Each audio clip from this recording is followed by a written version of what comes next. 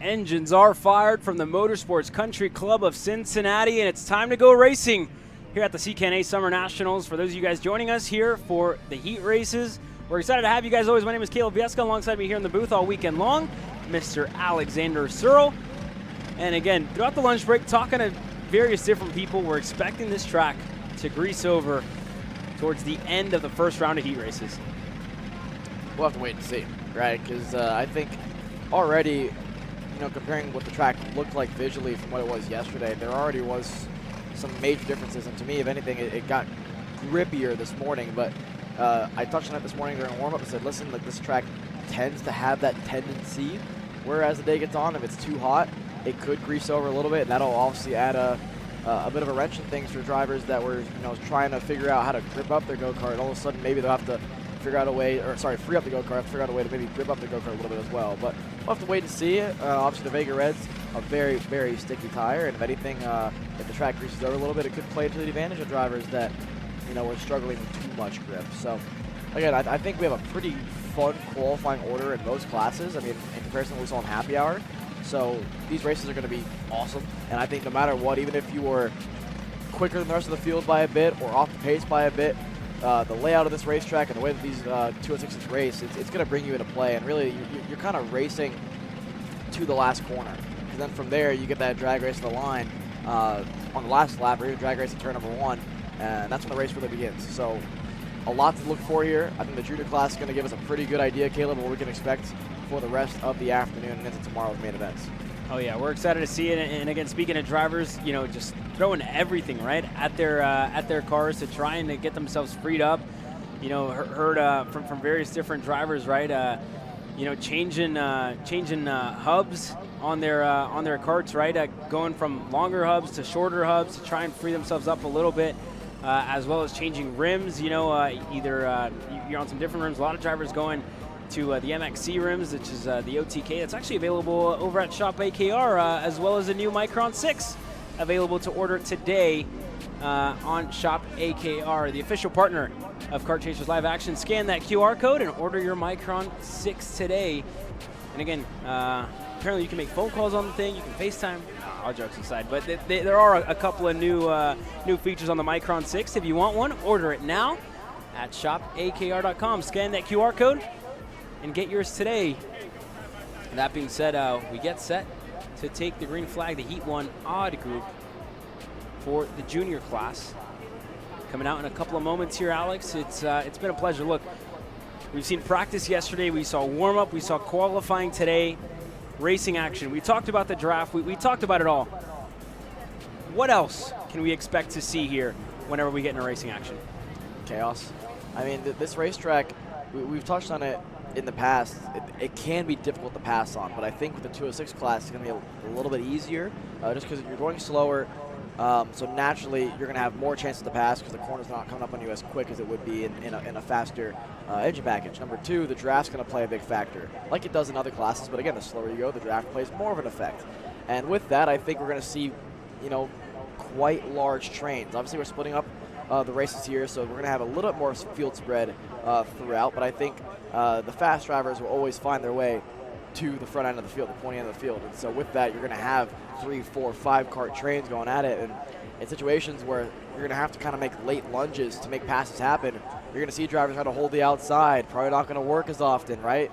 And with that, with the rubber getting put down as aggressive as it is, you're going to see drivers have to go under the rubber a little bit more. And with that, the marbles kind of get further and further into the racetrack, and with that, trying to hold the outside becomes less and less of an option. I know the guys here at MCC do a pretty good job of getting kind of the marbles out the way when they can, but there's quite a bit of buildup occurring already here on Saturday afternoon. So again, there's so many different factors that we can look at, but to me, the number one thing is going to be chaos. And again, you can't afford it because you only have two races today before the mains tomorrow. And again, they're progressive. You go from 10 to 12 laps, and you have one bad rounds, all of a sudden you got to really put it all together for the second round to put a decent starting spot for the main tomorrow. So you got to be smart about it, you got to be methodical, but you got to have some level of elbows out racing.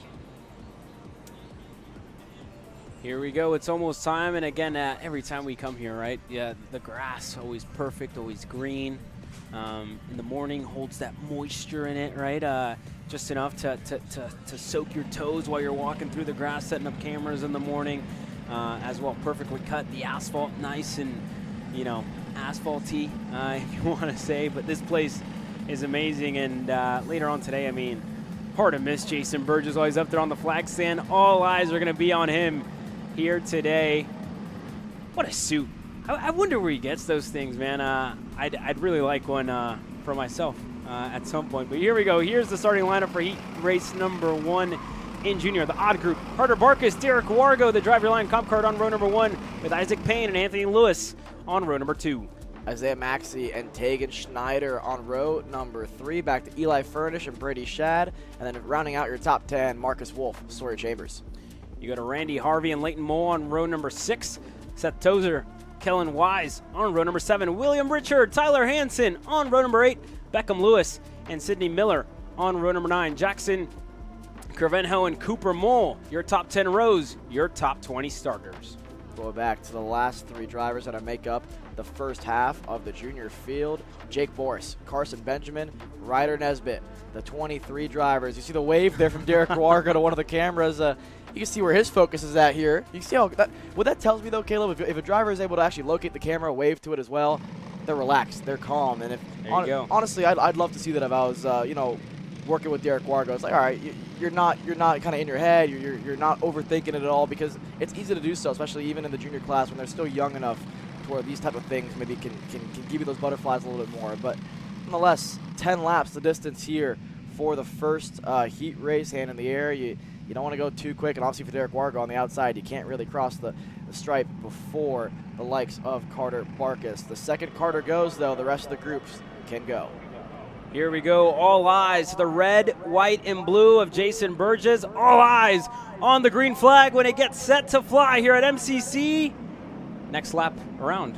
Yeah, the outside lane was a little bit too eager on the throttle there. I think as much as Derek Wargo tried to back them up with hand in the air, his nose was well ahead of Carter Barkus's before the acceleration cone there, and not to his doing at all. There's only so much you can do when the people further back behind you decide that they want to go before the leader does. Yeah, here we go. One more shot at it for Barkus, for Wargo, for Payne and Lewis. We've seen them swap the first 2 rows. We saw that out in Charlotte, Alex, when drivers on row number 3 put themselves up to the front row. Yeah, that's a good point, right? Because here at Cup of South America, because they want to kind of crack down on, you know, trying to get a jump at the starts. If the front row can't get it right, they actually invert you to the 3rd row. Then 3rd row goes to first. So it's a pretty aggressive swing, but it's just a way to make sure that everyone gets these starts to go green first time around.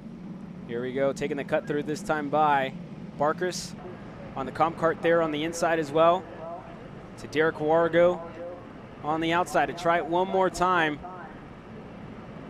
And like I said earlier, on July 4th weekend, on the Saturday now, July 5th, all eyes on Jason Burgess. Here we go, green flag gets set to fly for the first time this weekend. We go racing at the Motorsports Country Club, and that's a great start for the outside line, and Derek Wargo, he gets a good push from behind, and Lewis into the lead for Derek Wargo. Everybody able to make it through side by side, almost 3 wide further back in the field. Perfectly timed there for the number 2 machine to the point, and now everyone to the bottom of the racetrack there. You don't want to leave the door open into turn number 4. It's one of the best passing zones we have on the entire racetrack here at MCC, and again, already single file for the first 6 drivers. Now we can start to open up our hands a little bit, you know, do the normal line. You don't really want drivers to kind of dive in you here, but a big mess in turn 6 and 7. 5, 6 drivers involved here. 7 drivers almost all involved here in turn number 6. We'll get the names when we cross the start-finish line, but Derek Wargo to the lead of the race. Here goes Brady Shad looking on Isaac Payne inside. He's clear. That wasn't Payne. That's another one of the Steel Motorsports machines that's up there. That's Furnish there. That's in the mix. Payne now looking for a spot to get in line. That's going to be right behind Sawyer Chambers, who gets himself through. First lap in the books. Derek Wargo for Drive Your Line out of Louisiana leads this field away. So we got a nice 6-cart group here, and then we have a next group headed by the likes of Isaac Payne, Leighton Mole, and the rest of the field. But again, single file all the way through. Brady Shad's going to make a late lunge on the 4. He's going to make that move stick. And again, to me, that's going to be the passing zone of the weekend. You get a pretty good run out of turn 2, the flat-out kink through turn 3, into the brake zone of turn 4, and even here, the brake zone of turns 5 and 6, where Carter Barkas is going to reclaim the lead. We saw Shad try to go for it there, but you can't really make the move stick on the exit there because it becomes this really tight switchback section of the racetrack. But there is potential moves to be done on this uphill left-hander. We've seen a lot of moves be done there throughout all the national races we've come to so far this year.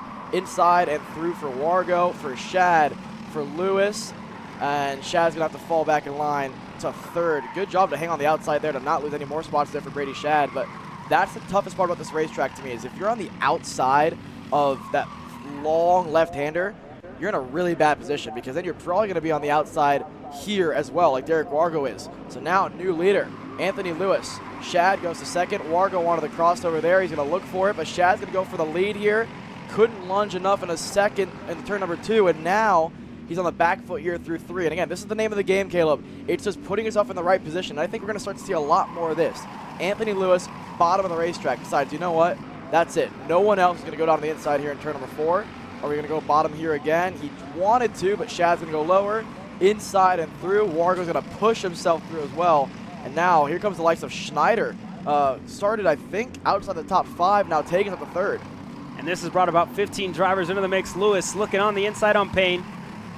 Not much, still side by side there further back. Everybody just looking for a way to make up more spots wherever possible. And again, for Shad, got up to the lead, hasn't looked back since. Barkas was in the lead for about 2 corners of this race a lap ago, and now he's all the way back just on the edge of the top 5, currently down in 6th.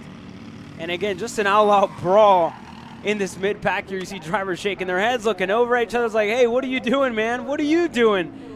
Trying to, negotiate a little bit what we got going on. Here goes Wargo, pointed forward. Payne's going to stay in line. But you got 2 teammates, Schneider, Payne, going to work quite well together here. And there goes Wargo looking on the inside, turn 4, he's clear. Yeah, this is a classic case of a high-speed chess match that didn't go the way of Tegan Schneider and Isaac Payne. Unfortunately there, out of turn number 4, a little wide for Schneider. Payne tried to get down the inside, hooked front bumper to rear bumper, and it's as easy as that. Their heat race has come to a close. Even if they get it refired, they're going to go to the tail end of this odd group junior heat number 1. But like I was saying, high-speed chess match. Unfortunately for 2 competitors there, checkmate for them, I guess. But for these guys, look at this group. It's a 2-cart breakaway now because the more you do this, the more the top 2 can pull away. So now Carter Barkas now leads this group. Further back, Leighton Mole up to 4th after that chaos in turn number 4. And that group is growing, Caleb. It's 3rd down to, I want to say, 10th there at least. Okay, here we go, some changes. Sawyer Chambers now going to get passed by Maxey on the Roderick Racing development machine. Maxey gets through. Chambers falls back a spot. Wise just there. Wolf on the low-key Sodi Racing machine down in 10th. And you see how quickly this race can change, right, Alex? You could be close. It was almost 10 drivers in that lead pack. And then an incident from 3rd on back, 4th on back, really just spread this field out that much more. Well, what I'm gathering here, just from the way that these juniors have approached this race, is you always want to be in the lead pair, the lead trio, right? Because you know at some point it's going to kick off, and you want to be in Derek Wargo and Brady Shad's position, where let it all kick off behind you, and you can start to pull away and stretch your legs a little bit. Because if you find yourself in this group on lap 2, lap 3, lap 4, at some point something's going to happen, and you're going to be stuck fighting for positions 3rd on back. And nothing wrong with that. The only problem is this group is 3rd all the way back to 12th. So you could end up at anywhere in between those 9 positions. We're halfway home here in this one, and Wargo and Shad's lead continues to grow. They're lapping about 3 to 4 tenths quicker than the rest of the field right now, and this is why. Side by side further back. That's the 455 machine, Randy Harvey, trying to go side by side there. But I think the likes of Marcus Wolf could make that move stick into turn 2. Has to slot back in line. So we're single file, like you said, halfway through this race. You saw the double-sticked cross in the air by Jason Burgess earlier. And again, you're at this halfway point, Alex, and we say this a lot. The first couple laps, you're going to fight. You're going to try to make up as many spots as you get. But there's got to be a point in this race, right, where you're settling down, where you have time to stretch your legs, and you have time to find your groove out there. And the time's now. The time was 3 laps ago, honestly. I mean, at this point, you're already trying to plan your position for where you want to be on the final lap. You don't want to be too far out of it to where you can't make up some spots in that final lap. And that's what we're seeing here. The 325 and the 422 going after it there a little bit as well. Further back, as we see Shad and Wargo continuing to work together. This looks like a pretty good lap here from Carter Barkas. And it is. Leighton Mole goes purple. 107.7. Barkas, best lap there as well. They're going a little quicker than the leaders. Not enough to really catch up to the top 2, but at least now that duo, Barkas and Mole, pulled away from this group right here. They're battling hard. That's the likes of Furnish, Chambers, Maxi, and Wolf going after it for 5th, 6th, 7th, and 8th. And that's why this pair is starting to pull away now. Yeah, there you see Barkas Mole, like you said. Back to Furnish. Chambers was leading that second group. Again, Maxi made the move into turn 2. And that, blew a hole in the gap, really opened it up even more with the battle that they've been doing. But they're starting to close in on Furnish, who's really in no man's land right now. Doesn't have a push from behind, and really isn't close enough to get that draft from Barkas and Mole that are just a couple of car lengths up the road. So this is really where Maxi has that forward momentum, and as soon as he gets there, he's going to want to go.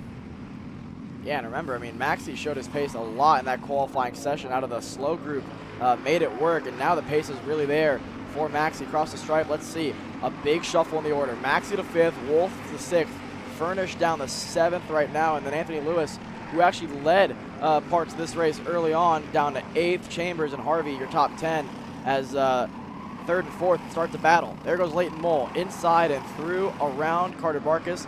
Those are the passes you need, though, Caleb. If you're going to make a move, you got to make it clean. You can't afford to lose too much time. That's textbook stuff. This group, they're still going after it. They're not single file. They're playing the long game now at this point. The problem is the long game's over. There's 2 laps to go next time by when they cross the stripe, so they can't really bank on the fact that Barkas and Mole are going to fight too hard. I think their chance of a top 3, top 4 are kind of out the window. So if you're in this group from 5th down to 11th, you kind of just got to bank on the fact that you just want to be the lead driver in this train when you cross the stripe. Here we go. Any movers? Yes, we have one. Lewis looking to go through on 1. Furnish. Contact in between the 2. Furnish into the wall in the back section. And as well involved looks to be the 11 of Wolf that just got collected with the 614. Those 2 drivers going to get shuffled way down the order there. Yeah, I mean, that's one of those situations where I think unfortunate for Wolf. I think in that situation, I think the nose kind of chopped off there with Anthony Lewis getting the 2-for-1 move. Speaking of Lewis, purple last time by, 107.570, so the pace is there for that Sodi machine. Just a little bit too late here with 2 to go. Shad and Wargo going after it for the lead, but they're going to play it smart. So too is Mole and Barkas. And then here's Maxi and Lewis. These 2 now have created their own bit of a pairing. They're kind of single kart, battles right now going on, but this is kind of what I expected around this racetrack. Once the battles commence, it's going to be a lot of 2x2 racing. Wargo and Shad working together, Mole and Barkas working together, Maxi and Lewis working together, and then you have that big group from Chambers back to Crevenho, because now Wolf and Furnish are out of the picture. Here we go. This time by, white flag in the air. Last time around for the odd group's first heat race. Brady Shad looked to go on the inside on the main straight. And Derek Wargo shut the door. Here we go. This is the race for the win. Wargo to the bottom of the racetrack. Shad goes wide. Looking to set up an over-under into turn number 3. And Derek Wargo keeping his cart low and keeping it as wide as possible. Here we go. Shad's going to open up last minute here. Look for the big crossover here out of 4. It's hard, though, because this is such a late apex corner that the apex kind of meets in the middle and it finds Wargo's go-kart. So now Shad again opens up late. Wargo's going to cut him off here, and now you kind of have to go single file here unless you got a good enough run. Shad didn't. Now you got to go through the right-left chicane and then climb the hill through his left. We see a late dive by Shad. He thought about it, thought better of it. Down the back straight for the last time. Here we go. Derek Wargo, bottom of the racetrack. Brady Shad following him along, and here come the rest of the drivers. Mole, Barkas getting closer and closer. Not sure they'll have enough time. Shad, last go around. We talked about the drag races to the line, and I think we're going to see it here now for the first time this weekend, Alex. Shad looking to go on Derek Wargo. Has to pick a lane. Wargo has to pick his. Side by side all the way to the finish line. It's too close to call. And these 2 having a good time. They made it interesting. Brady Shad steals it at the line. Derek Wargo second. having a good time there is Brady Shad and Derek Wargo. But again, that's exactly what we thought was going to happen, Caleb. I said it this morning, and I think it's going to be very, very true as the heat races go on. You probably don't want to lead into the last corner if the guy behind you is close enough. And in this case, Brady Shad proved our point there. So Shad over Wargo. Barkus able to hold off Leighton Mole there at the end. Isaiah Maxey, Anthony Lewis had a good battle towards the end, but Maxey holds on to 5th. Back to Sawyer Chambers in 7th, Randy Harvey, Kellen Wise, and Jackson Crevenho, your top 10. Back to Marcus Wolf and Eli Furnish, who are off the track 4 laps ago. Able to come back and finish 11th and 12th. Back to Tyler Hansen, Cooper Mole, and Seth Tozer, your top 15 drivers. Here's the rest of the first of 2 groups here for 206 Junior. What a first race, though. What a way to kick off heat racing action here, Caleb. Yeah, that was great. And again, we saw that incident at the start of the race for Tegan Schneider, Isaac Payne, William Richard, Carson Benjamin, and Jake Boris. 23 drivers completed pickup. Getting set to hit the racetrack now to pick up some of our drivers who were involved in incidents. We'll take a quick commercial break. We'll be right back with more racing action. The even group gets set to go out next. Brandon, why are there all these charges for just over $200? I'm tired of all this branding business, okay? Branding this, branding that. Why are there all these expenses on AKR over $200? We know, okay? Take a walk with me. At Shop AKR, they have everything you need to start racing at a very cheap and affordable price. They have MXC rims, they got chains, electrical stands, tilt seats. They got MXCs, and if you didn't know, on top of that, any purchase in the continental U.S. over $200, that's free shipping. Hey, aren't you supposed to be in the AKR Anonymous meeting over there? Dude, I'm doing a commercial. Dude, we have no time. It's about to start. Stop. We all love Shop AKR. Me? More than others.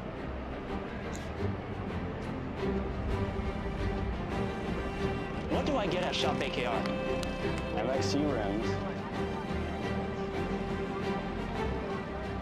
Paulie Massimino wins in KA. Paulie Massimino is a winner in OKN Stars.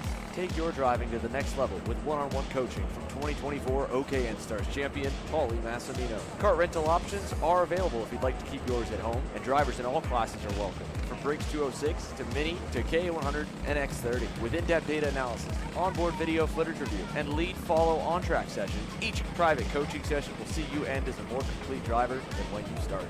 Book your coaching session now. Kyle, what are you doing? It's got my new Greyhound seat. You don't even have a cart. Doesn't matter. I have a Greyhound.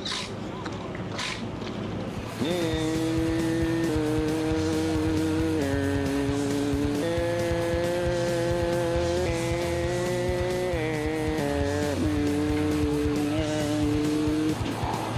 the f is Kyle Cuthbertson? Doesn't even have a go-kart. Doesn't matter.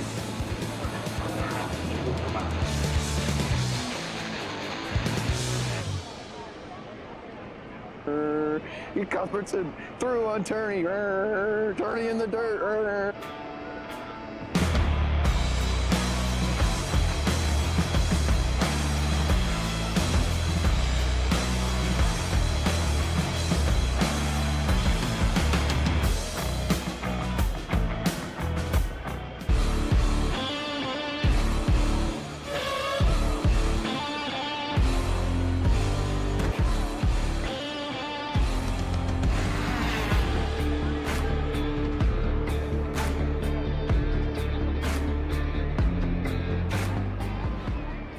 Are you stuck with your kart racing? Not sure of the ideal kart setup? Or going to a track for the first time? Well, Kart Class has the answers for you. Our online portal has a wealth of experience and knowledge to help your kart racing. From kart setup advice to track guides that are targeted specifically to your circuit, or the driver coaching aspects with mindset, racecraft and driving techniques. If you want to take your karting to the next level, visit us at kartclass.com.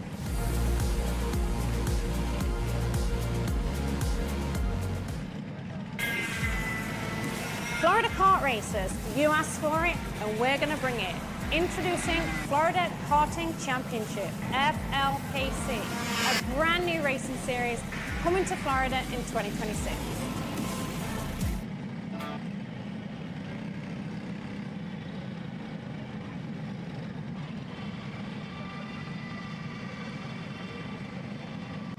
we go, welcome back. The second half of our junior drivers get set to hit the racetrack now. Engines are fired down on the grid, and I think now working their way out onto the track now. Let's run you down your starting lineup here. Hudson, Jack Erlin for Steel Motorsports at 214 starts on the pole position alongside AJ Stoner. Sam Tutwiler, Nathan Dupuis on row number 2. We go back to Will Wilkie and Holden Harder on row number 3. Further back, you got Jack Fiber, Jacob Shively, Adam Saldana, Ethan Langley, your top 10 drivers. You go back to Ava Blem and Christopher Yahtzee on row number 6. Further back, Shane Smith, Peter Jarquin, George Ma, and Zavrina Frederick, your top 8 rows, top 16 drivers. Lucas Randolph and Evan Frey on row number 9. Trevor Clinton and Ryan Curl on row number 10. That's your top 20 drivers, your top 10 rows. Go back to the last couple rows. One more with Matthew Holen, Tyler Nash Turner, your 22 drivers. In the even group, that gets set to take the green flag here, Alex. Let's see how this one unfolds here, because this junior group, same deal here, 22 versus 23 drivers for the first of the two, or second of the 2 junior heat races that we've seen so far today. But first one, pretty chaotic to start. After 3 laps, we kind of saw a 2-car breakaway, and then more battles, and then another 2-car breakaway for 3rd and 4th. So that's kind of what we expect around this place, to see if this bodes to be the same thing this time around. Much slower than the first group here. So Jason Burgess getting ready to wave the green here, hopefully first time around. The outside row is looking pretty fast here, Caleb. They might have to get the yellow. Burgess might like it enough here. Let's see. Late green. It is a green. Green in the air, down towards turn number 1 and 2. Jack Erlin on the inside to the outside. Stoner looking for a lane into the grass and gets sideways, able to hold on to it. Wow. That was, I think, too close for comfort there for AJ Stoner to hold on to that. Slots back in a 4th. Tutwiler goes to 2nd. And Jack Erlin leads this field away. One driver dips a tire into the grass. 4, 5 collected on the exit of turn number 2. Yeah, Holden Harder there did not get the exit. He would have liked that of turn 4, and when that happens, the go-kart bogs down so much, you lose a handful of spots. He lost 4 spots in that altercation there on the exit of turn number 4, but at least he's still on the racetrack. Somehow, we haven't lost any drivers yet in this race after the incident that we saw on the exit of turn number 1. I thought we were going to lose a lot there, but great driving from all these juniors here. But with what we saw in 1, with what we saw in turn 4, a huge amount of field spread here on the opening laps of this one here. So 4-car breakaway, then Nate Dupuis by himself, then this group right here, headed by the likes of Fiber, Langley, and Saldana, 8th, 9th, and 10th. Yeah, Eva Blem was in that mix as well. We'll see where they all stacked up at the end of it. There goes Stoner looking on the inside of Wilkie. Gets clear. AJ Stoner up to 3rd. Wilkie to back to 4th. And again, this is the contact we saw there in that first lap. I think Yahtzee, a driver that was collected there. Indeed, the 33 is out of this race. No. The 224 with issues as well. That's the top kart machine of what looks to be Tyler Nash Turner. Out of the final corner there. Yeah. He's looking at his go-kart a little confused there. I wonder if something to shut off on him. It's not rolling anymore either way. Unfortunate for Nash Turner. His heat race is done before lap 1 is even complete. Out front, Hudson Erlin, Sam Tutwiler, your top 2 drivers. They have a small gap between themselves and Will Wilkie here, but Wilkie looks really quick early on. And look at this. Look who else looks quick. Nate Dogg. Nate Dupuis was by himself a lap ago. He's joined the party on that Sodi machine right behind AJ Stoner, who was the driver that I thought was going to lose it on the exit of turn number 1 on lap number 1. He's facing at least the right direction and facing the right way. But, sorry, Stoner's now in 3rd. Wilkie's now in 4th, and Wilkie's falling back here to the clutches of Nate Dupuis here. Down the front straightaway to round out lap number 2. And that's the second time where Nate Dupuis has pulled out to make a move, and it's not working. What that tells me, Caleb, here is that he's geared probably a little bit too high, and whenever he pulls out the pass, he's on the chip a little bit too early, and so the kart's, that's it. It's got no more revs, can't get any more power out of it. Need a little bit of help there to pass. Another driver with an issue. You hear that just rattling on the way out. Yeah, that does not sound good. There's a couple things that could be here, but I gotta imagine it sounds like something with the clutch. Yeah. Or it even sounded like a brake disc thing as well. But my mind immediately goes to clutch. Agreed. Here we go. This time by, we're underway with lap number 3. And you see that bump as well there on the racetrack. A lot of drivers in the medium and the light classes have gone left to avoid that. these juniors just right over the top of it. Unsettles you a little bit, but no harm, no foul for that little bump on the racetrack on that back straightaway. But here we go for AJ Stoner, who, again, didn't have an ideal start to this race. Found himself almost sideways on the exit of turn 1. And now puts himself in third, back into the mix with Sam Tutwiler and Jack Erlin, who leads his field away in the 214 Kubica. And behind him, Nathan Dupuis, purple last time by, a 107.338 by himself. No one to help him in front, no one behind, but he has, again, that rabbit to chase in front of him, and it's a trio by Erlin, Tutwiler, and Stoner here. So if you're these three, Caleb, you got to think, let's work together. No need to battle. The race is still early on. There's 6 laps to go. Don't bring anybody else into play, because right now, at most, you probably have a 5-car battle. Because behind Wilkie, it's the trio of Steel Motorsports group of Saldana, Harder, and Fiber, but they're 2.3 seconds back. So if you don't battle until the last lap, you can at least bank on the fact that there's probably going to be a 5-car breakaway out front. If you start to fight, you know how quickly these races can get, bunched up together, and then you have a big train. You don't really want that. Hey, here we go this time by. Tutwiler looking a lot closer, and again, a huge run on that straightaway to get through. Stoner looks to go by as well into turn 1. I don't think there was enough room for him there on the inside, and that half move going to ruin his momentum, and that's going to promote Nathan Dupuis up to third. Nate Dogg to P3, and his charge continues another purple lap, 4/10 faster than the next quickest driver on the racetrack last time by, a 107 flat for Nathan Dupuis. He is absolutely rolling on that Sodi machine. His sights are now set on the likes of Hudson Erlin, and then Sam Tutwiler leading this group. The likes of Will Wilkie there falling off the clutches of AJ Stoner, but it shouldn't matter too much because that trio I was talking about is no longer a trio. The likes of Lucas Randolph has gotten around Adam Saldana, so now it's a Steel Motorsports duo, 6th and 7th. That group has fallen off this group quite hard. It's now 3 seconds back to the next closest group, 4.5 to the leader from Harder down to Tutwiler there. As you see a black flag being waved for one of the lapped cars, they're going to have to pull into the pits here to not affect the leaders here. Speaking of it, look at this. Erlin inside, Dupuis inside. He's have to force his way through, and Tutwiler, smartly enough, says, you know what, no need to hold the outside there. Let the top 2 go through.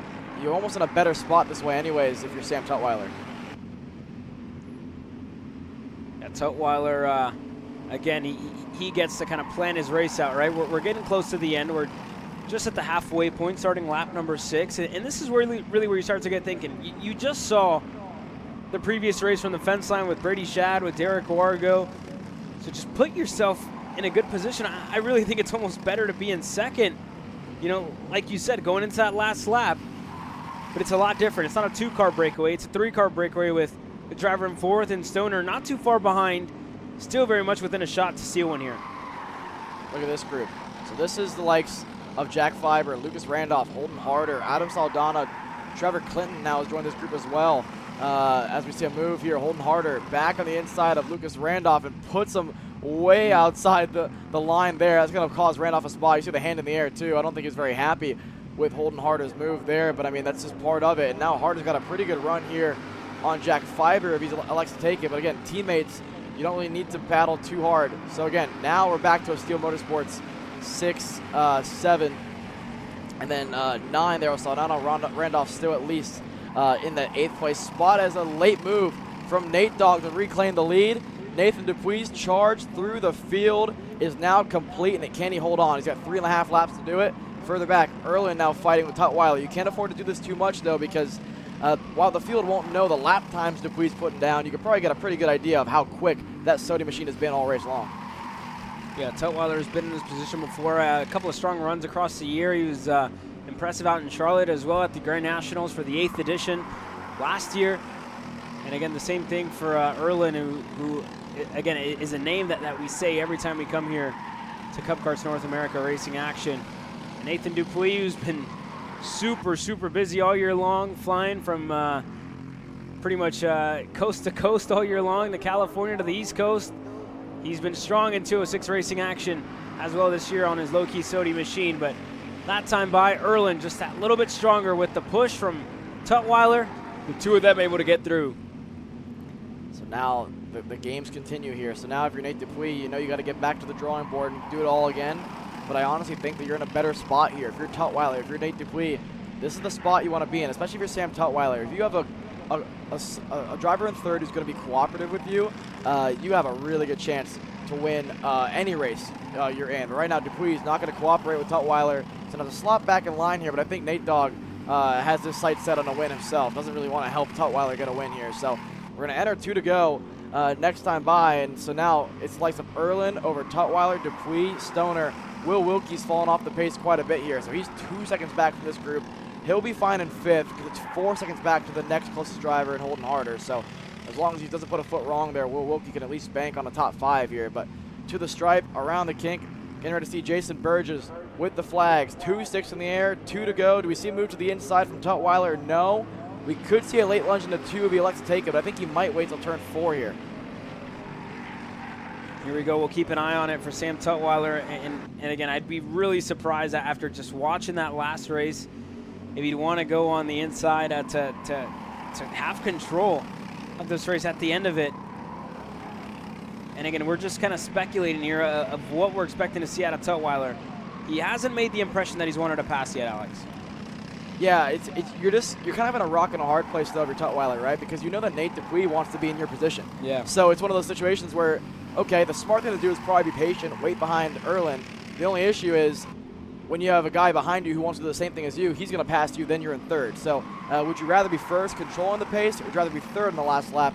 That's the question he's got to ask himself. I think he's got an answer whether he likes it or not. He's down to 3rd, Dupuis to 2nd. Now Nate Dogg's in the prime position here, entering 1 lap to go.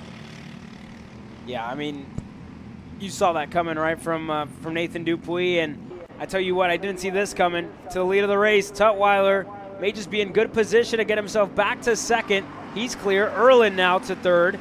Tutwiler around the outside, looking to get one done. Erlin going to switch up last second, follow Nathan Dupuis low, and here comes AJ Stoner on the PPK Coyote machine, up to 4th.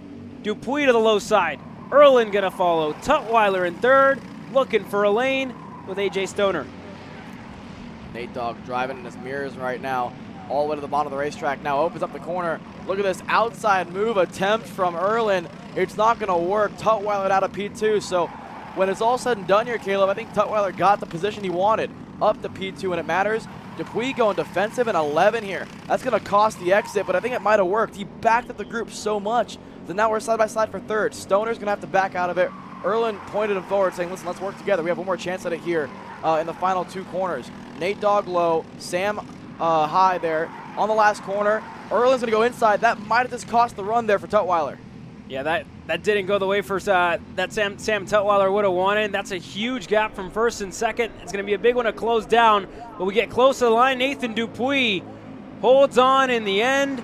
Hudson Erlin 2nd. Sam Tutwiler to AJ Stoner and Will Wilkie, your top 5. I got to say, even with how large of a gap there was from Dupuis to Erlin, if that finish line was 10 more feet, I think Erlin would have won that race. So I think that really gives us a big indicator of the run of the line is key, and I really do think you want to be 2nd in that last corner if you can help it. And you need to have a cooperative 3rd place too, right? That could help you out. But again, everybody's out there racing on their own, doing their own thing, right? There's nobody else sitting in that go-kart with you besides yourself, and you're going out there to win for yourself. At the end of the day, you know, we're here to win, right? Everybody's here to win. Everybody pays that entry fee to win, travels all those miles to come here and win. And, you know, in Nathan Dupuis' case, he was there when it mattered most. First for the 241 low-key racing machine.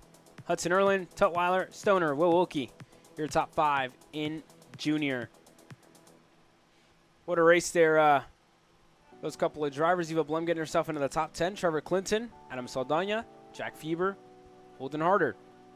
Here, your last couple, some incidents as well. It took Jacob Scheible out of contention, Christopher Yautzi, George Ma, Tyler Nash-Turner.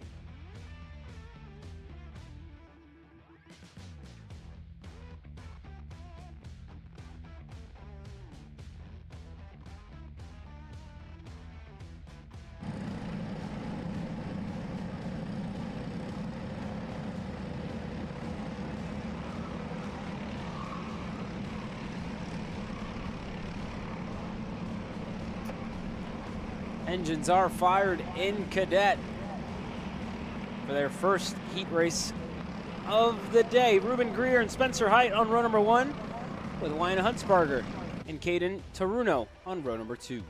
Back to Miles Brownfield, Elam Stoner, Jackson Brewster, Jackson Reynolds. Your top 4 rows. Back to row number 5 with Kellen Murphy and Drew Schneider. You go back to Joseph Panico and Jamison Horta on row number 6. Hunter McBride and Ava Hamill on row number 7. And back to your last 2 rows, Kyler Hendrickson, Sarah Mikulski, Joshua Polch-Lopek, and Jackson Horta. Your top 18 drivers, top 9 rows that make up the 206 Cadet class for their first of 2 heat races today here at MCC. Front row, Spencer Height, Ruben Greer, the 2 Nitro Kart teammates. 1 and 2 Nitro Kart lockouts here to start the day in 206 Cadet. They're going pretty quick here, Caleb. Before seeing the green, I think they finally slowed it down here right when it mattered here, but I think it's still going a little bit too quick. And yeah, that outside row was very eager to get to the throttle and a little bit too quick. And so Burgess said, you know what, let's send you guys around one more time. Yellow's out. We're going to try this one more time. And again, you only get 2 tries today before they say, you know what, let's invert the 3rd and 1st row. Yeah, I was walking back from the porta potties over here, and somebody stops me, and all they said was 26 in Cadet. 26 in Cadet. I was like, 26 in Cadet. Got it. No idea, just that was it. That was the extent of the conversation. So, if that's anything to say, could see something special here out of Brownfield in the 26. I don't know if that was a sign or what it could have been. Also, little advice: if you guys need to cut some weight, before you hit the racetrack, go sit in one of those porta potties for about 30 minutes, maybe. It's like a sauna in there, Alex. Like a sauna in there. I will tell you. Don't want to be in there for too long. A little note of advice for those of you here in the paddock. Well, I think it's pretty hot out there in general. I mean, I walked out there. I had a jacket on because it's a little bit colder in here in the RV. We're fortunate enough here, Caleb, to have some nice AC going, but I had my jacket on earlier. I had a jacket on this morning. And then I walked outside, and it was man. It was bad. It's hot out there. I mean, we talked about it this morning. Respect to the Midwest. I didn't know you guys had it like that. I didn't know you guys had the heat like that, but I understand now. So, nonetheless, back at the tram lines, looks much smoother this time around here. Wait to see the green flag from Mr. Jason Burgess, and we're going to get it this time around. Good start for Greer, good start for Spencer Height around the outside. Smooth and clean sailing all throughout. It's a really clean start for a majority of the drivers. One driver way out of shape. I think it might have been Jackson Brewster there on the dirt on the exit there of turn number 1. Here we go, side by side. Up in front, Ruben Greer, Spencer Height looking for a lane. Huntsberger still in 3rd. Like he might have lost a spot there. Taruno looking to go through. He's able to get clear. One driver spun around, faced the wrong way. That was Taruno.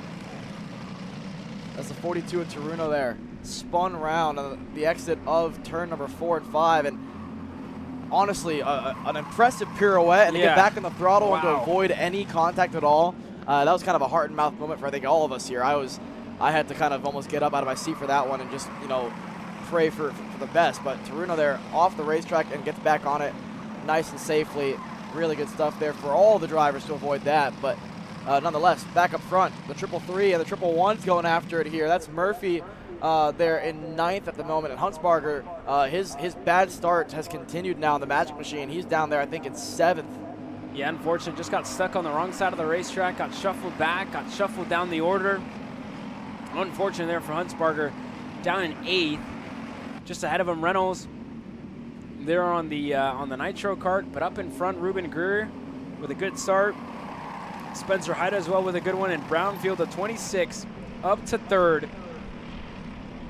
For Stoner, Elam, that is Stoner. We just saw, I would assume, older brother, AJ, out there on the racetrack a couple of moments ago. And more issues for another driver further back. That's the 23 of Jackson Jorda, down in 17th. Hey, what were you talking about before the race started?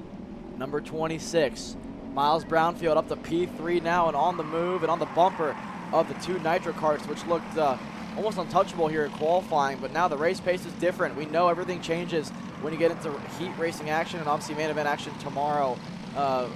for the Sunday mains. But here in the heat races, Miles Brownfield looks quick. A little mistake out of turn number 14 and 15. He's on the back foot now, and here comes the likes of Elam Stoner in 4th. All over the bumper now, the Sody machine. So the black and white flag, somebody getting looked at here in this field.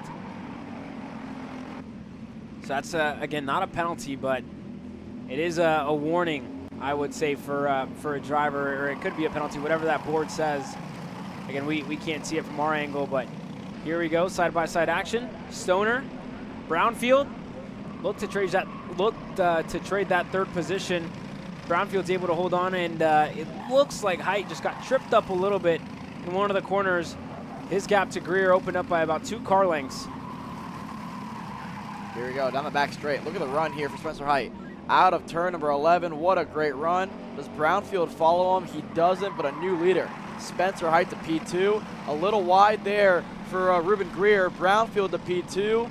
Elam Stoner is going to go to 3rd. What a move there for those two. Ruben Greer now back to 4th. And that's how quickly your race can change as well, right, Alex? You get stuck on the outside for one corner. It's not just one kart that's going to go by you. It's 2, 3, 4 that are going to work their way by.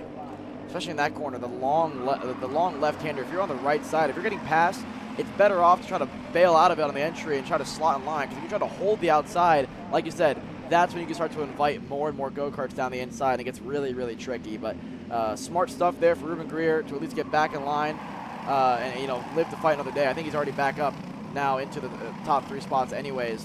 But nonetheless, something must have happened to Spencer Height. Spencer Height has fallen back to 8th position here, Caleb. Miles Brownfield, your new leader. Spencer Height, we missed it there. He's back in 8th.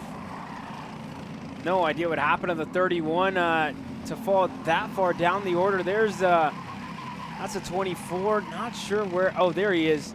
There's Spencer Height further back, but we have a change up front. Stoner looking to go through into the horseshoe, and there's the 31 of Height. Here's the battle. Brewster going side by side there with looked to be another one of the Murphy. Yeah, Murphy in the 111. They were going side by side in the right-hander. Man, we're just halfway home here in this 206 Cadet Heat race, and this all kicked off. New leader again, Ruben Greer back to the point. Brownfield to P2, Elam Stoner from 1st to 3rd. Then you go back to Murphy, Reynolds, the likes of Brewster, Schneider, and then it's Spencer Height, who's still not out of it here, Caleb. 5 laps to go, 1.5 seconds back. You know how much time you lose when you fight. This is going to help him here. We're going to go 2 wide, almost 3 wide in front of Spencer Height here. This is the battle for 4th. So now we have the likes of Reynolds there leading this group. Further back, you have the 24. That's Reynolds, and then it's Murphy now up there as well. Schneider to 4th. And then Spencer Height is kind of watching it all unfold in 8th and seeing if this race can kind of come to him again. Here we go, this time up the hill. Brewster looked to have a good run there, and here comes Spencer Height on the inside of Brewster into the horseshoe. Not much yet out of there. There's a 24 Reynolds. Right behind him, Murphy. There goes Height. He was able to get ahead finally of Brewster, so Height should slot up in a 6th. Might get another one here on that back straightaway. So there goes Spencer Height. He's actually 7th, looking for 6th now. Yeah, Height was trying to pass Murphy there in a turn number 1. Let's see if he made that move stick. But up front, this trio continuing to pull away. No battling here. Further back, the battle for 4th will continue as well. Not a whole lot happening here. Now we're at that point in the race, Caleb. Lap 6, lap 7. There seems to be a point in every heat race so far today where there's a 1 to 2 lap downtime, a little bit of a lull period where the drivers realize, okay, we got to stop doing this. We got to stop fighting so hard. Let the race kind of come back to us instead of making everything happen ourselves. So that's what's happening here. But for Spencer Height, that point in the race is not there, because you got to kind of make things happen when you have a mistake, when you have an issue, and you fall back down the order. Up front, the battling continues. Greer goes defensive on Miles Brownfield. Now through here, no defensive driving there from Ruben Greer. This is where I think Miles Brownfield's go-kart was a little bit stuck to the racetrack. Through that left and that right, he's not getting the run out of that final corner that he would like, but I think the straightaway is long enough to where it shouldn't really play too much of a factor, as we have another warning there. I couldn't really see what the driver says or what it says on the board there for Jason Burgess, but a second black and white flag of the race here, Caleb. Yeah, second black and white flag. So I would assume we're going to see the black and checkered hit the racetrack at the end of this one when it concludes. Brownfield still looking for a gap to try and send it in for the race lead. So 24 behind the 111. So Reynolds has to let up 2 positions here. So Reynolds has to let height by and then get behind Murphy. That's a killer there for the likes of Jackson Reynolds. Huh. So there we take a look at it. There's the 111 of Murphy. I think let Reynolds by already. So there's that change. But here we go. There was a change for second. Stoner was able to get through. Brownfield now falls back to third. So Brownfield had his go at it, right? Had a couple laps to kind of look at it to try and find a gap to go through. Couldn't find it. So now we'll see what Stoner can do. If Stoner can try something else, or if Brownfield can throw a Hail Mary here and try and get past the both of them with Greer's focus now on Stoner. Let's see. We got 2 to go. This time around, Ruben Greer, Stoner, Brownfield. 3-car breakaway, then a second back to Schneider, Reynolds, Height, and then Murphy on the tail end of that group with Brewster as well. So these 3, as long as they play it pretty smart here, should be able to hold on to the top 3 spots. The problem is this trio is on the move. And now with Ruben Greer, Stoner, and Brownfield working together pretty well, as long as they don't fight too hard, it should stay this way. But let's see if the drivers have the same thought as I do here. Down the back straightaway, I think Greer's going defensive here. He's going low. Here goes Stoner to follow through. Look for a big crossover now from Brownfield. He's going to get a great run if he wants to take it here. No, but he's going to get a great setup out of turn number 14 as, oh no, Jackson Reynolds around into turn number 13. Shake of the head. A big mistake. Something happened there for Jackson, and unfortunately, he's going to lose a handful of spots now. Here we go. Where's Brownfield going to go? He's going to go on the inside. He's going to push Greer, and Stoner not happy with that at all, but now Brownfield's up to second. Now he's going to try to challenge for the heat race victory here in Cadet. Still in second. He's been trying it all race long to get up to the front. Hasn't had that run I think that he's needed so far, and you saw him kind of trip up as well in on the exit of turn number 1, where Greer just has a much better exit than Brownfield. Well, look at this. All of a sudden, Drew Schneider's back in the mix as well. So this 3-car breakaway is now a 4-car breakaway. The all green and orange machine is on the charge with 2 laps to go. 1.5 now. When they cross the stripe next time by, it'll be the white flag in the air from Jason Burgess. So up the hill for the second and last time. Not a great run for Brownfield. Here comes Elam Stoner. Side-to-side contact. I don't think Brownfield knew that Stoner was going to be there. An unintentional kind of, maneuver there to go side pod to side pod. But nonetheless, it worked in Brownfield's favor. He's going to maintain that second spot. But the more you fight for second, the more you let Ruben Greer have to pull away. But with that, Caleb, white flag in the air. Even with the gap to the lead here, we know how strong the draft is. We know how strong 2 karts are compared to 1. And look at that, right back to the bumper, Ruben Greer, 1 to go. There goes Spencer Height looking on the inside there of Murphy. Height able to go through, back into the top 5. And with the white flag in the air, the lead of this race still yet to be decided. Greer holds on to it for now. Brownfield has looked for it all race long. And Stoner's been there to mix things up, but now a new factor in Schneider, who puts himself, there goes Brownfield on the inside of turn 5, able to get through, and a smooth over-under move by Greer, gets back to the lead. What a move from Ruben Greer. What an attempted move from Miles Brownfield there, up the hill for the last time here in heat number 1. 4 karts have a chance at this one here. Greer low, Brownfield to the high side. We're 3 karts at the bottom of the racetrack here. And again, Ruben Greer just got to park the bus, but forcefully, wow, Drew Schneider to third. Schneider muscled his way by to get up to third. He's clear. Now, does Brownfield have a good enough run of the line? Schneider looking to challenge for the second spot. Here we go. Greer, Brownfield, Schneider, all within a shot. Brownfield looks low. Greer going to move off to block, but it wasn't enough to deny Brownfield to win this heat race. The 26 up front, and that's an unfortunate end for the 37 there of Sarah Michalski, unfortunately, down in 13th, early into the race. And I told you about the conversation I had earlier today. 26 in Cadet. That's all I was told.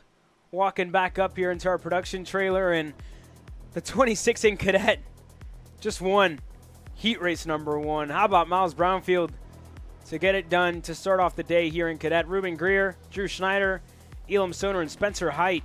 A recovery drive back up to 5th. Yeah, what a run for Spencer Height there to at least get it back into the top 5. We'll have to see if we can figure out what happened to the 31 machine early on in this one to go back to 9th at one point. But for Miles Brownfield, what a run to the line. I mean, he didn't get a great exit out of turn number 15, but again, it goes to show you how much gearing plays a factor, how much that draft plays a factor no matter what. No matter how quick you are in the lead, no matter how much of a run you got at turn 15, that toe helps. And obviously having a driver behind you like Drew Schneider to kind of push your way forward. But nonetheless, Nitro Kart 2-3, Loki Racing wins it here in heat number 1. Back to Elam Stoner, Spencer Height. So a Nitro Kart 2, 3, and 5, and then back to 9th for Jackson Reinholds, who actually, I mean, considering the spin he had in turn number 12, not a bad recovery there for the likes of Jackson Reinholds. Yeah, not too bad. So we work our way down. Joseph Panico and more. We saw a couple collected at the start. Some incidents. Caden Taruno, 42, and Jackson Jorda. 2 drivers that we saw involved in an early race incident. But that's it for Cadet. Senior Heavy getting set to hit the racetrack next.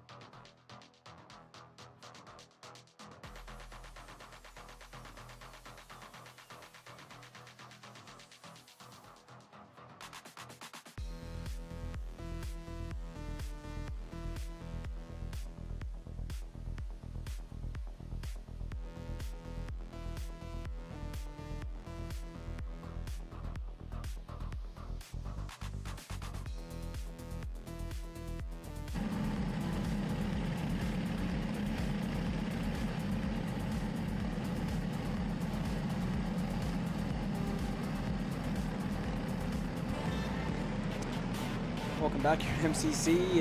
Just looking there on the bottom left-hand side of our screen there, Alex. A couple of the kit carters ready to go out. You and Jeffrey look like with Mav Reddick's cart look to go out just 2 sessions too soon. But that being said, it's time to go racing in senior heavy racing action. In qualifying, surprising all of us, was the 34 of Mark Seo. He's starting alongside Christopher McKeithen on row number 1. Owen Lloyd and Adriano Iannuzzi on row number 2. You go back to Brady Atwood and Randall Potter, Hunter Bolton, Cody Savaboda, Eli Fox, Nick Sobiek, your top 10 drivers here in 206 Heavy. Go back to AJ Roderick, Christopher Mitchell, Bryce Frank, Tyler Dolak, Dalton Watson, Nicholas Kiefer, Michael Robbins, Owen Mao, Riley Stasny, and Adam Dargis. Your top 10 rows, your top 20 starters. You go back to the last couple of drivers here, 2 more rows. Kalen Brown, Katie McDaniel, Matt Lyda, Clay Settles. The last driver there to roll out here for 206 Heavy, the first of 2 groups. Here in heat number 1. Just one group for senior heavy. That being said, it's all right. I was thinking qualifying there. There you go. But here we go. Mark Steele, Christopher McKeithen get set to take us to the green flag. It's out. We get it. We go racing. Mark Steele, Owen Lloyd work their way through turn number 1. A good start for the inside line.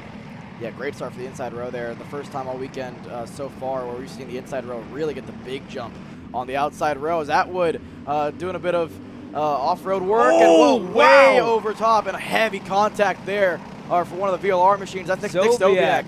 Heavy contact on the entry at turn number 4. Atwood's out as well. They just climbed right over the top of each other there at the start of the race. Looked like Atwood there, just not sure who the other driver was, still going. Looks like one of the Coyote machines maybe. Not sure. Can't put my finger on it, but that was close, too close. I would say there for a couple of them, but out at the lead of this race, Mark Steele, Owen Lloyd with a good start, McKeithen as well in third. And you go back as well with what looks to be the 41 at Yanutsi. Let's see how it's all shaking up the order here when they cross the stripe. It's still Steele and Owen Lloyd at the top of the board. Then it's McKeithen by himself. And then further back, you go to the likes of Yanutsi there in 4th. And then what does it look like here? Hunter Bolton, Eli Fox, Potter, Savaboda, Roderick, Bryce Frank, now your top 10. Late lunge there further back. You see Hunter Bolton, Eli Fox going after there for 4th and 5th. Yeah, they were going back and forth, looking to battle for that spot. Bolton able to hold on to it. There goes Fox. And there goes one of the Roderick Racing Development machines. That looks to be Potter in the mixer with team owner Roderick just right behind, still looking for a lane. There goes a 222. Potter stuck on the inside. And I think Fox might just get a better run going into the S's. Looks like he does.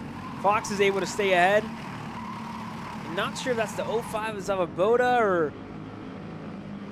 But here we go. Fox looking on the inside of Bolton. Fox is clear into the horseshoe. Eli Fox now has a chance to go out there and catch up to the leaders here, because Hunter Bolton on the opening couple of laps here, I think, was struggling for pace, at least compared to Eli Fox, who looks a lot quicker right now in the early stages of this one. But now Bolton has a drafting partner, and these two can now work together. So now we have a group of, it's basically, again, three groups of 2. It's Steele, Owen Lloyd, then it's Yanutsi getting around McKeithen here, and then you go back to Eli Fox and Hunter Bolton. So 2 by 2 by 2, and then you have the likes of Randall Potter heading that next group, which goes all the way down to at least 10th and Bryce Frank. I think it goes all the way down to about Tyler Dolak in 12th. I tell you what, the driver at the start that we saw climb over the top of Brady Atwood was AJ Roderick, and I couldn't put my finger on it because, again, a different livery. He's sporting the normal PPK Coyote livery, just right behind a teammate of Potter, just ahead of him. So AJ Roderick went for a ride at the start of the race to 56, able to get going, still on the racetrack, and still running 8th with good pace. Yeah, it looks really good for the 56 machine there behind Randall Potter now. This group is starting to form here, Caleb. Eli Fox is the leader of this train. It's growing every single lap. You go back from Fox to Bolton to the likes of Potter, who looks really quick on the 222 machine, and then it's Roderick further back. This is the battle for the lead, though. This 2x2 train is starting to get closer and closer. Yanutsi looks back, sees McKeithen, who also looks back, sees nobody, and McKeithen now pointing towards the likes of Yanutsi saying, let's work together, let's go forward. No one's behind us, and they're going to keep fighting further back. I just saw a late lunge there, I think from maybe Potter on Bolton. We'll have to see if that's true. Yeah, they're side by side further back. It's now Fox ahead of Potter, who's on the inside, and here comes the cavalry. Potter, Roderick, and then here comes the 05 of Savaboda trying to push Bolton wide as well. Bolton there into the dirt for a second. He's going to get a push from Frank on the inside. They're going to work their way through. Zavaboda now stuck on the outside and into the grass for the 05. Yeah, we spoke about it all morning, Caleb. That's not what you want. I mean, you can't really hold the outside too much here because the marbles have begun to form, and they're quite a bit out there. And again, when you hold the outside at this racetrack, we know people like to use a side pod a lot. It's one of the situations where it's better off just to back out of it and live to fight another day. That being said, Bryce Frank up another spot now, I think, on what that is the 94 machine there of Mitchell, who moved up a spot with Savaboda going off the racetrack. So now Frank up, I think, to 8th at this point in the race.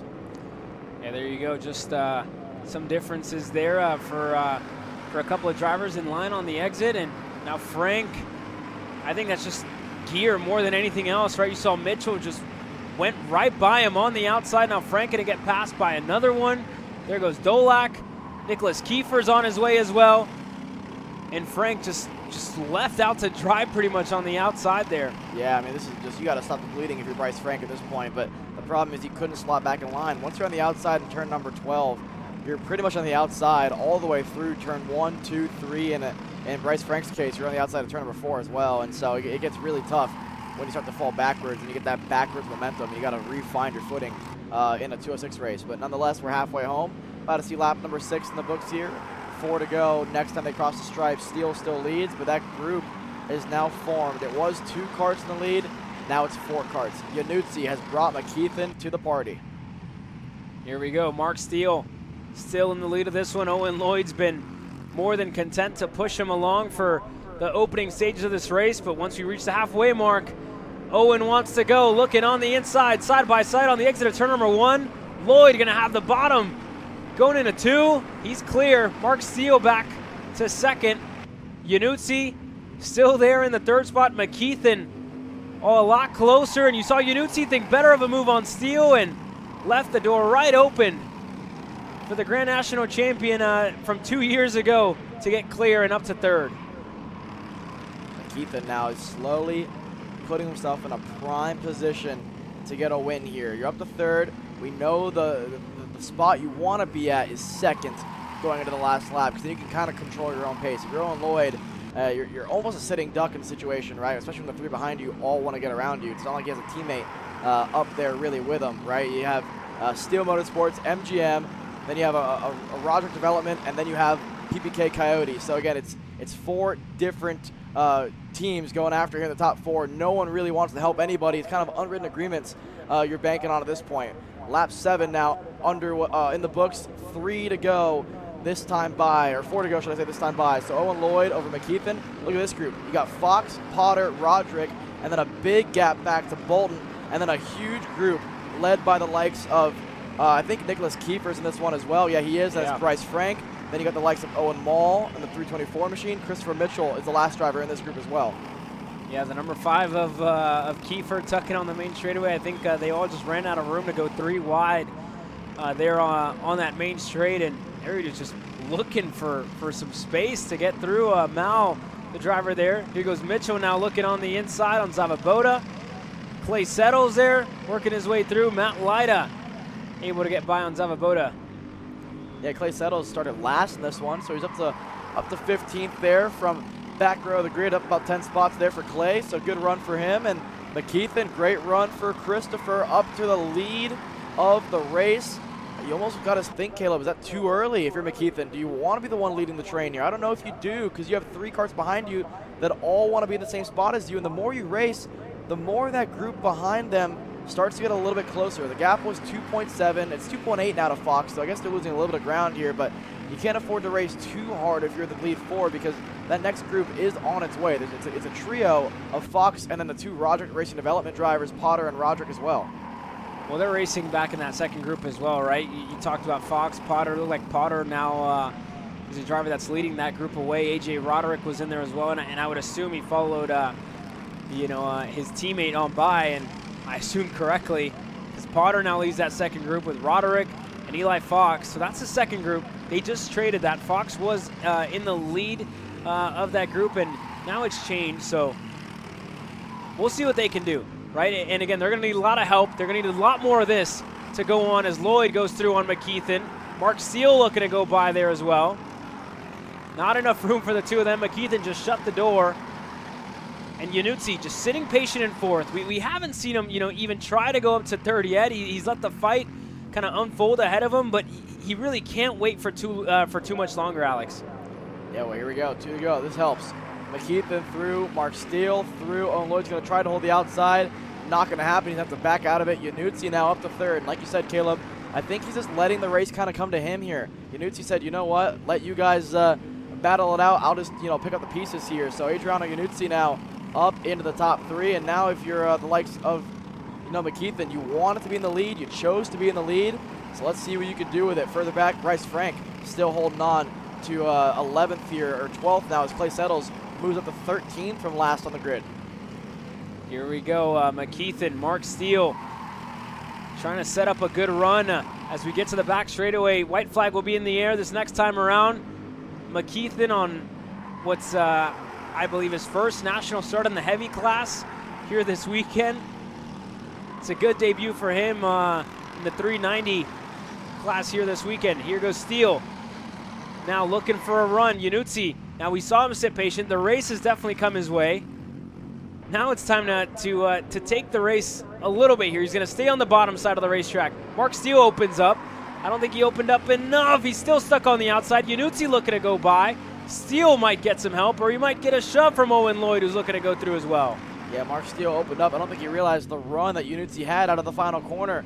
Adriano Yanuzzi now up to P2. Mark Steele a little bit sideways there on the entry to turn number 4. It's going to cost him on the exit as well. It's going to back up Owen Lloyd. Now it's McKeithen versus Yanuzzi. McKeithen has led the last 3 laps, and every lap has been a different driver in second. This time it's Yanuzzi with a great run out of 6 and 7. They're side by side down the hill. Not on the preferred line, though. It's going to cost him a spot. There goes Steele to P2. Yeah, he's going to have to brush the brakes a little bit.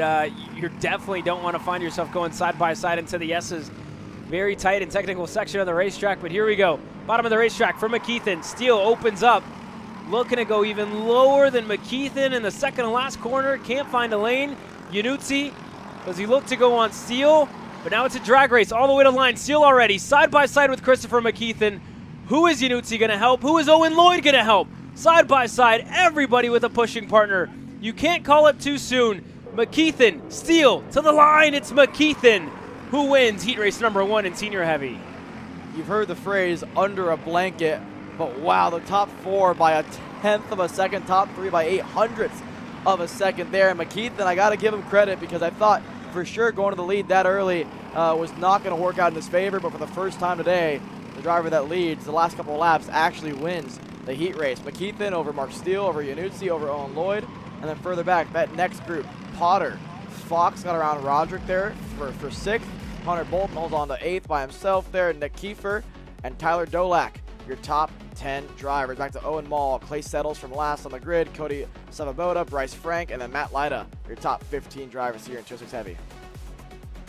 That's your top 15, and again, we saw some drivers get involved in an incident early on in this one. The TS Racing VLR machiner Nick Zobiak, there he was out of this race in the opening lap, along with the number 6 of Brady Atwood on the MGM machine. 2 drivers not making it to the finish. Unfortunate, they didn't see the checkered flag. But for Christopher McKeithen, first race, first start in senior heavy racing action. Starts off on the right foot, the 919, with a win to his name.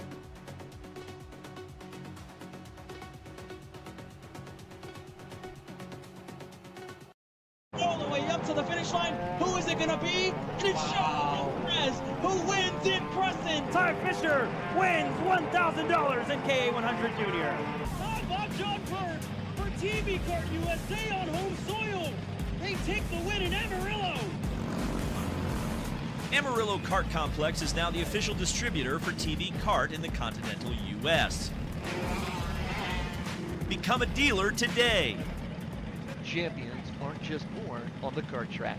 At SimShop, we deliver professional-grade simulators with the best performance-to-price ratio in the industry. Founded by racers who understand what you need, our SimMagic and Moza equipment is powerful enough for the pros, yet affordable for everyone. With unmatched customer support and a thriving community, we're your racing partner. Visit simshop.com today. Are you ready to get behind the wheel? From Formula One to NASCAR and IndyCar, all the pros start here.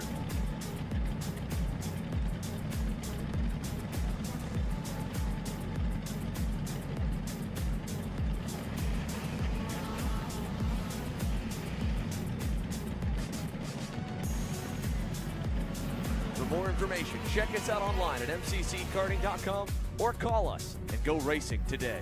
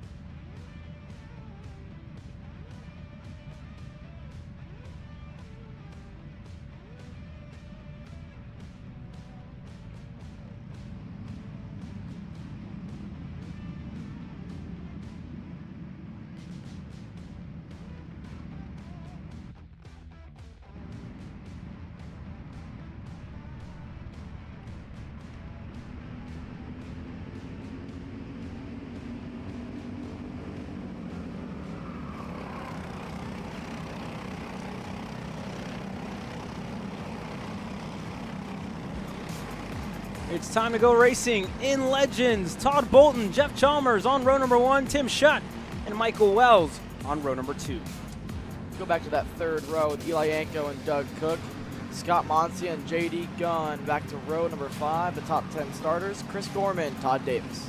Go back to Drew Galloway, Todd Barron, Michael Gollin, Larry Pike, and Don Monshin. Your 15 drivers getting set to take the green flag. Spoke a little bit over the break to Todd Bolton, saying they had longer hubs on the rear of that chassis, put on the shorter set of hubs. So that freed up the go-kart a little bit, took a little bit of caster out of it as well. And again, he's saying that did the difference. He said the biggest thing to deal with is new tires. He said when he did that yesterday in the happy hour session, it changed the kart completely. And again, finding something that he was comfortable with, a long and hard work overnight, talking to Jim Lapari, how they could get fast. They found everything they needed to put themselves on the pole position, to start on the inside, with all eyes on the yellow and purple, all eyes on the red, white, and blue of Jason Burgess, all eyes on the green, as we get set to go racing here in Legends for the first of their heat races. Bolton, Chalmers, green flag in the air. We go racing in Legends. It's a good start for Bolton on the inside. Chalmers on the outside, looking for a lane, looking on the outside. Tim Schutt looking to go through for second, side by side. Out of turn number 3 here, we're still side by side further back. Single file up front, Bolton over Chalmers, and then look at this. Late lunge, Tim Schutt's gonna muscle his way through. He's through on Chalmers. Further back, we're side by side for 4th. That's the likes of Yanko there, going after it there with the likes of Cook. There goes J.D. Gunn through as well. A lot of fighting here in the mid-pack.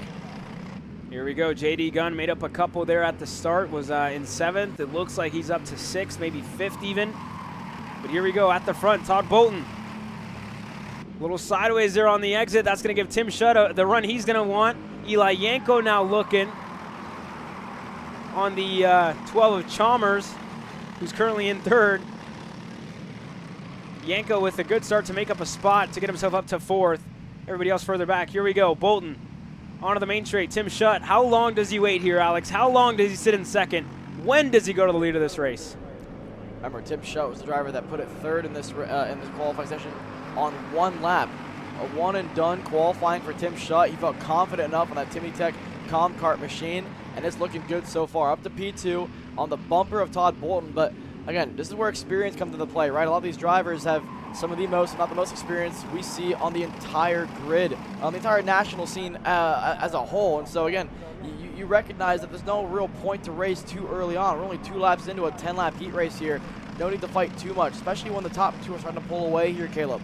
Schutt and Bolton are starting to put a couple of kart lengths between themselves and the battle for 2nd or for 3rd and 4th with Chalmers and Yanko. And then further back, you go back to the likes of Michael Wells, J.D. Gunn, 5th and 6th, are wanting to join the party as well. 2nd time of asking for Eli Yanko, 2nd time he had to back out of the move on the back straightaway. Wells there as well with J.D. Gunn just right behind him. Behind him, you have Cook, the 16.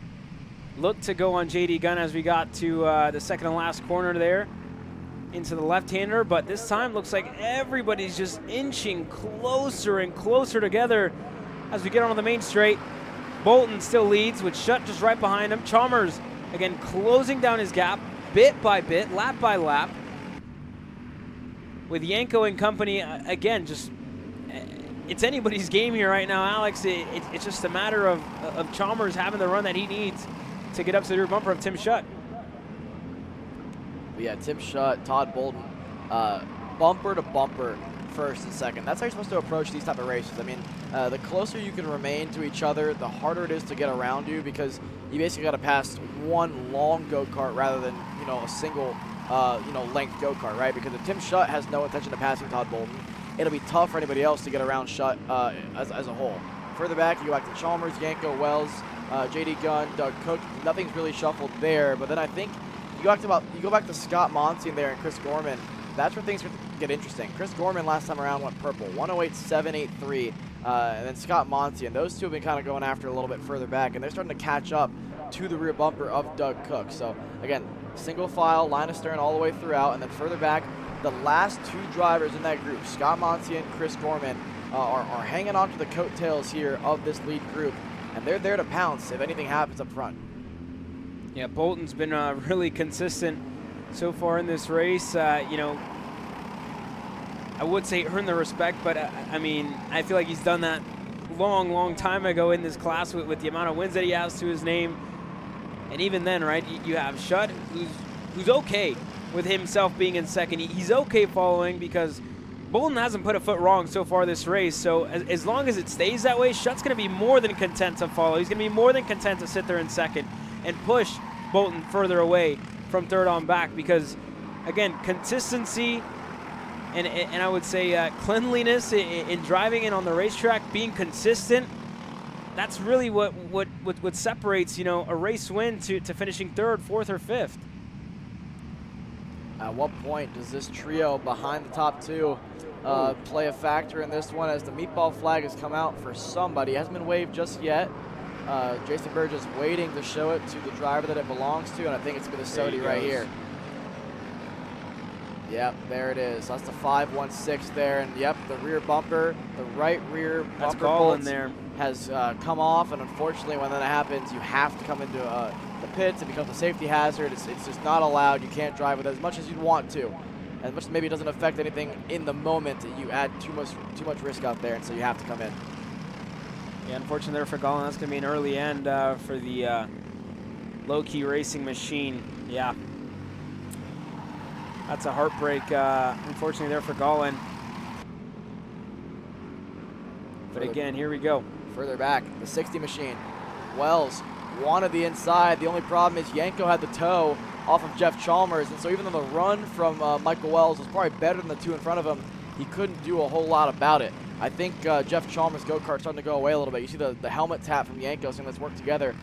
Don't be surprised to see a move here from Yanko on the inside as long as Wells can follow him through. Yep, Yanko wants the inside. He has no assistance. He won't really need it, though. He's going to muscle his way through in one. But Jeff Chalmers, strong around the outside, holds on. I think Yanko just hit the curb on the inside, and I'm not sure if that unsettled the kart, where he just felt like he was going to wash out wide and potentially make contact there with Chalmers. So he just, you know, got on the brakes a little bit and thought better and slot himself back at a fourth. I would think that's probably what happened there to Yanko. Again, just keeping it clean, right? Keeping it respectful. Wants to make it through without making contact, and Yanko's still there, still holding on strong to fourth. And a great run on the back straightaway here for Eli Yanko, but an even better run for Michael Wells on that back straight. Let's see if we see a move for the 60 machine. Not going to happen, but now through turns from a 13 and 14, it's getting really dicey here. 4 laps to go next time by. The top two are just loving this further back because they can kind of focus on themselves. Bolton, Tim Shutt working very well together. They haven't removed bumpers, it seems like, all race long. No need to, because Yanko and Chalmers are going after it. This time around, Eli Yanko a little bit further ahead, this time into turn number 1. Same thing. Wow. Jeff Chalmers again around the outside, but Yanko's going to muscle his way through and force Chalmers to back out of it. Yeah, Chalmers just very strong, and I would assure you with, yeah, just to be able to hold on to it around the outside for 2 laps in a row, that shows how much grip is out there on the racetrack. That time by Cook looks to get closer on the Roderick Racing Development Coyote machine. Wells just ahead of him to Yanko, who was there for a second, now is up into the 3rd spot, and then Chalmers as well, just right in between them. So there's that change. This next time around, 3 laps to go for your legends. Yanko at the bottom of the racetrack now. He's trying to defend with 3 to go here. I mean, again, I guess once you get to the lead of that group and you feel like you're comfortable enough at the top, it's probably better off to just defend the inside here. But again, the more you do that, Caleb, the more you bring the rest of the group in. Right now it's a train of 4, but the next group here, you got J.D. Gunn, the likes of Scott Montian, Chris Gorman, Todd Barron in this group as well. Here's a move, Scott Montian inside and through on J.D. Gunn. So now Scott Montian, the first driver to lead this quartet to the group in front of them if they continue to fight here with Yanko and Chalmers leading this group. Yeah, they're still going back and forth there. J.D. Gunn, Monsian, Gorman, and Dr. Todd Barron just a little bit ways behind them, sitting in the 10th spot here in Legends. 2 drivers actually together. That's Dr. Todd Barron, and one more of the Roderick Gorman. Racing development machines of Gorman, the 34, out of this race early. That's an unusual place to kind of have contact at the exit of turn number 4 and 5. And second time we've seen it there already today. It's one of those things where I think probably somebody tried to hold the outside, the driver on the inside didn't cooperate, and then you have drop a tire, and it's honestly, I wouldn't say a steep runoff, but the asphalt to the grass. I mean, if you drop a tire there on the outside, it's gonna hook the cart left. You're gonna pretty much get collected with somebody else. To sum it up, it's two guys wanting the same piece of real estate. Yeah. And you can't ever have that. 2 to go, and now it's time to dance. Chalmers inside and through on Yanko. Further back, Wells wants a piece of that as well. Couldn't make it stick, but now the fighting commences. Yeah, and Todd Bolton has actually opened up his gap to Tim Schutt. Right behind him, Yanko holding on to 4th here. But there you go. You see the gap for the lead, about 3 car lengths in between the Bolton boys racing purple and yellow machine and the Timmy Tech Comcart of Schutt. So again, Bolton's found some pace here late in this one, or has just been that consistent, and it closes whenever we get to the straightaways here, Alex. Yeah, but I think Tim Schutt made a mistake last lap because the cart still looks really good up the hill there, and that's going to be important to note when we get to the final lap this time around as this group still continues to battle. Jeff Chalmers ahead of Yanko, ahead of Wells, ahead of Doug Cook. Further back, Wells, big mistake out of turn 15. We're side by side for 5th. Here we go for the lead. Side by side for 5th. You talked about Cook, you talked about Wells, who's on the inside, able to hold on to the 5th spot. Out of 3 here. Battle for the lead. Bolton versus Tim Schutt, right on the rear bumper. And we know where Tim Schutt's strength is. It's on the exit of turn number 11 onto the back straightaway. I'll be surprised to see a move be done anytime sooner than that, and Bolton knows it. He's doing his normal line. I think part of that is by design, right? I think Bolton knows that, listen, the worst that happens is I'm P2 going to the line, and I get a chance to get the run on you. So, honestly, Tim Schutt, I think, wants to be in this position. He knows his strength is right here. A good run on the back straightaway, and now he's got a chance. Got a big toe on Todd Bolton. Inside down the back straightaway, and he's going to try to clear him and hit the curb and almost collect Todd Bolton there. That got a little bit too dicey there on the last lap here of the heat race, but with that, it's created a decent enough margin to where, barring any sort of run here by Tim Schutt, Todd Bolton's going to have a pretty clear chance to win this one here. Checkered flags in the air. Bolton looks over his shoulder. No one behind him. Todd Bolton over Tim Schutt. And then further back, something must have happened there to separate those 4 because it's Chalmers ahead of Yanko handily, and then it's Cook over Wells, over Monty, and over J.D. Gunn, your top 8 drivers. But like we thought, Tim Schutt, really good out of turn number 11, had a chance on the back straightaway, but just got the door shot on him by Todd Bolton. And what that tells me, Caleb, is listen, heat race or not, these drivers here are wanting to win every single race. Yeah, there you go, right? You saw Schutt looked on the inside. Bolton wasn't going to back out of it, neither was Schutt, and I think he just had to because Bolton shut the door there. So that's a good start for the 22 Coyote. For Tim Schutt as well to come across the line second. Chalmers, Yanko, Cook, your top 5 here in the Legends class for their first heat race. Coming up next, Kid Kart for their 8-lap heat race. And again, we saw Todd Barron involved in an incident there with Gollin. A DNF, Gorman as well, unfortunately not able to close this one out. There's pickup coming our way, and we wait for the kit carts to roll out onto the racetrack.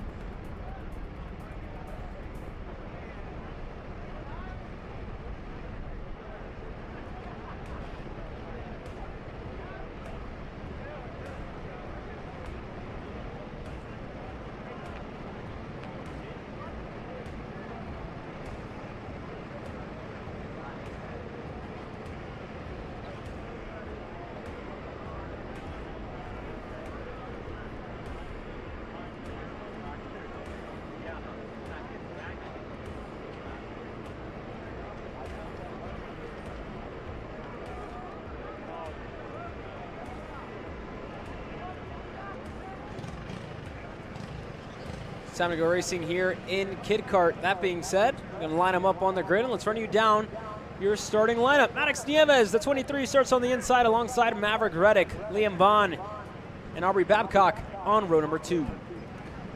You go back to Will Holzner, Tony Beam, Millie Clements, and Mike Hayen. Your top 8 drivers that make up the Kid Kart field here today for their 8-lap heat race. I don't know about you, my favorite race all weekend long. Here we go. It's time to get going. Last little words of advice for the mechanics. Everybody pushing them along. Jason Burgess showing them where we got to go.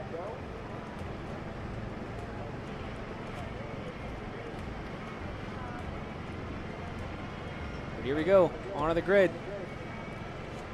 Last little words of advice.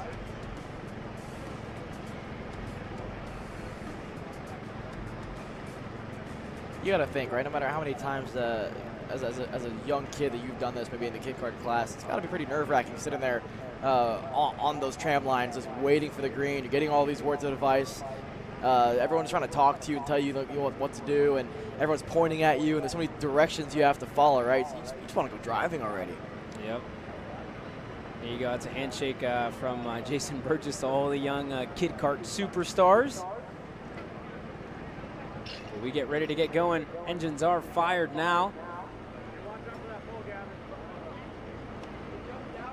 Take a look at Mr. Burgess. As I think we're getting ready here. Last little preparations down on the grid. I had to say the Maddox Nieves crew has the right idea. The that's umbrella. awesome. That's awesome. That's how you should do it. I bet you they got a fan in there too. Nice and cool. Listen, get the professional treatment. That'd be real nice, man. It's a little better than Formula One here in Kid Kart, I'll tell you what. Here we go. Engines are fired now. Yeah, they had a fan. They really did have a fan. Yeah, I told you. Yeah, I told you. Should have placed a parlay on that.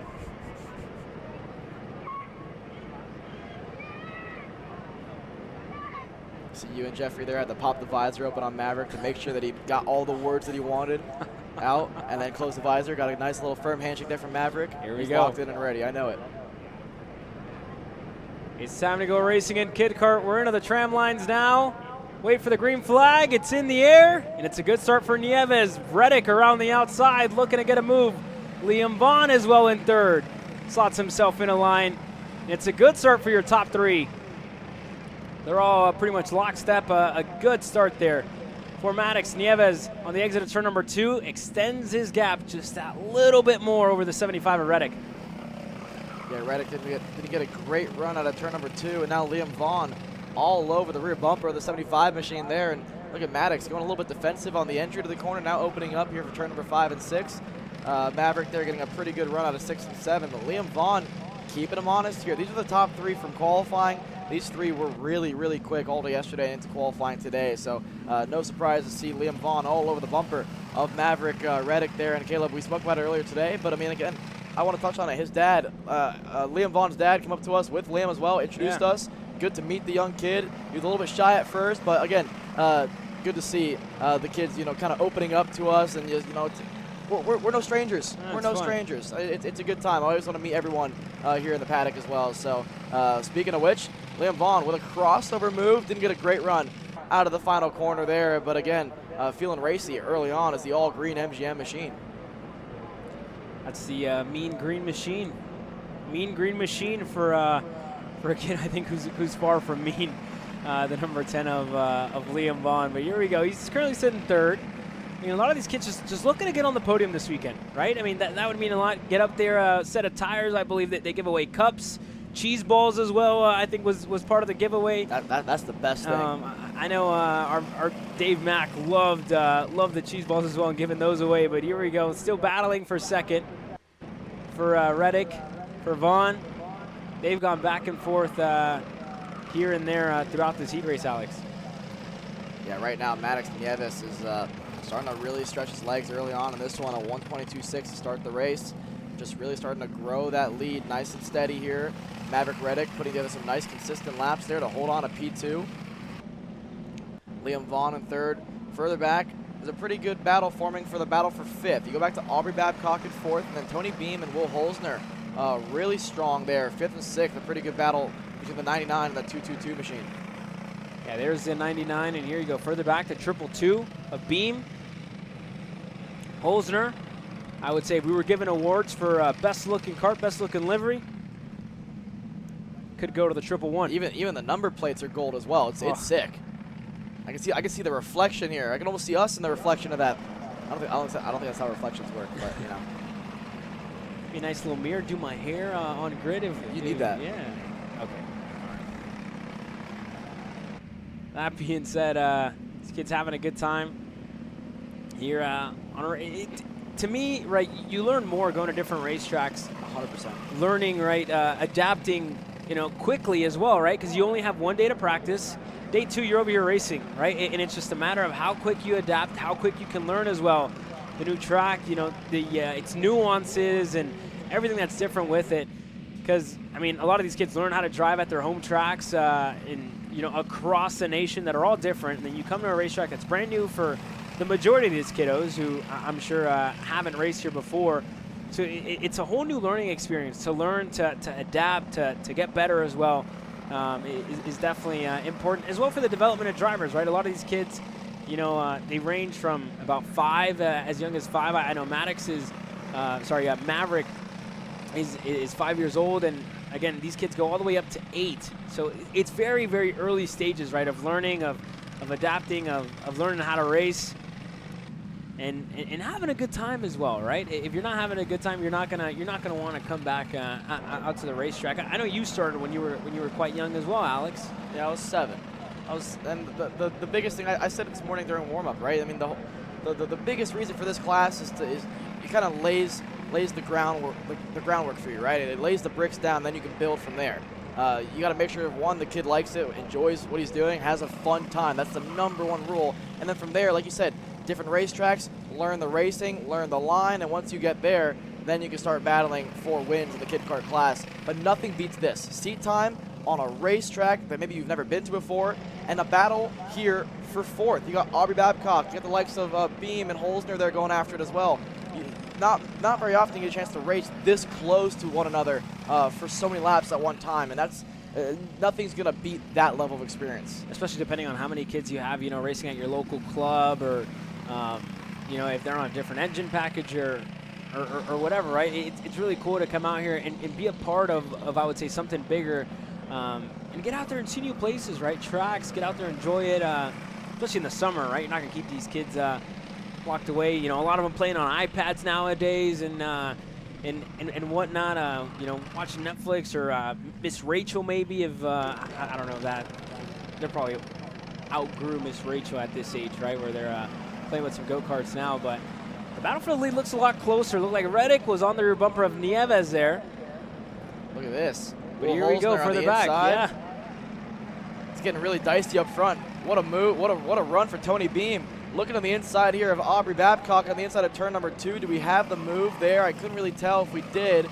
The battle for the lead's also kicking off here, so we have 2 separate battles we got to keep our tabs on. Yeah, Tony Beam did get around Aubrey Babcock there for 4th. Yeah, here's up front. I don't think Nieves got the run that he would have wanted on the exit. Reddick looked for a move into the S's. He's getting a lot closer, going to have the draft on the back straightaway. Here we go. One of the biggest passing opportunities into the horseshoe. We'll see if Reddick has a good enough run. Here, it looks good.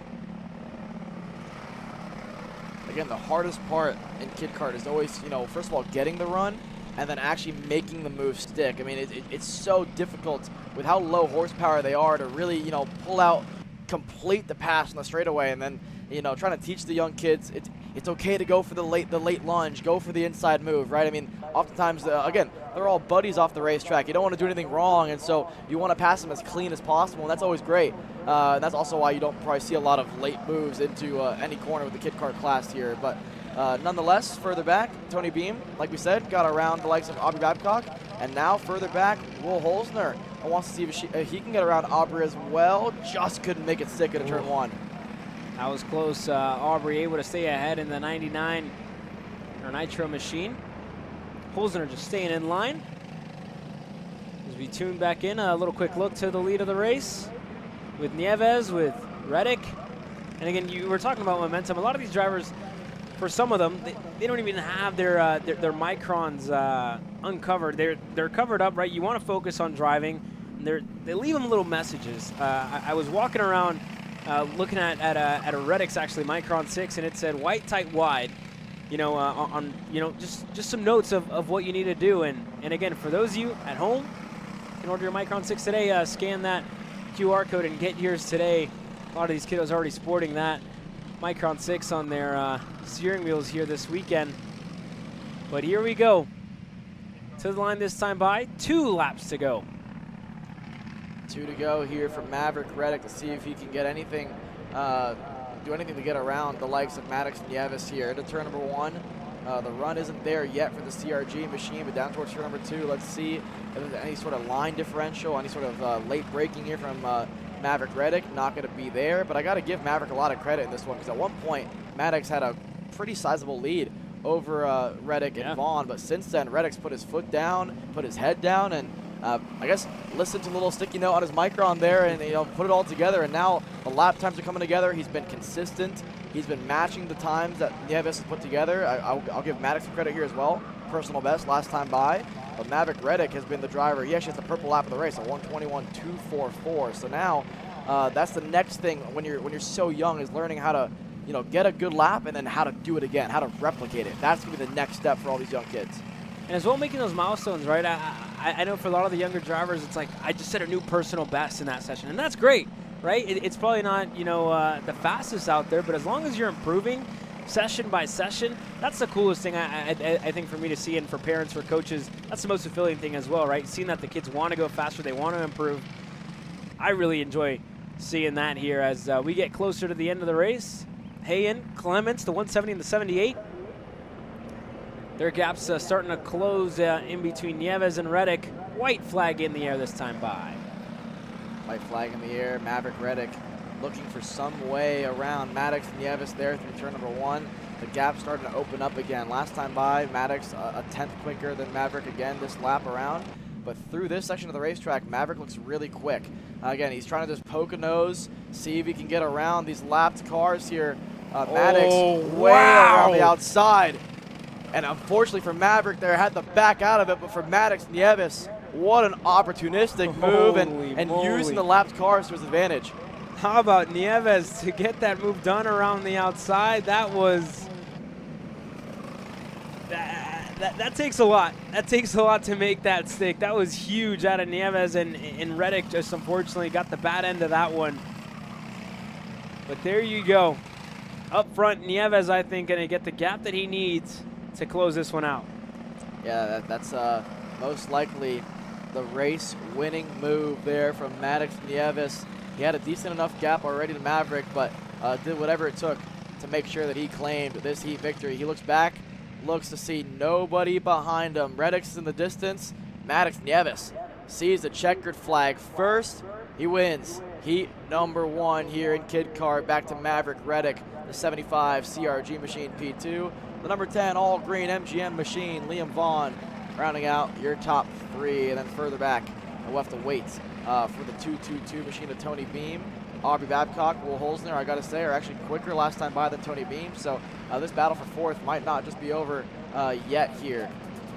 Tony Beam now across the line, and yes, he is 4th, ahead of Aubrey Babcock, Will Holzner, Mike Hayen, Millie Clements, your top 8 drivers. Unfortunately for Hayen and Clements, they did not end up, I don't think. No, they were the ones getting lapped, so they're actually still on the racetrack there, but we have to wait a little bit for them to cross the line. But all 8 drivers actually end up finishing this Kid Kart Heat number 1. There you go. For Kid Kart, they work their way into the pits. Senior Light coming up next.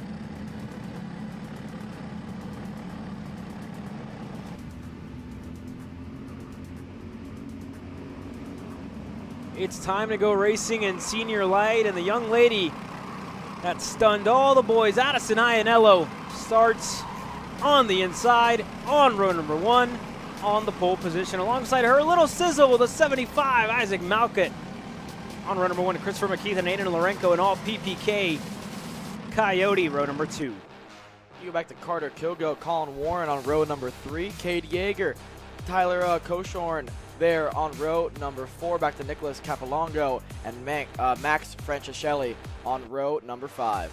Go back to Jordan Klein, Reagan Seville on row number 6.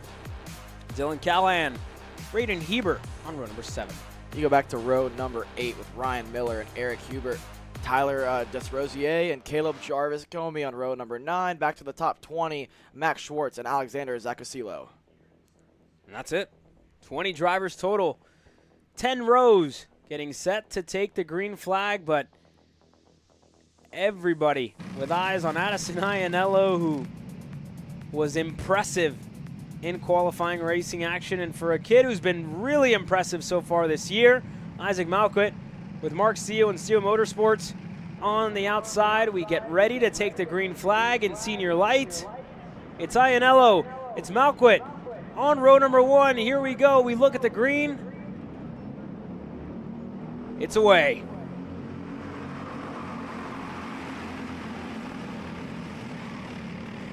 Smooth start there for the entire top 10. A couple of carts getting shuffled out wide. One of them being Colin Warren. One of them being one of the PPK Coyotes there getting spun around exit of turn number 3. And then one was way off the racetrack as well. So we'll have to put a couple of names and numbers there. But up front, you couldn't ask for a better start if you're PPK and Coyote. Addison Ianello, Christopher McKeithen, 1-2 punch out front. And I think that's Aiden Lorenko there in third as well.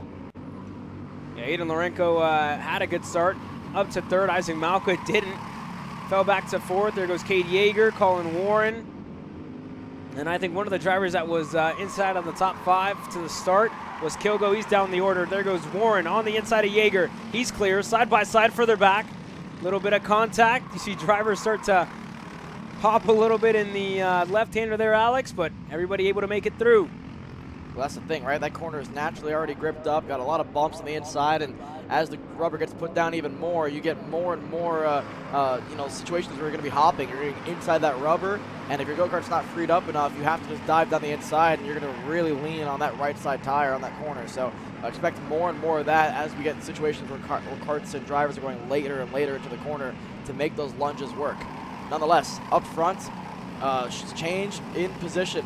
Little sizzles now gotten around Aiden Lorenko as they crossed the stripe last time by. And Colin Warren, I got to say, in senior light, Caleb, he was the driver where there was a big question mark after qualifying because he was the fastest driver in happy hour. He rolled out first for qualifying, put it 11th, 6/10 off pole. And I know you and I are both wondering, what happened to the 111 machine. I got to say, it looks a lot faster this time around on the back bumper now of Lorenko as McKeithen to the lead. Christopher McKeithen to the lead of the race. Now he's able to get clear on Addison Ianello. Isaac Malkut looking to make some headway. Up into the third spot, Aiden Lorenko, Colin Warren. That's your top 5 drivers so far in this one. Single foul line, there's Reagan Seville, not too far back. And again, we've lost a couple at the start of this race. We lost Carter Kilgo, who started in the top 5. Only DNF so far. Isaac Malkut, I talked about it earlier. He hasn't finished outside the top 3 in any single session so far this weekend. He's up to third now here in the first heat race. Obviously split up into 2 separate groups here for senior light, but that second group, Caleb, looks quicker than the first one at the moment. Ike ahead of Lorenko, ahead of Warren, and then Reagan Seville now has brought Francischelli back into the mix as well. Cade Yeager, the last driver in that group, and there it is. That duo of McKeithen and Ianello is no longer a duo. There's 3 more drivers in the mix here, and the more they fight here, they're going to bring in the rest of the group. We're going to have a 10-car battle here soon as Ike's going to go down the inside. I don't know if he'll be able to really dive it down the inside. He'll have to bail out. Ianello chops the nose. Lorenko got into the marbles there on the entry of turn number 13, and that's going to cost him a lot of lap time, and now Reagan Seville is in the mix as well. Yeah, Reagan Seville starting to make good headway. He's going to get to the rear bumper of Lorenko once they get onto that front straightaway. Here we go. Ianello looks for it. Thought better in a line for Isaac Malkut. He's still been looking for a way to get by. There's been a lot of respect out of Colin Warren to this rookie only 14 years old, and Isaac Malquit, who finds himself in third. So we'll see how well they work together. There goes Iannello on the inside. Help from Malquit, looking to go through on McKeithen. Iannello's clear. Malquit goes through. McKeithen's still stuck on the outside. Colin Warren still looking for a lane. He gets through for third. McKeithen had a brush on the brakes, and everybody else further back closed down the gap. There's Lorenko. There's Seville.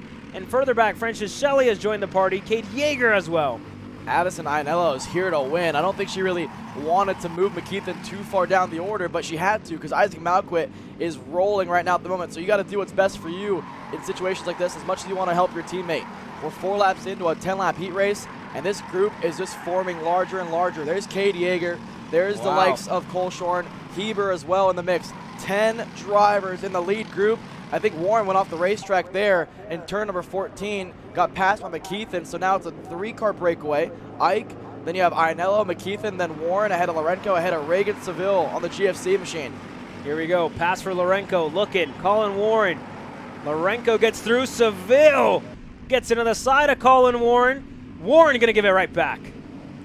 Further back, let's see if Seville actually is able to clear Colin Warren. He might be able to here. He does. Reagan Seville has cleared Colin Warren, and Colin Warren, I mean, as much as he's trying to play things smart, I think at this point, it looks like the drivers in the senior light division, at least in this group, are playing elbows out, aggressive racing early on in this one, and we're only halfway home, halfway still to go in this heat race. It's all still to play for. Here comes Kate Yeager down the bumper of the VLR TS racing machine. Here we go, that time by, you saw the change in the lead. Isaac Malquit now holds on to it. Seville looking at crowd Warren, who's gonna get help from Kate Yeager. Probably going to get 2 of them in the process. Little contact in between Yeager, Seville. Yeager stays ahead. Seville slotting back in the line. But he's now going to be pressured by Cole Shorn, who's starting to close down his gap as well. Heber in 8th. Getting closer. And your top 3 starting to pull away. You see the black and white in the air. And I'm not sure who that was to. But you got to assume it's something that happened just in that midfield pack there, Alex. Yeah, well, let's see. Lead group. Here comes a pass for the lead. Iannello with help from Christopher McKeithen. She's through. Addison Iannello has cleared Isaac Malquit. I think he might have fallen back to 3rd. He did.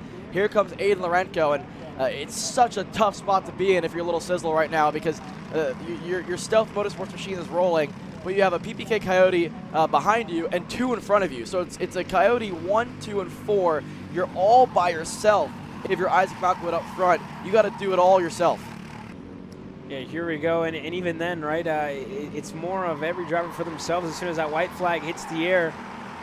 But here we go, it definitely helps to have another set of tubes around you that it's the same branding, that probably has the same sticker kit on it, same suit, somebody around you, you know, that you share data with as well throughout the weekend. But here we go, McKeithen, Iannello, still looking strong. Malquit there on his own. Lorenko about to join the party, so that's 3 PPK Coyote machines in the top 4. With Malquit being the only non-Coyote on his Burrell Art machine for Mark Steele. And there goes McKeithen looking to go back by. Malquit looking to go through as well into turn 4. Iannello holds on around the outside. Now here comes Lorenko. This might cost Malquit a spot. Malquit just shuts the door in time to hold off Aiden Lorenko. You can't afford to fight too much because this top 4 had a decent margin, but behind them, it's the Iceman. It's Colin Warren. He's in 5th. He's bringing Kate Yeager back in the mix, and at one point they were 2 seconds back. Now it's 1.4, and it's less than that this time around. Onto the back straightaway. Colin Warren at this point is getting a lazy toe, but Kate Yeager, surprisingly enough, is going to bail on his drafting partner there, and Warren's going to let him through. But Kate Yeager now to 5th. Malquit wants to get his elbows out. It's going to cost him a spot now. Lorenko to 3rd. Yeah, he wanted to split him up. There, Malquit wanted to go in for 2nd, try to split up McKeithen and Iannello, but unfortunately it cost him a spot to Aiden Lorenko. Black and white out once again. But this time through, we're getting to the closing stages. Lorenko's starting to close down. Yeager getting closer and closer as well, with Colin Warren now the pusher. Downward to turn number 4. This is exactly what PPK Coyote probably drew up, even if you didn't really mean to, right? This is the dream. You have a top 3 with the same exact branding, same exact tubing. No need to really fight too hard. All you got to do is defend from these 3 behind. Isaac Malquit, Kate Yeager, Colin Warren. They're all in the mix now. And further back, Reagan Seville, even after all the elbows out that's happened throughout this race to him, he's still got a chance in this one. He's brought Kolshorn and Heber and even Francischelli back in the mix a little bit. So if they start to fight too hard with 2.5 to go here, we could have a much larger train forming once again. But out front again, when it's all PPK out front, this is what you could ask for here is Iannello. I thought she was going to go down the inside. It's a really risky place to go for a move on your teammate because it can really cost them if you don't get it right. There's big separation now. It's Seville further back, but he could get brought right back into play. There goes Iannello looking on the inside. McKeithen looks right. It's to the left where you're getting pressure from. McKeithen going to go low. Iannello going to follow. Lorenko going to open up around the outside. Malkut looking to take advantage on the inside of turn 2. He can't get it done. Cade Yeager, fellow rookie, goes on by for 4th.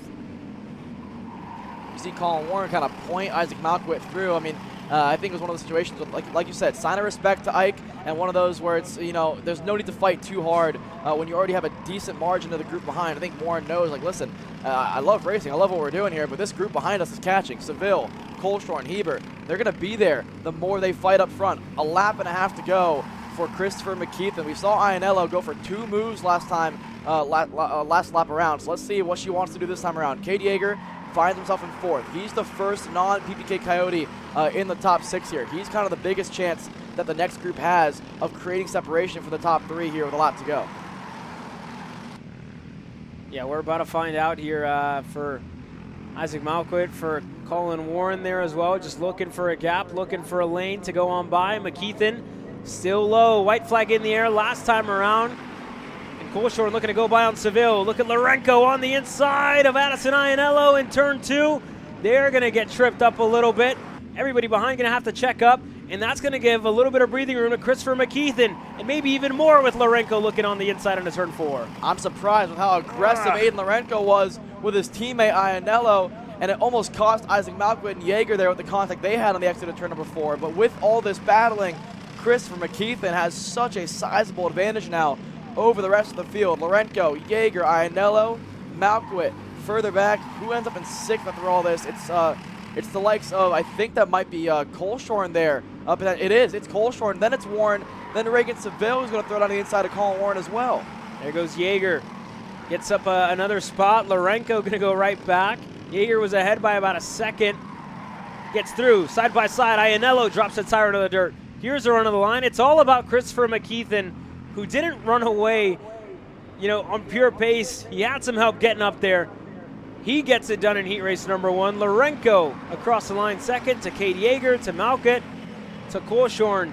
Your top 5, Colin Warren to Iannello from the pole, fell back to 7th. To Reagan, Seville, Heber, and Francischelli, your top 10. What a race there. And I mean, PPK Coyote 1 and 2 there with McKeithen and Lorenko. Cade Yeager as well there in 3rd. Malkut, the first non-PPK Coyote there in 4th. Back to Kolshorn, Warren in 6th. Iannello on the last lap. She started the white flag lap in 2nd, ends up in 7th. Seville, Eber, Francischelli, Desrosier, Nicholas Capilongo, Caleb Jarvis-Comey, Ryan Millard, Dylan Callahan. Top 15 drivers here in the first of 2 senior light heat races here. And I think it's safe to say, Caleb, that might have been race of the day so far for the second group here, the even group, to try and top that, because that was as close, as clean as you can be, I think, with how tight and competitive this class is. Yeah, it's going to be close. And again, I think you had the majority of the PPK Coyotes in this class, right? McKeithen, Lorenko, Yeager. We got to see more. Overbeck still hasn't hit the racetrack in his light cart. We're going to see him here in a couple of moments go head-to-head with Owen Lloyd.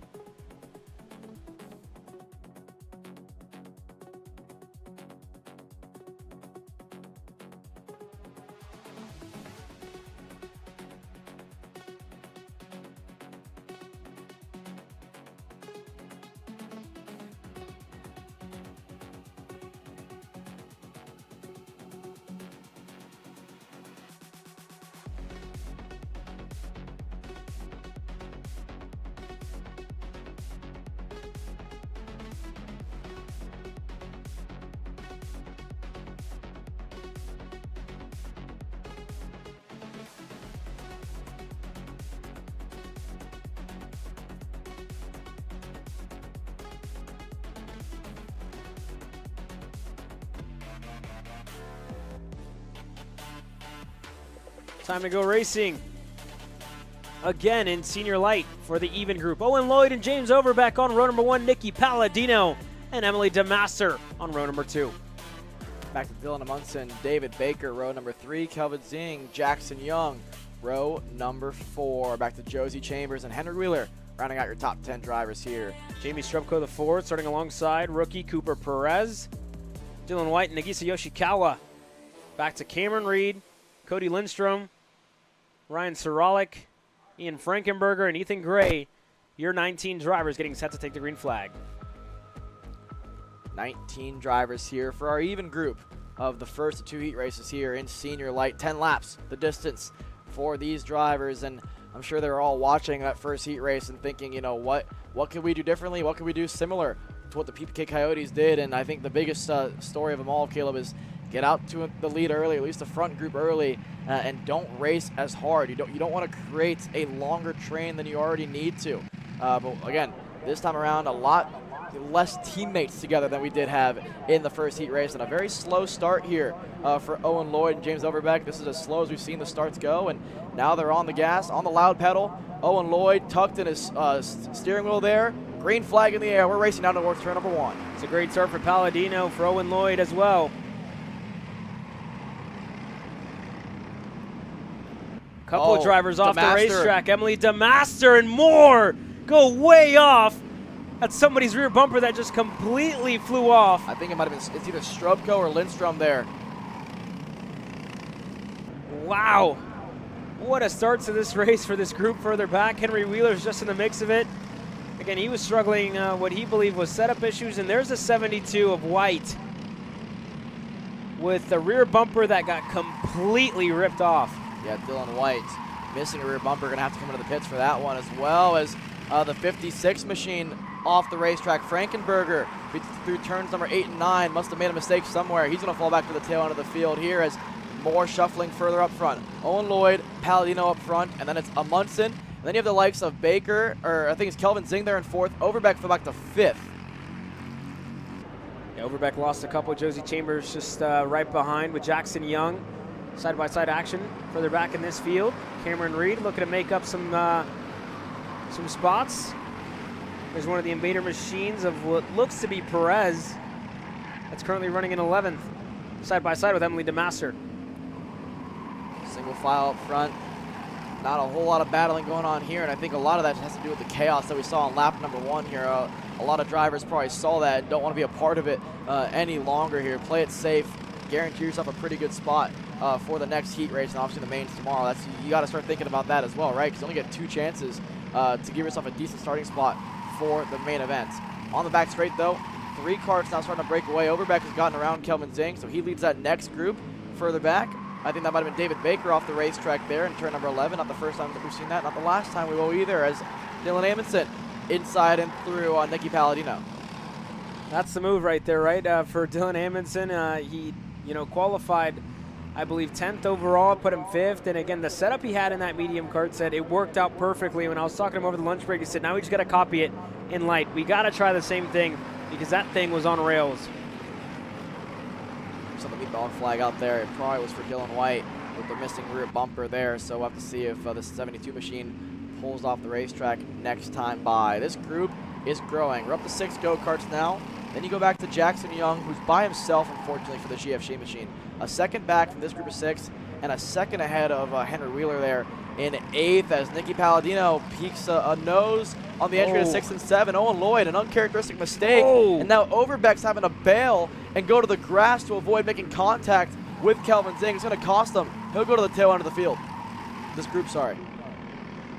There you go. Big mix-up in between them. And again, I really, uncharacteristic out of Owen Lloyd to put a tire wrong. And it shows you, right?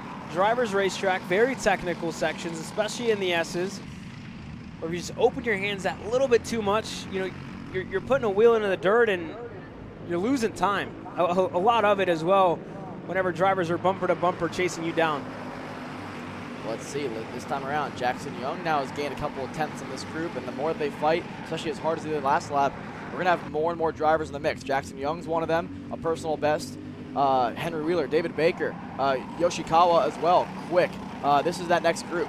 Again, if these four start to, not battle as hard, this goes back to Cameron Reed in 13th and DeMaster in 14th. They're still in with a shout. They're 4 seconds back is that next group of Lindstrom, Perez, Reed, and DeMaster. But again, with this group forming as large as it's about to become, we're not even halfway home. We know how much time you can lose and how quickly you can lose time around this place, Caleb, if you start to battle too hard. Here we go. Who's going to slot out of line first? Nobody in the top 5 yet. It's going to be Overbeck looking on Josie Chambers. Overbeck's clear, up in a 5th. Here comes Jackson Young on the bumper now of Josie Chambers. Further back, Henry Wheeler has brought David Baker into the mix. So now we got a 9-cart train out front for the battle for the lead here in Senior Light. Halfway home here in this one. You're seeing the warning flag. I couldn't tell if that was pointed at Baker, at Wheeler or Jackson Young, but either way, it's just a warning flag, just saying don't do it again. A little slap on the wrist, and we're all good to keep racing. Up front, Dylan Amundsen, Lloyd, Palladino. This next group headed by Overbeck, Kelvin Zing, and then the likes of Chambers. And now, again, Jackson Young, Wheeler in the mix as well. But I got to say, since the opening couple of laps here, the racing has calmed down. I think they all realize no need to do it too much, don't need to be too aggressive. You don't need to bring any more go-karts in the mix than we already have, and especially out front, it helps to have 2 teammates together.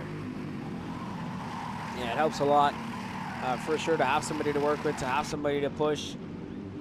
And that time by, there goes Henry Wheeler, looking to go on Jackson Young. He gets through. That moves Wheeler up to 7th. You look at the 022 machine of David Baker further back. Yoshikawa on the low-key racing machine on the Sodi package up into the top 10, and now Cameron Reed up to 11th. Lindstrom, Stropko, Perez, Gray, and then you go back to DeMaster there in 16th. Must have had a bit of a mistake there for the Roger Racing Development driver. She was up to 12th at one point, 4 seconds back. Now they're 9 seconds back, so it's gotten really aggressive further back. But the battling is about to start to commence here, Caleb, because James Overbeck has taken a couple laps now to find his footing again on that Coyote package, but he's towards the bumper now of Owen Lloyd, and you know Overbeck, he loves to get his elbows out. You know he wants to win every race he can, and so the second he gets to Owen Lloyd, I think he's going to try to separate the top 3, just like Palladino has. Nicky Palladino has separated the teammates, and that's the idea behind what this group's trying to do. Don't let the MGMs stay 1-2 and lock line astern. Here we go. You predicted Overbeck to get himself into the mix and through. Owen Lloyd thought about it, looked to go right back by on Nicky Palladino. Palladino now looking for the lead of the race. Amundsen stuck on the outside, Wow. Gonna rip it on the high side. Amundsen holds on to lead, and there goes James Overbeck. While that bottleneck occurred, he took advantage up to 3rd for James. Way to trust the grip there for Dylan Amundsen. That's unbelievable. Speaking of unbelievable, the run that Owen Lloyd got out of the final corner, but he had to back out of it there. Overbeck looks to be geared a little bit taller there, down towards turn number 1 and 2, and now move the PPK Coyote up another spot up to the top 3. Further back, it's Lloyd, Zing, Chambers, and then Henry Wheeler is rolling for Stealth Motorsports. Last time by, the quickest driver on the racetrack, a 106.5 compared to the drivers in front doing 106.6s, some of the 107s as well. So Henry Wheeler, the O-plate, the 0 machine there, rolling here with 3.5 to go. Here we go, gap starting to close down for James Overbeck, for Nicky Palladino as well, getting closer and closer together. Amundsen, we've seen people try and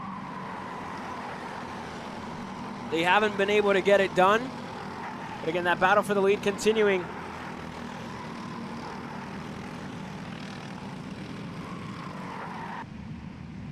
Again, they're playing it really calm up front here, but James Overbeck has help from Owen Lloyd. We know Owen Lloyd knows how to win races like this, and we're getting the warning flag. I think that was to Palladino.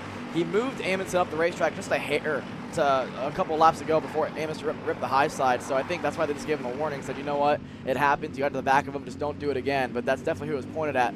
Nonetheless, Overbeck, great run out of 3, into 4, inside and through, and putting himself in prime position to get a win here. P2, the spot that everyone wants to be at heading into the white flag lap. We're still 2.5 away from that situation, but Overbeck, again, was down into P7 at one point of this race, up to 2nd. The 2 MGM teammates now have been split up quite a bit. 1st down to 4th for Owen Lloyd, and if anything, Owen Lloyd now has got to worry about the likes of Kelvin Zing, Josie Chambers further back, and Overbeck saying, you know what, he's going to disagree with me.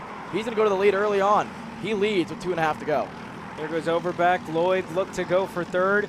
Everybody pushing and shoving, bumper to bumper. Lloyd now looks to go through. He's up to third. Kelvin Zing brought right back into play with Josie Chambers, and Henry Wheeler finally arriving on the scene here as we go side by side for the lead of the race. Overbeck, Amundsen into turn number 1. Overbeck holds on. I was surprised to see Dylan Amundsen go for that move there, or attempt to go for it. I think at this point, if you look back, you probably see a decent enough gap to where you can just hook up bumpers here with Overbeck, but Overbeck's not going to help at all. He's going to go bottom of the racetrack. He's going to create a bottleneck, and I think at this point, when you lead a race like this is your goal, right? You actually don't want to make it a two-car race. You want to make it a really big race and hope they fight further back. The problem is when you overshoot the corner, Dylan Amundsen's going to get through. Owen Lloyd's going to push his teammate up to the lead, and Lloyd's going to have the outside, becomes the inside, which then becomes the outside again for 11. He's going to hold tight, and now one driver's going to have to go off. Palladino in the dirt. Palladino, no room to go side by side into turn 11. Overbeck looking to hold on to the third spot. He's getting pressured from Henry Wheeler, from Kelvin Zing, and from Chambers. That's right behind him. Up front, Amundsen, Owen Lloyd for MGM have played this one out perfectly to stay 1-2. And Wheeler, Overbeck, third and fourth. We'll keep an eye on these two as they work their way on the last lap.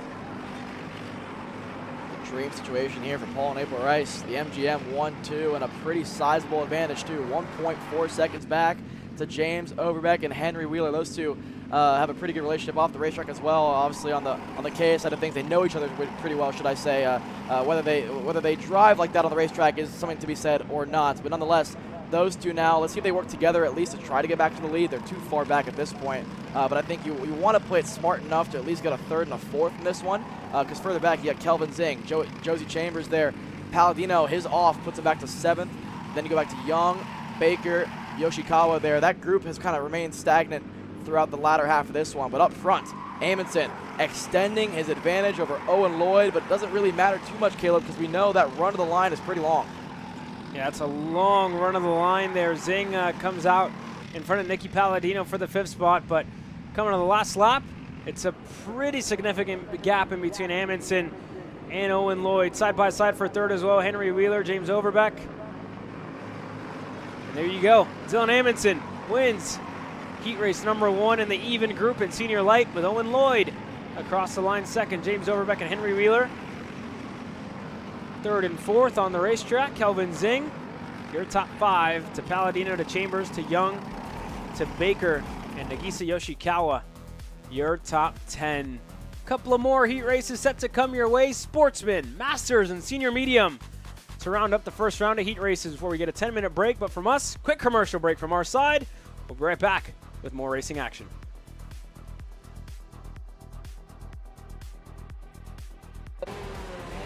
Brandon, why are there all these charges for just over $200? I'm tired of all this branding business, okay? Branding this, branding that. Why are there all these expenses on AKR over $200? We know, okay? Take a walk with me. At Shop AKR, they have everything you need to start racing at a very cheap and affordable price. They have MXC rims, they got chains, electrical stands, tilt seats, they got MXCs. And if you didn't know, on top of that, any purchase in the continental US over $200, that's free shipping.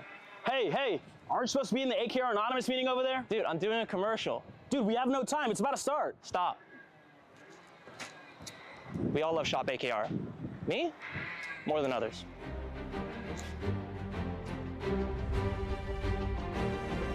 What do I get at Shop AKR? MXC rims. Paulie Massimino wins in KA. Paulie Massimino is a winner in OKN Stars. Take your driving to the next level with one-on-one coaching from 2024 OKN Stars champion, Paulie Massimino. Kart rental options are available if you'd like to keep yours at home, and drivers in all classes are welcome. From Briggs 206 to Mini to K100 and X30. With in-depth data analysis, onboard video footage review, and lead follow on-track sessions, each private coaching session will see you end as a more complete driver than when you started. Book your coaching session now. Kyle, what are you doing? It's got my new Greyhound seat. You don't even have a cart. Doesn't matter. I have a Greyhound. Who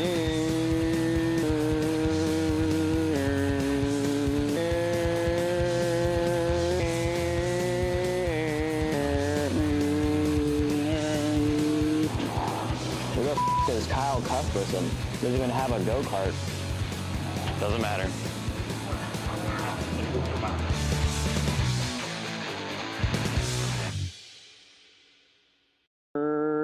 Cuthbertson through on Turney. Turney in the dirt. Brandon.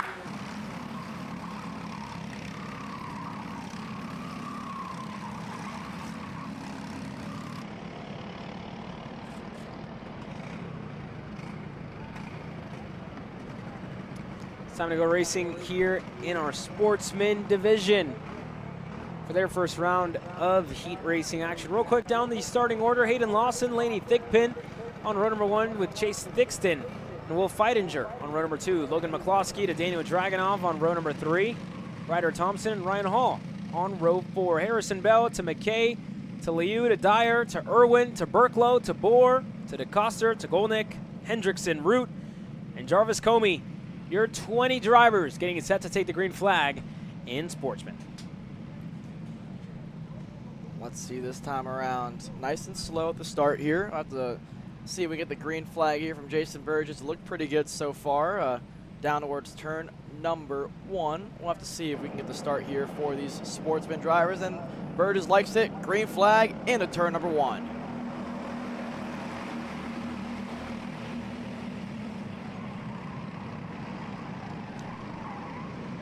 Like 2 drivers got collected there in turn 1, but Hayden Lawson with a good start to open this race up. That Lawson Speed Shop Paralyn machine has been on rails. It was quick during the qualifying session. One thing is being quick over 1 lap, and the other's being quick over 10 of them. So here we go. Time to go racing. Lawson with a good start. Looked like Feidinger slotted himself up in a second.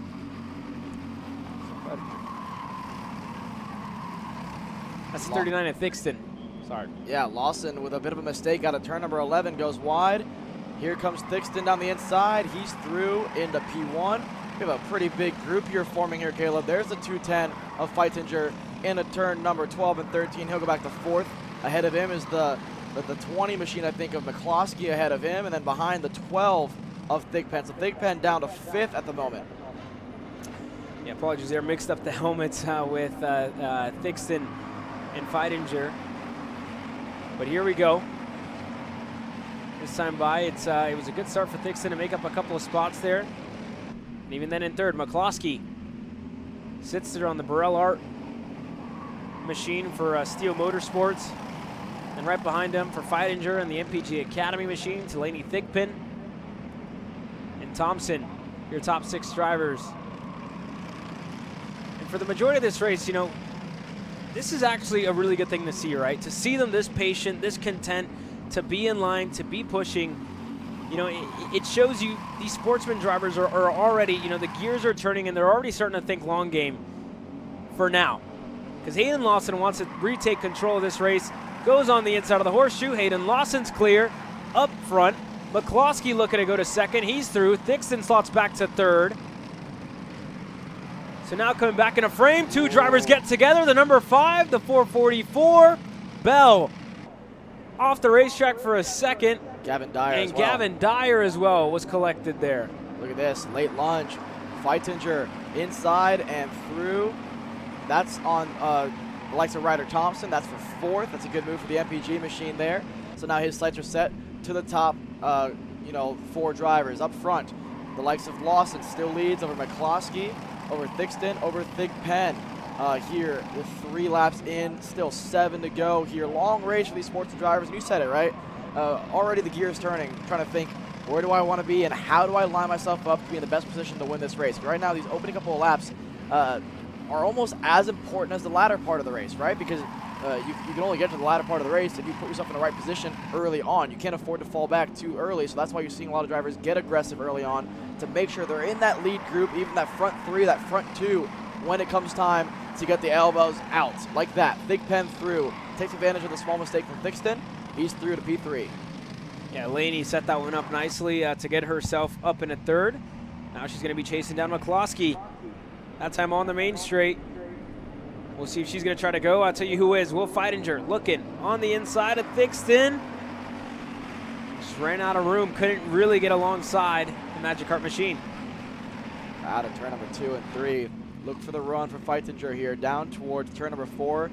Not close enough here to be a late lunge if he goes for it. But this is a late lunge as well. How about that? Daniel Dragunov. He went purple last time. A 108-121. Passes Ryder Thompson. He's up to 6th.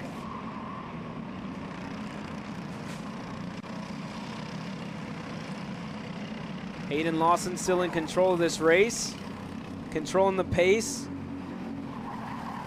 and setting the tone. I mean, right, he was passed earlier on in this race and quickly enough retook it, wants to be out in front, wants to take control, and again, like you said, made a little bit of a mistake on the exit of 11, cleaned it up, and is showing, right, I can lead this race, I can take control, and I want to be in control more than anything to really, you know, define his own destiny at the end of heat race number 1. Let's see here. We're getting the black and white flag shown to the field here. We'll have to see what or who it's for, but nonetheless, still a decently sized group here forming all the way back to the 904 of Ryder Thompson. Last time by, Dragunov was purple a lap ago. Now the leaders starting to put their lap times together. 108.2s across the board for the top 4, headed by Hayden Lawson. In 4th, Sixton starting to lose a little bit of ground here to the likes of the top 3. Well, Feitinger's back into the mix as well. Dragunov's now in his tow. So, again, anything can really happen here as Hayden Lawson going slightly defensive into turn number 6 and 7. And you can get away with that there, Caleb, because as long as you get a good enough exit, you know you can't go side by side here or really be too risky through the S's this early on in the race. So, again, it's kind of a you can get away with being defensive and still getting a good enough exit to hold the lead here. And so for the number 10, besides that one mistake he made on lap number 2, so far hasn't put a foot wrong. The 10 machine's been rolling so far.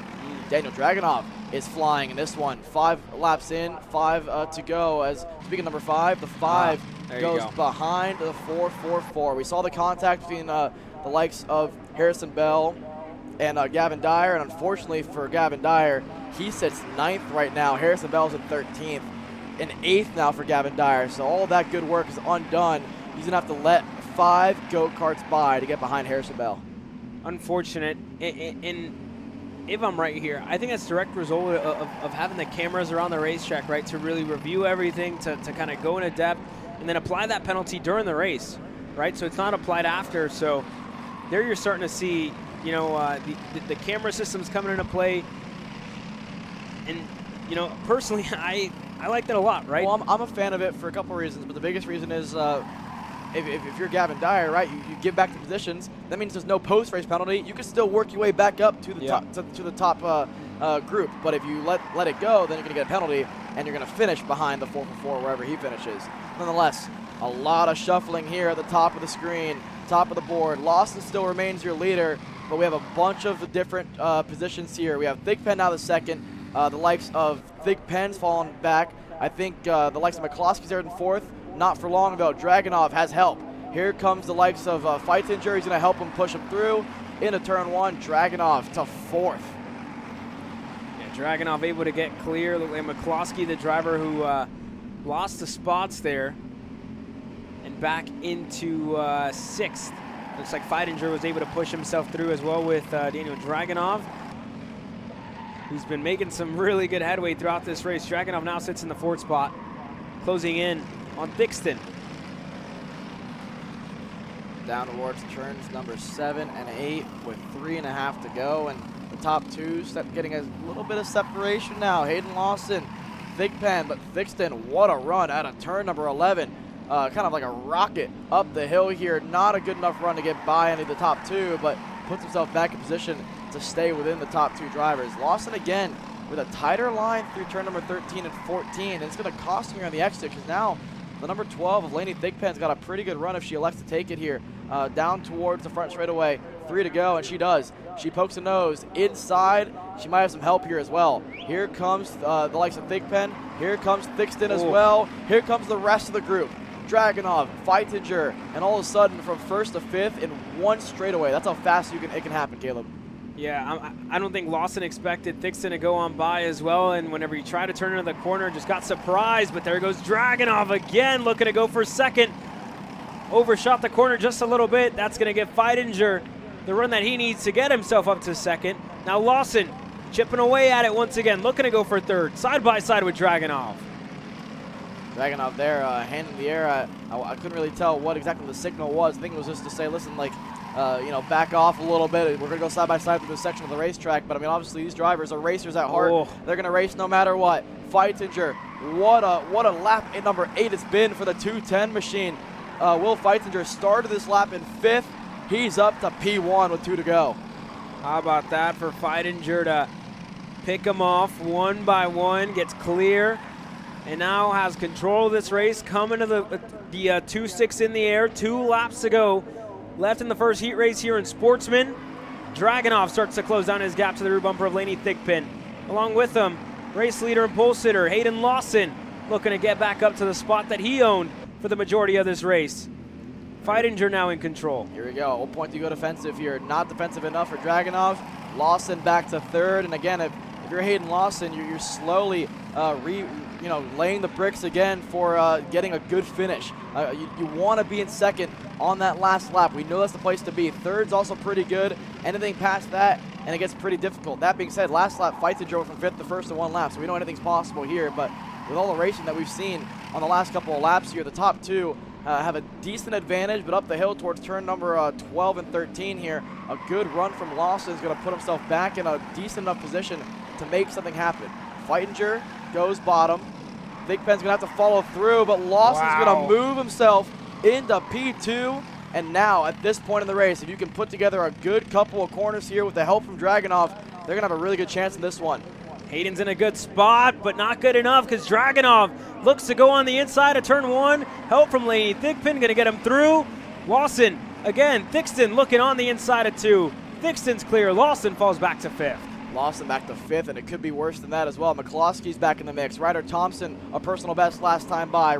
Gavin Dyer in 8th, hasn't let by the 444 in this one yet, so really that position won't really count there for the number 5 machine, but nonetheless, out front. How big is the lead now for Feitinger? It's still a sizable margin, but I got to say, Daniel Dragunov has put together a great couple of corners. From turn 3 to turn number 7, he's closed that gap in half, and a lot of that is thanks to Laney Thigpen, giving Dragunov a big push down the back straightaway. Oh, this isn't going to help them out. Dragunov going to the bottom of the racetrack to defend from Laney Thigpen. I think he may have thrown the white flag on himself, right? A little bit too early. One driver goes around, looks to be one of the Nitro Kart machines. I'm not sure if that was McCloskey or Thompson. One of those 2 drivers going around in that back section, but to the line. It wasn't easy for Feidinger. He gets it done in the end.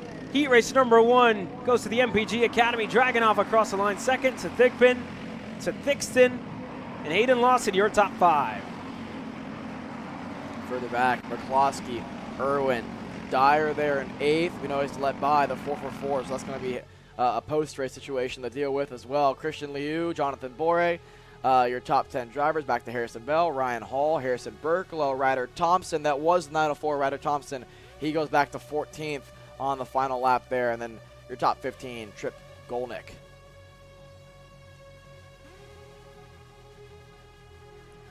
There you go for your unofficial results in heat race number 1 for your Sportsman division.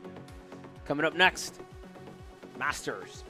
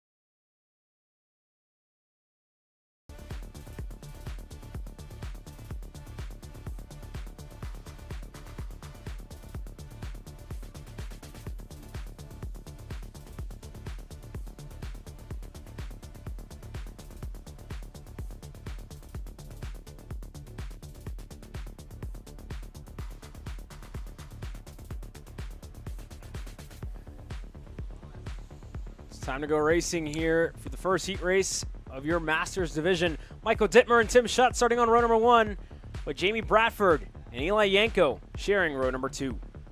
Back to row 3 with Eric Fagan and Jeff Chalmers. Then you got Dr. Todd Barron, Carlos Moraes, Eric King, and Paul Bailey, the 10 drivers that make up the Masters class here this weekend at MCC for their first of 2 heat races today on the docket. That being said, again, we saw the Legends class put on a really good show for us, and a lot of drivers doing double duty here in this class compared to Legends. So let's see if they can give us another great show here for their first of 2 heat races.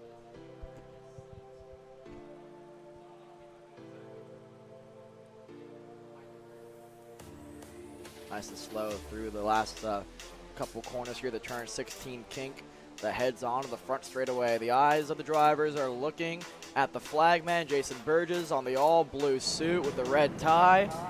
Let's see, we see the green first time around. Green's out, and we're underway here. Michael Dittmer, Tim Schutt into turn number 1.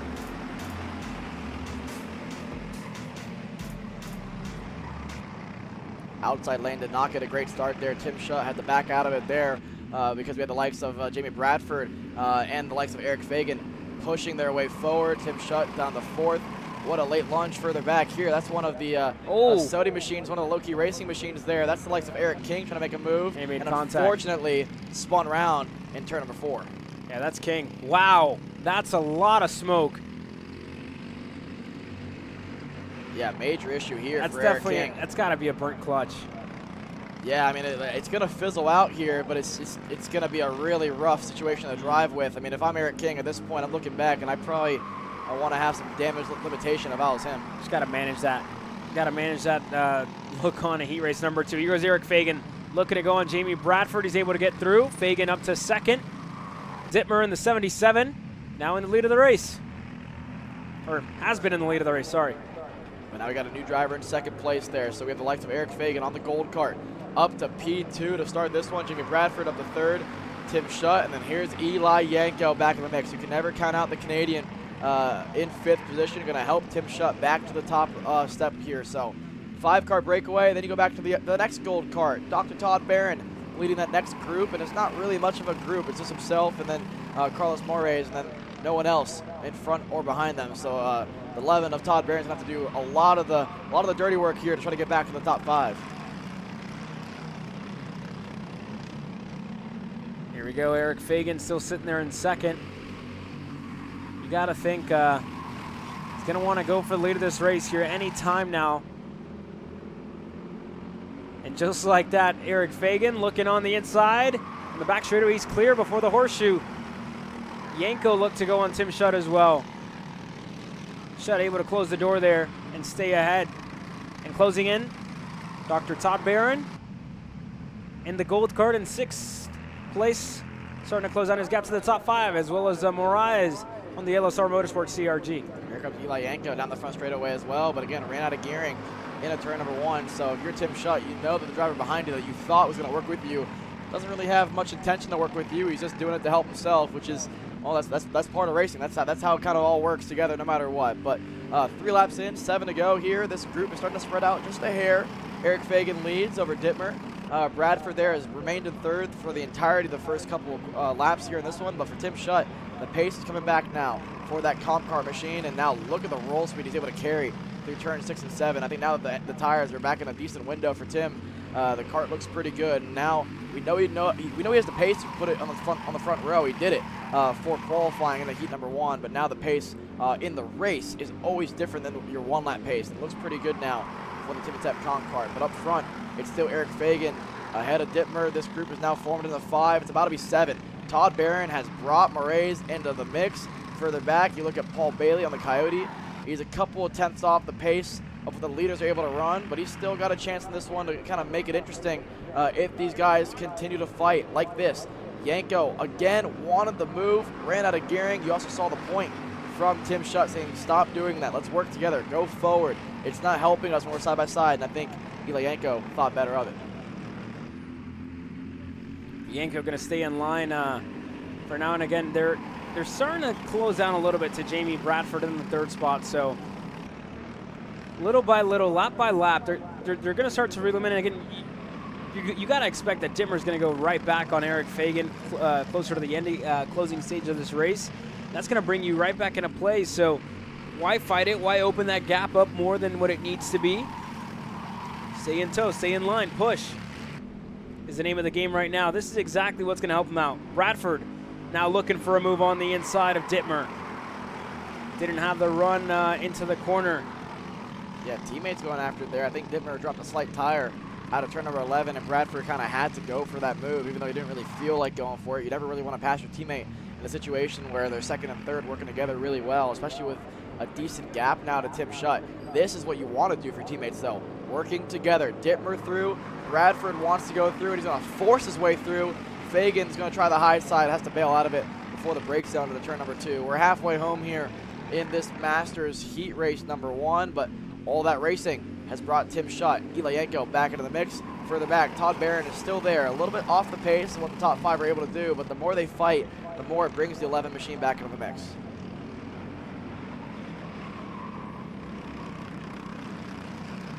Here we go, still single foul for Dittmer. And you saw Fagan slot back into third. Bradford able to go through to second as well. So this is the change. And this is where patience for Ilayenko is starting to pay off to get himself on the rear bumper now to get his, I guess, pushing partner in Tim Schutt on the rear bumper now of the top 3. Just on the outside looking in fourth. More drivers starting to close in, the likes of Todd Barron, the likes of Moraes as well. Onto the front straightaway, this time by. The cross is going to go up. We're on the halfway mark. This time by Dittmer on the MGM leads us away from Bradford from Fagan. This is just a classic situation of 2-6 Masters racing, right? These are some of the most experienced guys out there. No need to make a race out of nothing, right? When you already have the 5 fastest guys here this weekend so far. I'll put Todd Barron in there as well, and you know, Carlos Moraes, but they're a little bit off the pace here in this one. When the top 5 are the top 5 that have been throughout most of the weekend, there's no reason to do that right there. Eric Fagan misjudging the exit of turn number 6 and almost climbed on top of the rear bumper of Jimmy Bradford. Had to kind of get on the brakes there to make sure he didn't keep going over top, but that's going to bring Tim Schutt right back into the mix here. Yeah, Tim Schutt now all over the rear bumper of the gold cart. We'll see if he wants to go. He's content to continue to wait. Fagan, if I'm honest here, Alex, came out of the gates rolling really, really fast. You saw him open up his gap a little bit. And then, again, I think a couple of missteps is why we see him back in third, and Dittmer and Bradford have really been consistent, been on it, been on the lap time, chasing that margin down lap by lap. The lap times, the laps start to dwindle down here, so if you're Eric Fagan, you got to start putting your foot down. Otherwise, Tim Schutt's not going to keep being nice to you. He's going to start to make a move here because Ilayenko's going to start to get antsy too. We saw on lap 2 and lap 3, Yanko tried to make moves on Tim Schutt, then decided, you know what, let's work together. Let's see what we can do together. But at some point, that level of aggression is going to start to poke out again. And so if you're Eric Fagan, you got to bring this duo back into the mix as well, and it's working. Up the hill towards turn number 11, a great run for the gold chassis there. And they're back onto at least close enough to the bumper where they're going to start to get some runs. The only issue for Eric Fagan and the rest of this trio is the 2 leaders are teammates, the 2 MGM teammates who know how to get it done in a 206 race, no matter what class they're in. And it's going to be hard to separate the pairing, but that's exactly the key, right? You got to separate these 2 before the 2 to go signal. Yeah, we'll see if Fagan has enough to try and get up there and separate them, like you said, Alex. At the moment, I don't want to say that I'm not too convinced, but you know, I'm not too convinced that he has the same amount of pace and raw speed that Bradford and Dittmer had. I really think he's going to need a little bit of attrition to get himself up there, and I think he might get it because Bradford thought about making a move there on Dittmer going into turn number 5. Sorry. And he just stopped better of it. Let's see, we're coming up to 2 to go. Next time by Dittmer. Bradford up the hill towards turn number 12, and a great run for Eric Fagan. At some point, if you're Jimmy Bradford, you want to help your teammate. You want to ensure a 1-2, but you got to also cover your back a little bit. And in certain situations, especially when you have a driver like Eric Fagan behind you, as good of a pusher as Eric Fagan is, as smart of a driver as he is, that's why he's so dangerous out there. Meaning, you don't really want him behind you because you know how quick he is, especially with 2 to go. He's the one driver probably in this Masters class where it's like, man, we got to get away from Eric Fagan, otherwise he's going to have a chance in this one. And he's brought himself back into the mix. He's left Tim Schutt and Eli Yanko in the dust a little bit here. He's refound some pace on board that gold chassis, and now with 2 to go here, the one thing that's not helping Fagan is, like I said, he's almost too quick for the group behind him, and he's pulling away, and so he's lost the help that he once had. Here goes Bradford looking on the inside, turn 5, Bradford's clear. That MGM finally able to make the move on the Comet Eagle of Dittmer into turn number 5, and now this is what Eric Fagan needed. He needed these 2 in front of him to fight so he can really now start to put the pressure and start to apply it. Now in third, Dittmer looking back, looking low, into the horseshoe we go. Bradford not going to fight it all too much. Has to be careful with how many he lets by. Fagan goes through to the lead even. What a move for Eric Fagan from third to first in the span of 1 corner. Eric Fagan retakes it with Tim Schutt up in a second. Like I said, one of the best drivers in situations like this. When it comes down to 1-2 laps to go, he knows how to get it done. White flag in the air. Dittmer on the inside of Tim Schutt, who's going to hold the outside in turn number 2. Last on the late breakers there. He's going to make it stick. And now around the outside, Bradford on his teammate trying to, wave him through. I think he felt bad for that one. The problem is if you wave him through too hard, here comes Yanko on the inside. He's not afraid to get his elbows out here in turn number 4 and 5. And now, all of a sudden, what was a 1-2, Bradford and Dittmer is now a 3 and a 4 at this stage in the race. There you go, and for Eric Fagan, I mean, got everything that he needed, right? And that's what happens when you sit there patient, when you wait, when you bide your time. Fagan on the gold card puts himself in a good position. Tim Schutt, I think, might be in the best position of all to be able to strike once we get to the main straightaway here. To the drag race, to the line. Schutt still in second. He needs a really good exit out of this corner here to challenge for the heat race victory. He's up on the seat, up on the wheel, jumping, hopping as much as he can, looking to get some speed out of his Timmy Tech comp cart. This time by Schutt. Fagan, not going to be enough for Tim Schutt. Eric Fagan wins heat race number 1 in Masters. What a run for Eric Fagan out of nowhere. Tim Schutt sat there in 4th for the whole race. Rounds out your top 2 with Dittmer, Yanko, and Bradford. Falls back to 5th when it's all said and done. Back to Todd Barron in 6th. Carlos Moraes, Paul Bailey, Jeff Chalmers, Eric King. Running out your top 10 drivers. Eric King obviously pulled in after 1 lap with the clutch issue that we saw after the spin in turn number 4. But that's it for this Masters class. Eric Fagan, your winner.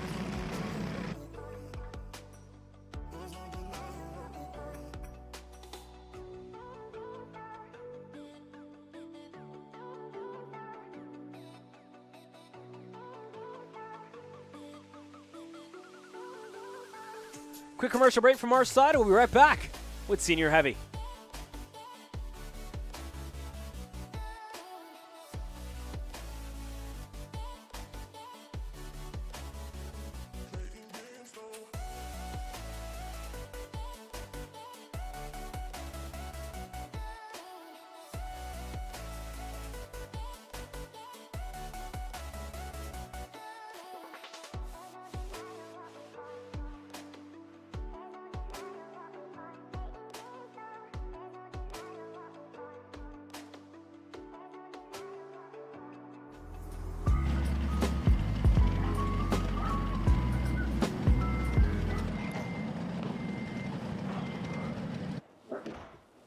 Hey, what's up, Caleb?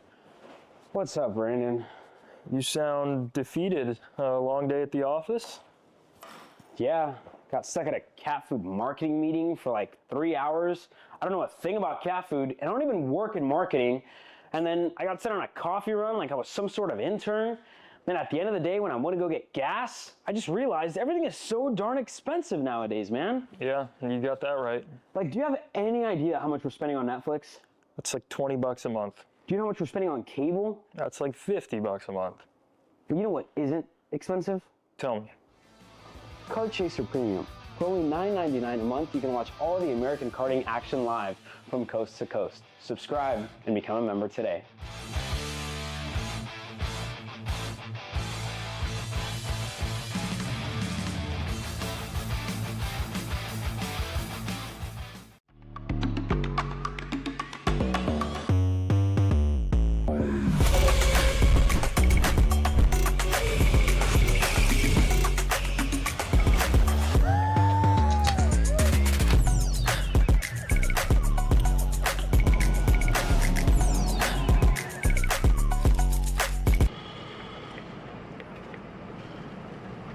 Here we go, time to go racing in senior heavy.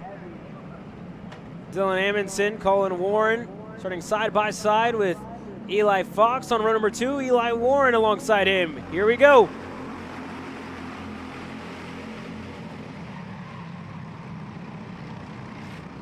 Whoa, major contact further back.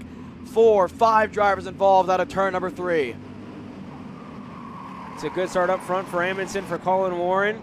And here you have the chaos. That's the number 8 of Heber, Gavin Isaacs, and the 99 that was involved, in that first lap incident there. We'll put a name there. Nolan Holiday. Nolan Holiday.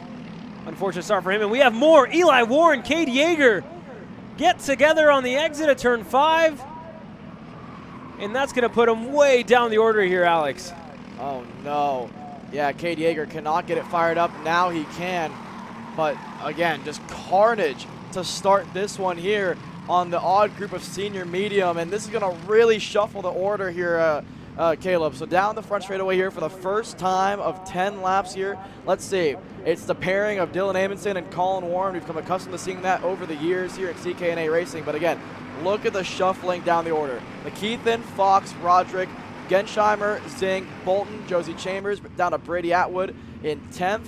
And then who have we lost so far in this one? You go down to Eli Warren, Cade Yeager. Haven't seen the finish line yet. They're down to 19th and 20th. They're going to complete your order. Obviously, we lost 4 to open up the race as well. So, again, a big shuffle of the order here to start the senior medium race. And what this does, Caleb, is like you said, we talk about it all morning long, right? You get 2 heat races today, and then right to main events tomorrow. You can't afford a bad heat race. No, definitely not.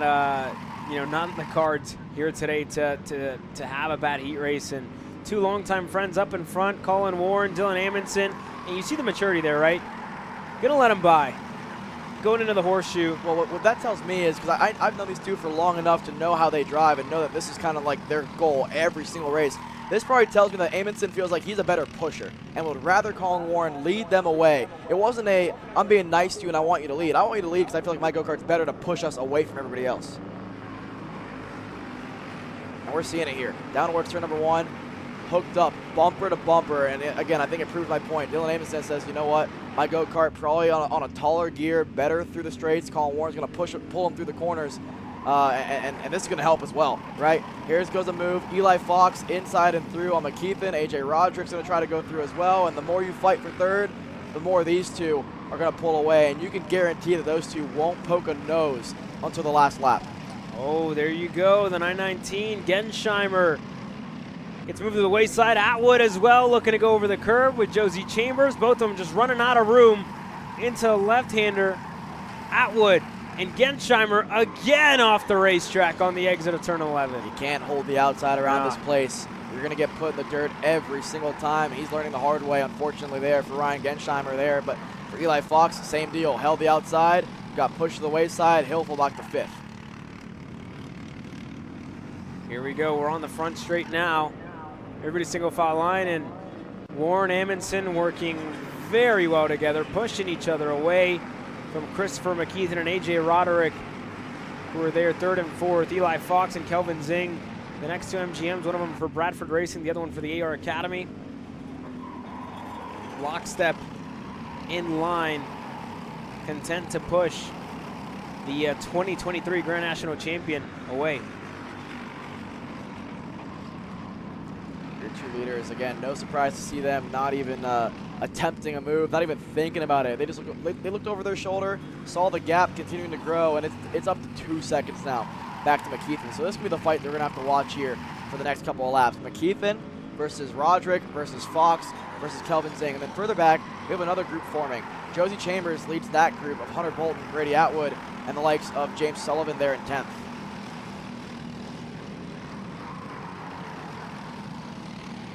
We get on the front straight now. There goes Fox looking to go on AJ Roderick on the front straight, and he's going to get the help that he needs out of Kelvin Zing. That time on the front straight, the board showing for somebody. And again, you see on the back, play nice. I guess you can say, right, treat others how you'd like to be treated on the racetrack. I don't think a lot of these guys were following that one this race. No, definitely not. Down towards turn number 4 now. We saw some mature stuff there from the likes of Roderick, letting Fox go into turn number 1, not forcing the outside. We know the outside is not the best place to be around this place, and so I'd rather live to fight another day than end up in the dirt. So further back, let's see it. Brady Atwood has moved up a handful of spots on that last lap alone. Atwood up to the lead of this group. So he's up to 7th. Bolton remains in 8th. Then you go back to the likes of Josie Chambers. I think they're in 9th, and then back to Sullivan. I'll have to see if I can. No, that's Sullivan in 9th.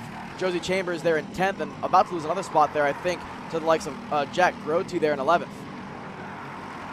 Yeah, Grote looks for, we'll update that and look at the biggest movers. Chambers up 8 spots. Bolton's up 4. Look back at Atwood, who's up 3.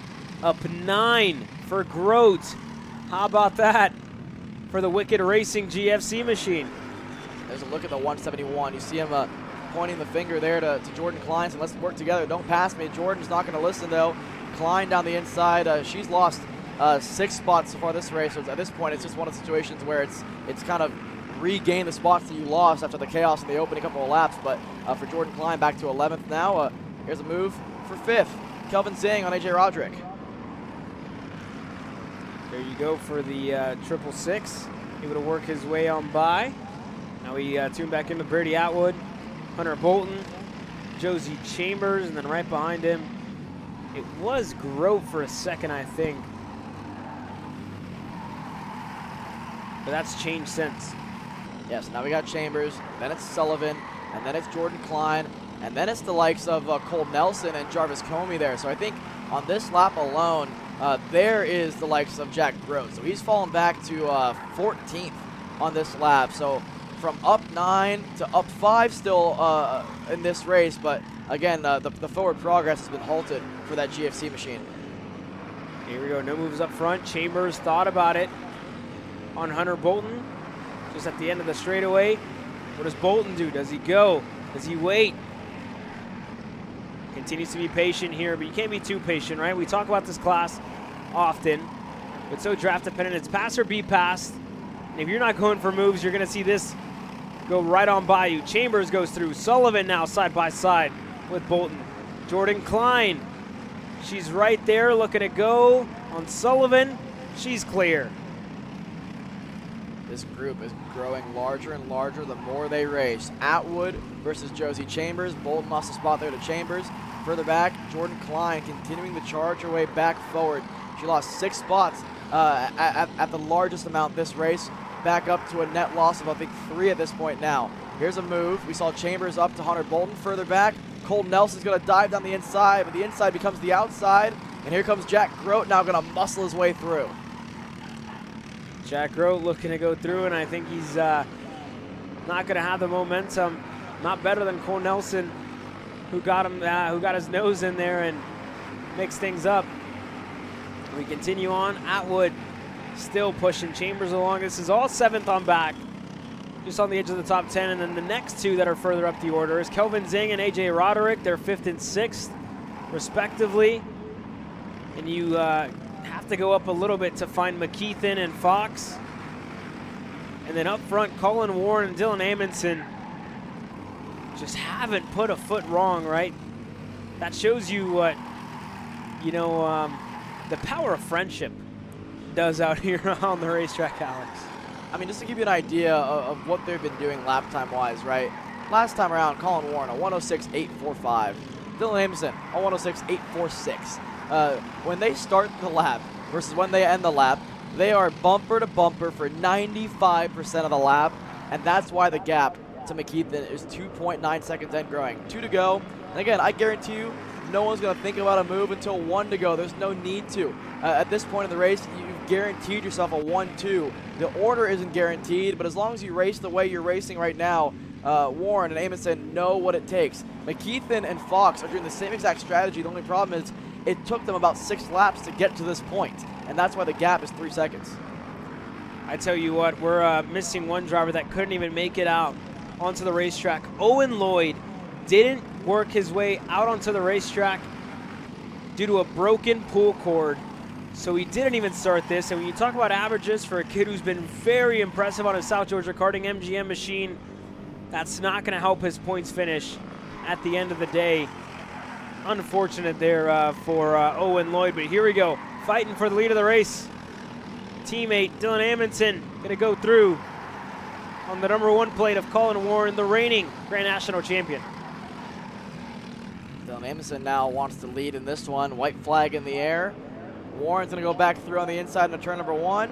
Nice and clean, easy done.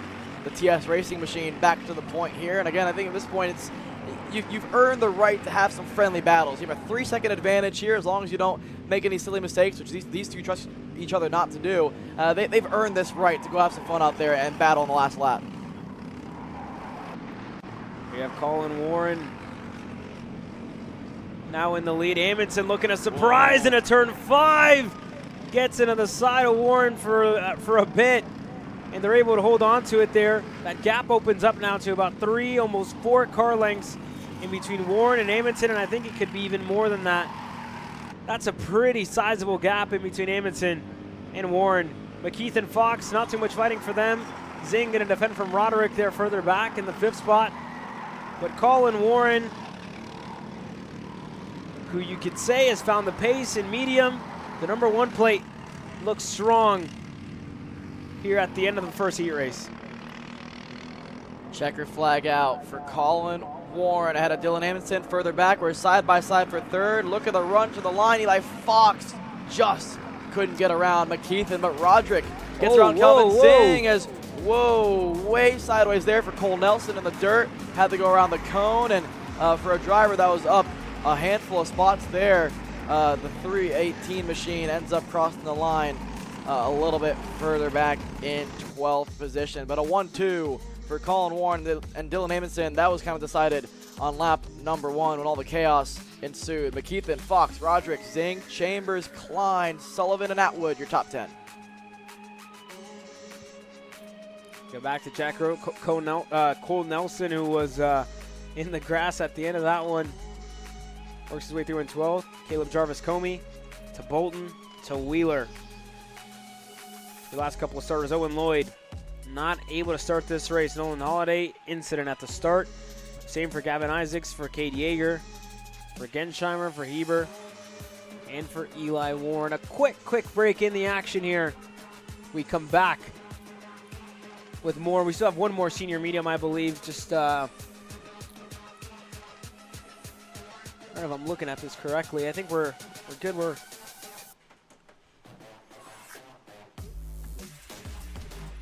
just a little bit,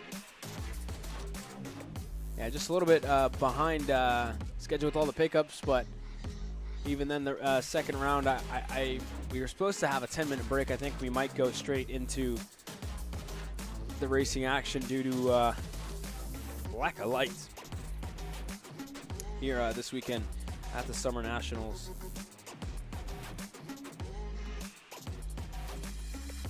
But here we go. One more heat race in senior medium.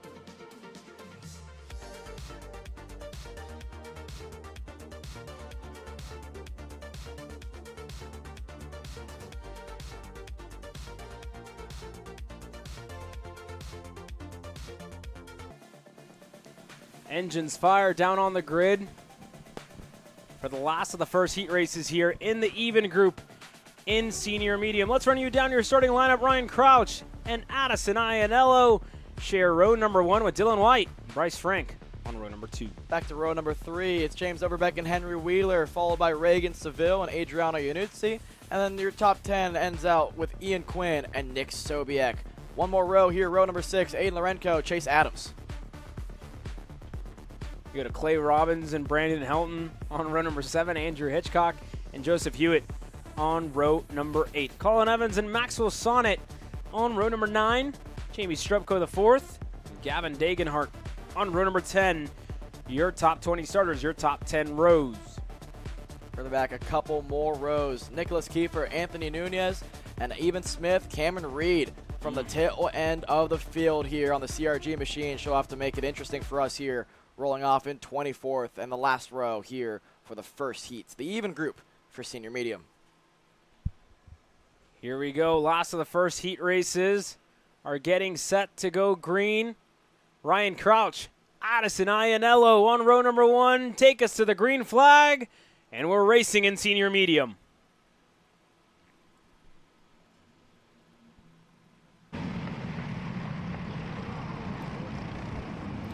Much cleaner start here this time around in the first senior medium start. Out front, we got the likes of, that might be, I think, Dylan White there up front. Reagan Seville's got a pretty good start. Iannello didn't get a great start. She's down into 3rd place at the moment. Further back, where's Ryan Crouch? I think that might be Crouch up front. Seville, Bryce Frank up to 4th. Overbeck, Wheeler, Ian Quinn's up a couple spots there in a 7th as well. And then further back, we're 3 and 4 wide here. Oh, Nick Zobiak, contact with the 223, get collected. That's Helton. And Nick Zobiak just cannot catch a break today. We saw him have an incident in the senior heavy race. We see him have another one in the senior medium race. And up to this point, it's been a first couple of heat races to forget for Zobiak. Here we go, side by side for second. White, Iannello stuck on the outside. She's going to get a hip check there from Reagan Seville. Side by side for 4th. And Overbeck, I don't think there's any question who he's going to push on by. It's going to be Iannello with help from Henry Wheeler pushing him through as well. Side by side, Overbeck, Iannello.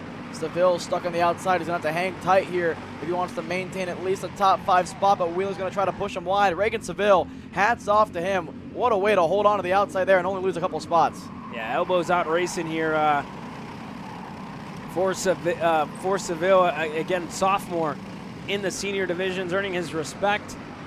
But up front, it's Crouch with the lead of this one. Henry Wheeler looking to work his way by Seville. He gets through. Ian Quinn just couldn't go by with Wheeler. Has to stay in line. Up the hill for the second time out of 10 laps in this one. Crouch, White, Bryce Frank, your top 3. Back to Iannello and James Overbeck here. This is the point of the race, Caleb, where drivers start to really figure out where they want to slot themselves in line towards the latter half of the race. You got to be aggressive early on. We saw it at Reagan Seville. We're going to see it with the rest of the field. I got to say, a driver I'm looking out for here, Caleb, Ian Quinn is on the charge. The Steel Motorsports machine is rolling here. He's right behind Reagan Seville and into turn number 1 and 2. Expect a move maybe from Quinn. We'll see a move here from Iannello. Inside on Bryce Frank. She's through to 3rd. There goes Overbeck looking to go by on Frank as well.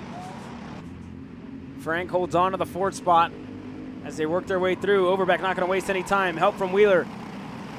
They go through on the MGM machine, stuck on the outside, dropping a tire. Looking for a little bit of real estate out there on the racetrack. Not going to get it. Seville, fellow Texan, looking to go by on Frank. Side by side. And Seville going to let him by. Bryce Frank needed that one to stop the bleeding. He was starting to fall back a little quickly here on this lap alone. The pace not there early on for the 17 machine. I think he's hopping around a little bit too much. Stuck to the racetrack is what it looks like for me, as a 681 is spun around there. Maxwell Sonnet was in 13th. Now to the tail end of the field. Contact. Iannuzzi, Seville.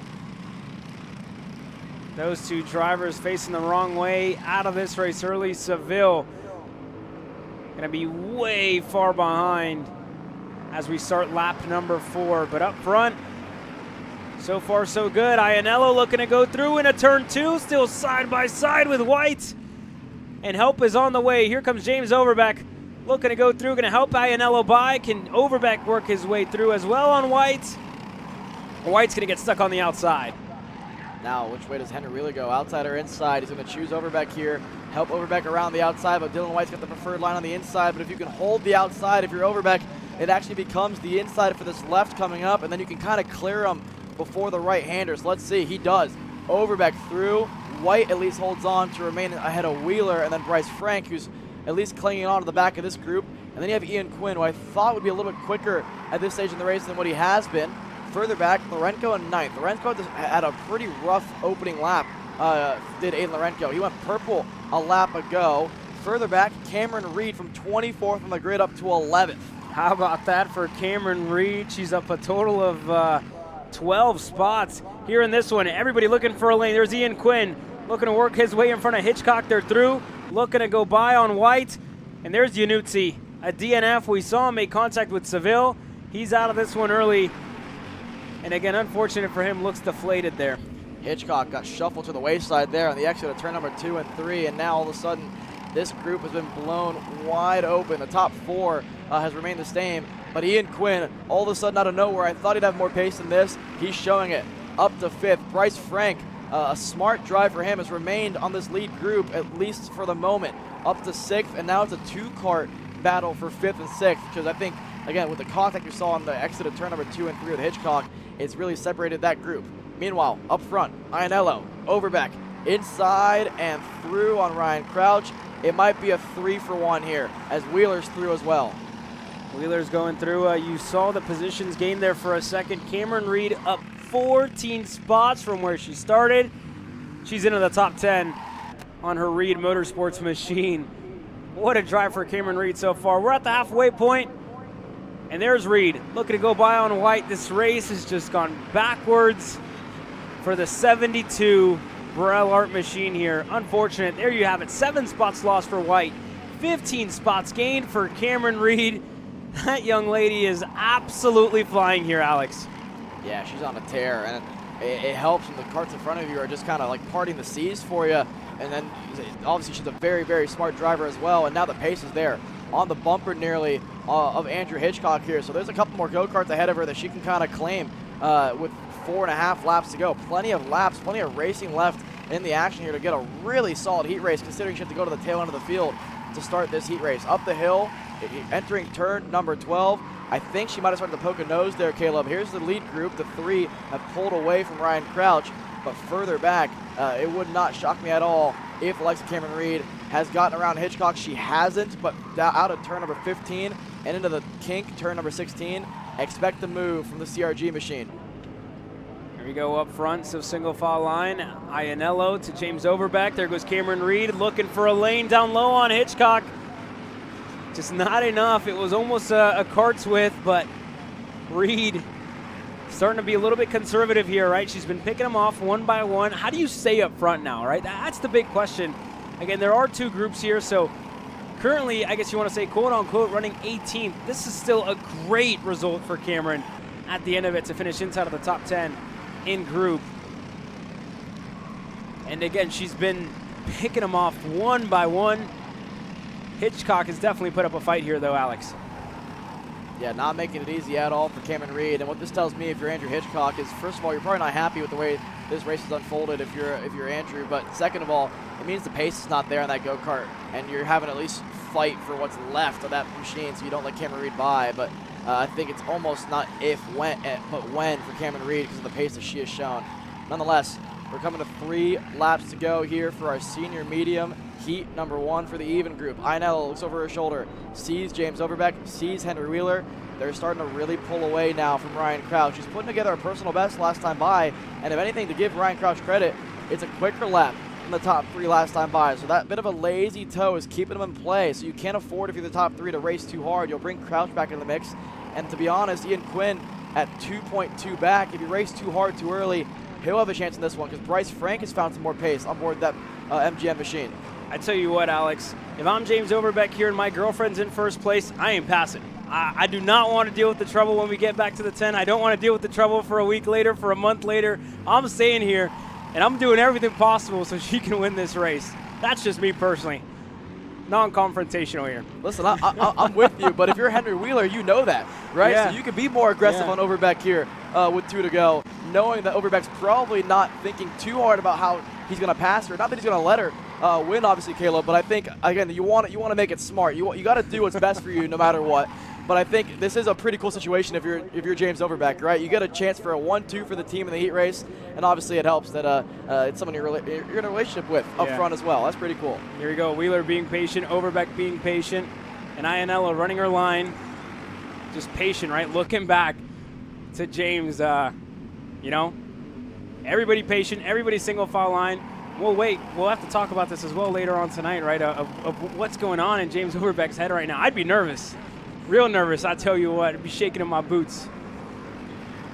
1.5 to go here for Addison Iannella. This group has now become 4 again. Ryan Crouch is starting the roll. The 955 machine, he was quick in qualifying, put it on the front row in this one, and again, has a chance to make something happen. 1 lap to go when they cross the stripe for Addison Iannella. She continues to look over her shoulder to make sure that James is still there and make sure it's not somebody else. You can trust James. I don't know if you can trust Henry Wheeler or Ryan Crouch behind you. Don't do it, James. Don't do it, James. Here we go. White flag in the air this time by Overbeck in second. Iannella still leads us away.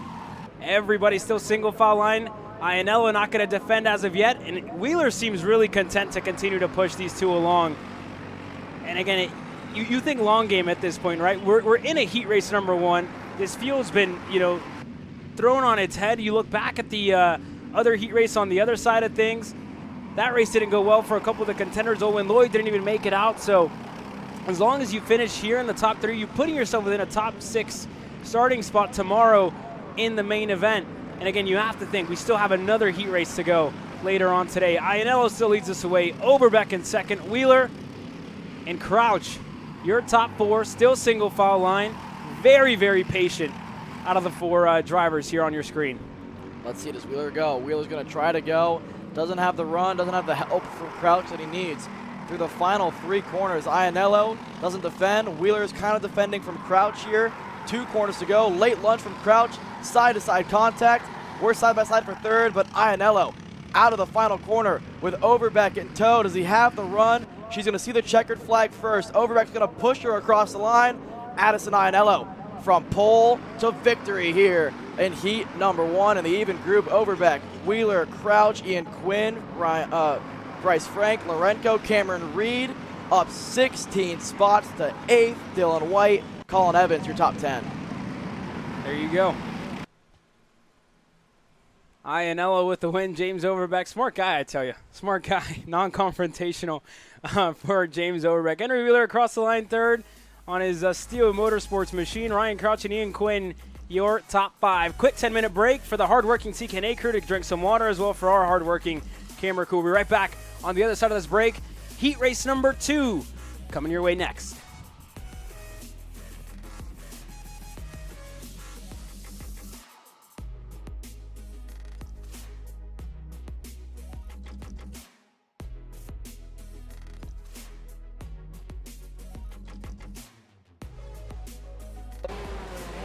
Brandon, why are there all these charges for just over $200? I'm tired of all this branding business, okay? Branding this, branding that. Why are there all these expenses on AKR over $200? We know, okay? Take a walk with me. At Shop AKR, they have everything you need to start racing at a very cheap and affordable price. They have MXC rims, they got chains, electrical stands, tilt seats, they got MXCs. And if you didn't know, on top of that, any purchase in the continental US over $200, that's free shipping. Hey, aren't you supposed to be in the AKR Anonymous meeting over there? Dude, I'm doing a commercial. Dude, we have no time. It's about to start. Stop. We all love Shop AKR. Me? More than others.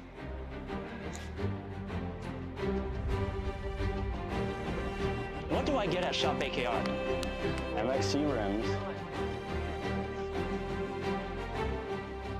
Paulie Massimino wins in KA. Paulie Massimino is a winner in OKN Stars.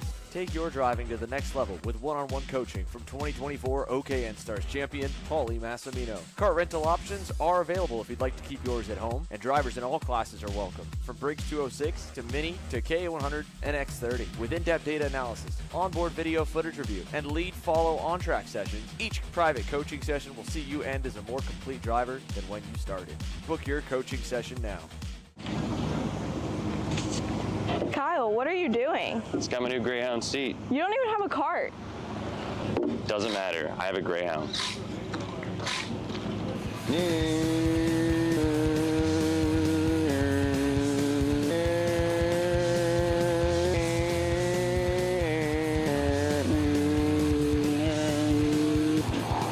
Who the f is Kyle Cuthbertson? Doesn't even have a go-kart. Doesn't matter.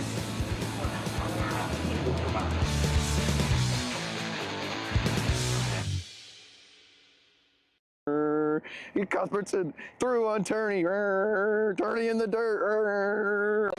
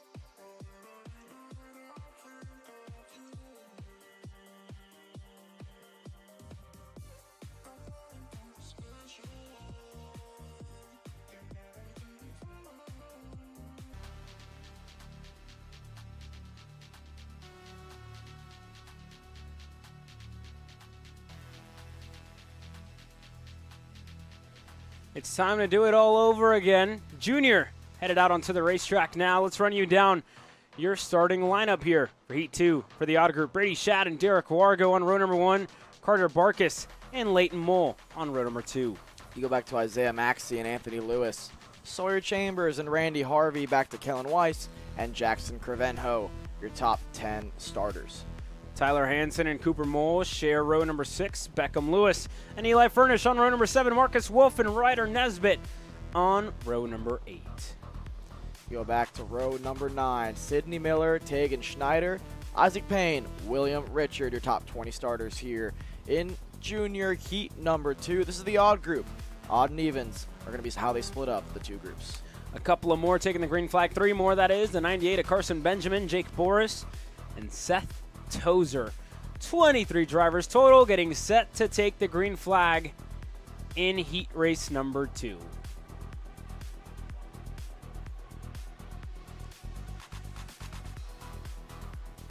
Jason Burgess looking at the 23 go-karts, getting ready to take the green flag here, and looks a lot smoother than it did the first time around here, Caleb, on the first couple of heat races for the junior division. So let's see if we can make it a lot smoother this time around. Slow and steady in the tram lines here for Brady Shad and Derek Wargo on the front row. Looks good. Burgess agrees. Green flag in the air. We're racing out of turn number 1.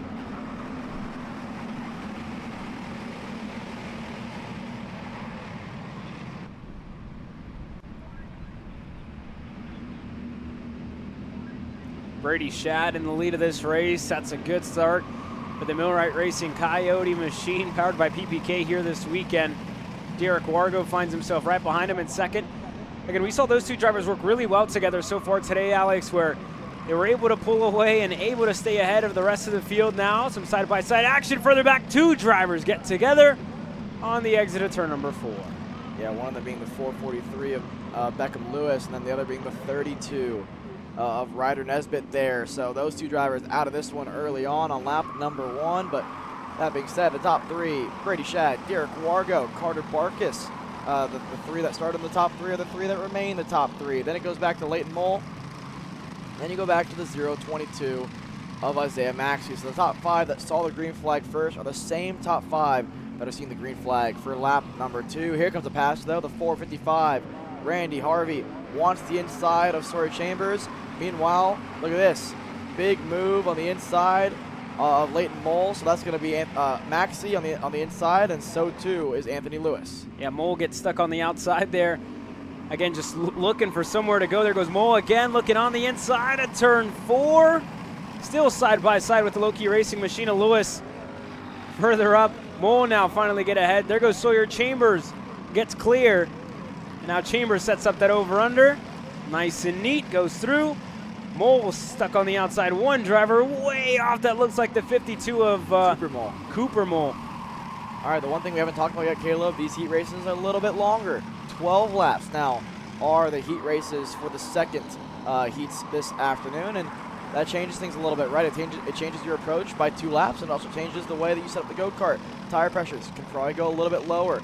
The heat is picking up even more. I was just outside for a little bit there, Caleb, during the 10-minute break, and I got to say, it's as hot as yesterday. Yeah, if not hotter at this stage of the day. It's about 4:30 here local time. And again, it is chaos in the middle of this group. Mole now able to get ahead. Leighton Mole, that is Harvey, Maxey, Furnish, all looking for a little bit of room. All the while, Brady Shad, Derek Wargo, and Carter Barkas have started to pull away. The top 3 drivers are long gone, and Sawyer Chambers, look at this, holding everybody back. One driver into the wall, the 116 of Tyler Hansen. And that's going to be his race done early on in this one. You see the frustration there, and again, just unfortunately on the outside retaining wall there in turn number 4, his race is done. Up front, look at this trio. They are just pulling away from the rest of the field. And look at the size of this group. Headed by Sawyer Chambers. Then it's Anthony Lewis, down to Leighton Mole, Randy Harvey, Isaiah Maxey, Eli Furnish, and more. I mean, it goes back all the way to, I want to say, the likes of Kellen Weiss there at 12th. And then you have a slight gap before you get to Tegan Schneider and Tyler Hansen, 13th and 14th. But this trio leads this big group. We see the likes of a rolled black flag for everybody. I think just the entirety of 4th on back.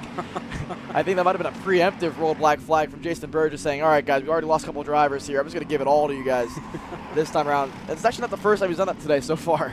You get a rolled up black flag. You get a rolled up black flag. You do too. How about you? You as well. Just giving him out like candy. Candy right after a haircut, looks like. But even then, here we go. Everybody single file. I can hear the guys in production starting to laugh as well. With that being said, Sawyer Chambers up ahead, holding on strong to the 4th spot. And again, holding everybody back. Lewis, they're on the low-key Sodi machine with Leighton Mole just right behind. Maxey there as well. That's some pretty good pace, but again, just we've kind of seen it all already today, right? Of what this racetrack can provide, of the opening laps being so important. Again, tomorrow we're only going to see 3 more laps change this. Here's a couple of the movers and shakers, right? 6 spots gained for Furnish. Hansen has lost 12 all the way down the order, and a couple of more just stagnant up front with Shad, Wargo, Barkas. 2 spots lost for Mole. Maxey's lost 2, up 6 for Furnish.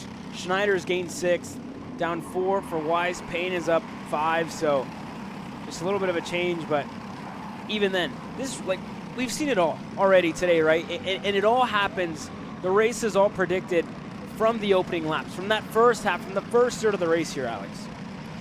Yeah, well, front again, starting to become a 2-car breakaway, but this is definitely not. Anthony Lewis leads Leighton Mole, who just got around Sawyer Chambers, who started this lap in 4th. Now Sawyer's down to 6th place, but this group has not split up. If anything, it's grown even larger. Back to Maxey, Furnish, Crevenfo, Harvey as well inside the top 10. Here's a move to the inside and through. That is the likes of Eli Furnish getting through on Isaiah Maxey. That's for 7th. So again, the more passes you make, the more the group's going to grow even larger. That being said, though, when you pass, you allow for a little bit of breakaway. This is going to help again. Leighton Mole through, Chambers through, Anthony Lewis back to 6th, and then here comes Eli Furnish and Maxey. The 3 in the top 3 are pulling away, and there hasn't been a change in the top 3 since the drop of the green flag. They're playing it smart. They want to grow their advantage to where they can race with 1 or 2 to go. If you do it now, you do risk this group getting there. As one driver moved way up the racetrack, I think that might have been the likes of Jake Boris. That was Wolf. Oh, that was Marcus Wolf there on the 11 machine. So no longer in 11th there for Marcus Wolf, down a couple spots after that one. I got good eyes. He went by the screen. Caught him when it mattered most as Chambers there. Let's go on Leighton Mole into turn number, I think that's actually turn 9 if you want to call it. We'll decide that later, but here we go, fighting further back. Isaac Payne and I believe one of his Steel Motorsports teammates of Tegan Schneider in the 09. Wanting to fight it out. Chambers looking to go back by on Lewis. Side by side on the exit onto the main straight. Chambers, Lewis side by side. Who's going to help who as we get to the halfway point here, Alex? I But look at this, side by side, and a turn number 1, elbows out. Sawyer Chambers moving Lewis up the racetrack. Here comes Eli Furnish to really make sure Lewis is in the dirt now. Anthony Lewis on the wrong end of the racetrack here into turn number 4, and we're going side by side further back. That being said, change for the lead. Derek Wargo ahead of Brady Shad now. Yeah, Derek Wargo, Shad changed spots here, but everybody's been really content to work together here. You saw how playful Wargo and Shad were during that first heat race, and now Shad's going to put a foot wrong. The first one we've seen so far out of him this weekend. Puts it into the dirt on the exit of turn 11. You're correct. My bad. Shad now in a third. But man, he's able to get back going further back. That battle still continues with Leighton Mole, with Lewis, with Sawyer Chambers. Everybody's still going at it there for fourth on back. Yes, let's see if we can shift back to this next group. So let's see, any shuffling for position. Oh, wow. Sawyer Chambers back to 4th, Leighton Mole to 5th on the curbing there for the likes of, I think that might have been taken Schneider. Isaac Payne that was there. Isaac Payne there, so that's further back. That's for 9th. So 9th, that was for a move on Randy Harvey there. Again, this group just continues to change. It's hard to keep track of what's going on from 6th on back here, but the one group that's kind of stayed stagnant at least is Chambers and Mole. Continues to fight 4th and 5th as we see a bit of frustration there from Eli Furnish, moving the likes of Jackson Crevenho up the racetrack, and again, more frustration now from Isaac Payne. Just a little bit of sign language there. Whoa. In between the two, and contact. 2 drivers go off, one of the Cole Nelson Racing Invader machines. Maxi. And one of the Roderick Racing Development drivers in Maxi. I think that was Crevenho. Yeah, Crevenho and Maxi, the and 2. Isaiah Maxi there, and taking the shortcut, the not so shortcut there for Crevenho to climb the hill on the Briggs engine package there. There's a lot of vibration at what looks to be the front end, if I'm not mistaken, there, Alex. No surprise at all. I mean, whenever you climb to the top of a go-kart, there's very high likelihood that you have bent something, and Isaiah Maxi there he looked a little shaken up, and I don't blame him. It's a wild ride to go for there, and unfortunately for 2 drivers, their heat race ends 3.5 laps prematurely. 3 to go here for Derek Wargo and Barkus, but look at this, fight further back. This is a move on the inside. That's 455. That's Harvey trying to get through on Eli Furnish. Couldn't make it stick. Yeah, just couldn't get it done. There goes Isaac Payne on the Steel Motorsports Burrell Art machine. Able to get clear there into the hairpin.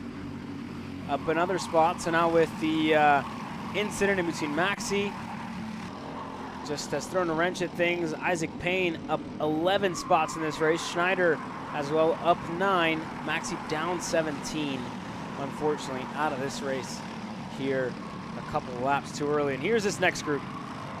Huge group here with Schneider, with Wise right behind.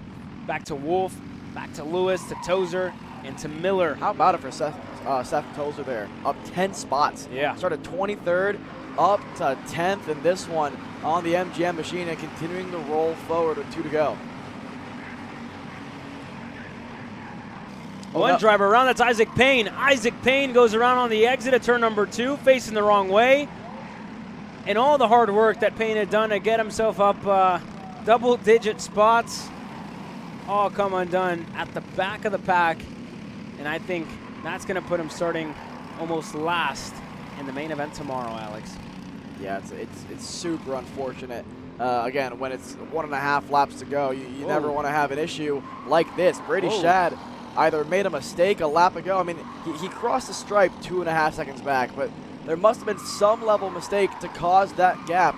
And Brady Shad kind of looked a little frantic, looking over his shoulder there, entering turn number 12. He's got a big enough gap that with 2 to go, he shouldn't lose 4 seconds to Sawyer Chambers. We're going to find out here.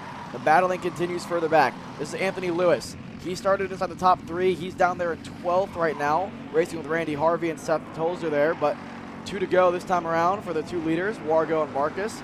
This time around, Brady Shad, a second slower than the leaders and a second slower than Leighton Mole. Big issue for Brady Shad here.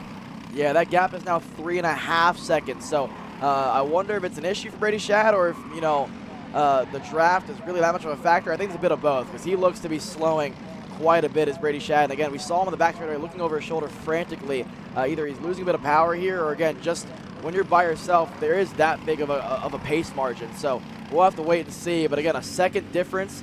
At that rate, it'll be just enough to hold on, but it's going to be touch and go there for the 65 machine. Noted he did make a mistake, obviously, a couple of laps ago, and that's when we saw him lose all that time. While we were following that mid-pack, I'm not sure if something changed here for Brady Shad, if he made another one, and now he's sitting in no man's land, right? Where he doesn't have a draft from up front, doesn't have a push from behind. And again, from fourth on back, they're starting to close in, and these two are working together quite nicely. I think Shad's going to fall under fire here towards the end of the lap. How about Barkas? Around the outside for Carter Barkas to the lead of the race. What a move there. What a move, and now it's his turn to defend. He goes low.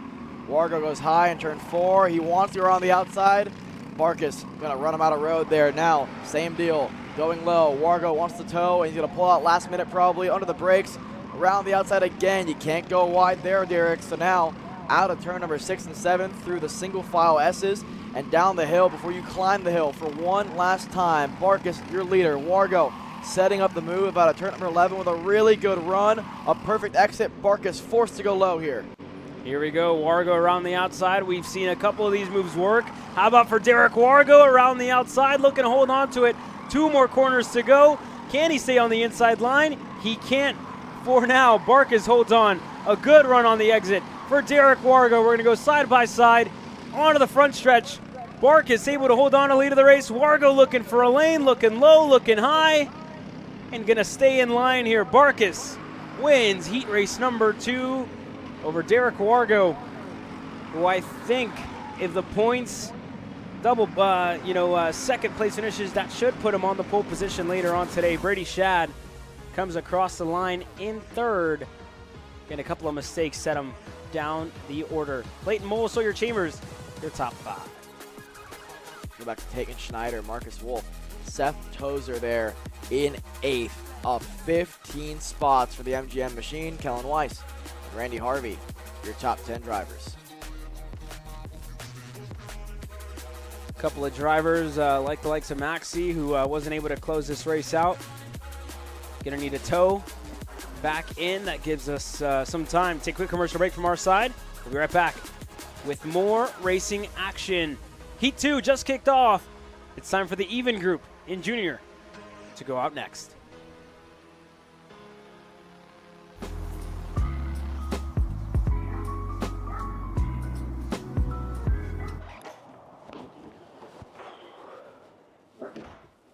Hey, what's up, Caleb?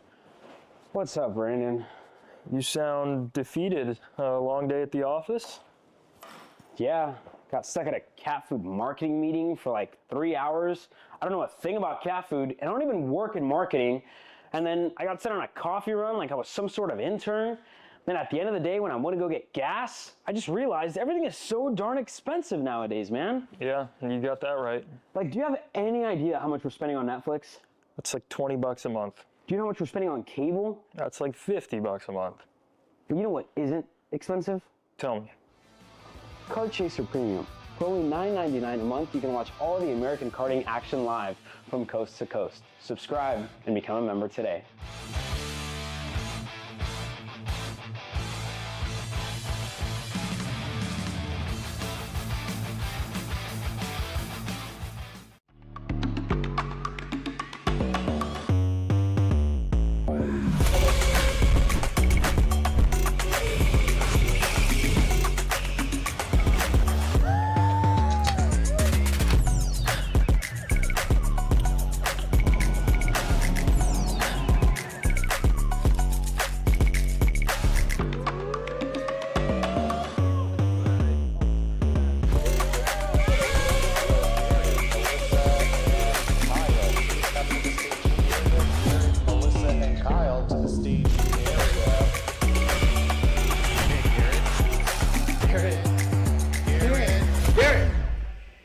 Let's go race. Come on, man. Florida Kart Racers, you asked for it and we're going to bring it. Introducing Florida Karting Championship, FLKC, a brand new racing series coming to Florida in 2026.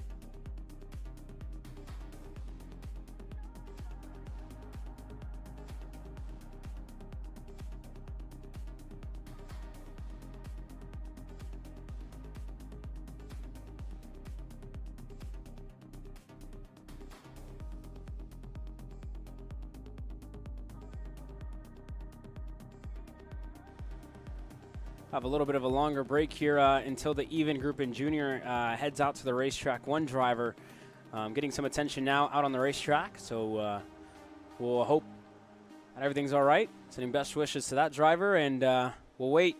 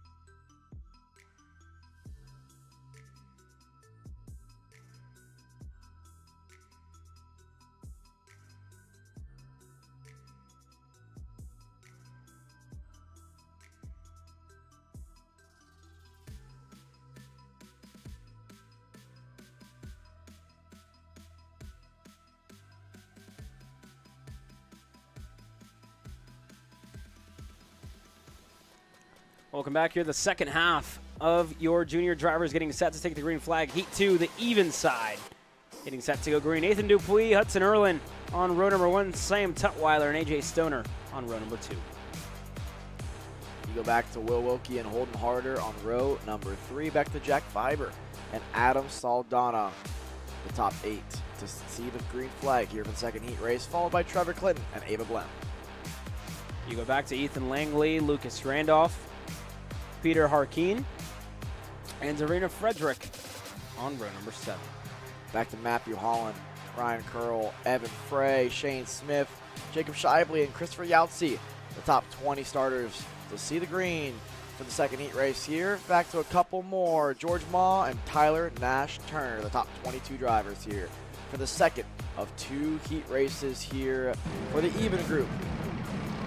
And just a little update there, all the drivers have been checked out and okay. Just had to fix the barriers a little bit in one of the corners to make sure we were good to proceed and keep the racetrack safe for everybody. But everybody all right? Everybody A-okay?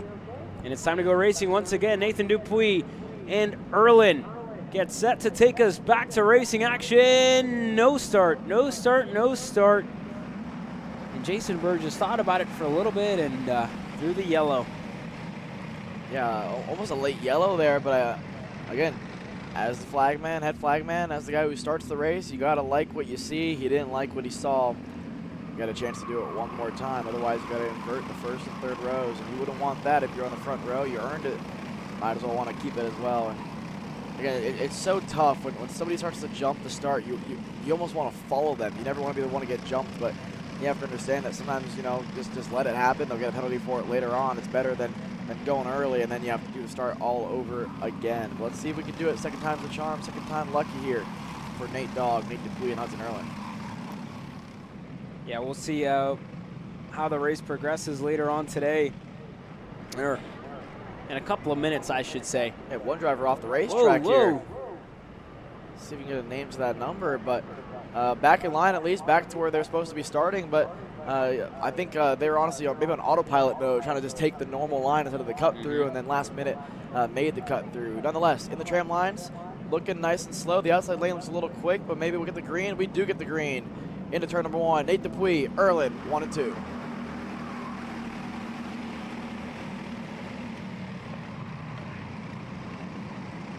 Two, almost 3 wide on the exit of turn number 2. Everybody goes through except for one who's way off the racetrack.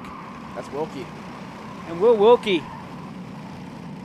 goes off there for a second, able to rejoin, but way down the order. That was the 84 Roderick Racing Development Machine. And up front, Nathan Dupuis, Sam Tutwiler with a really good start.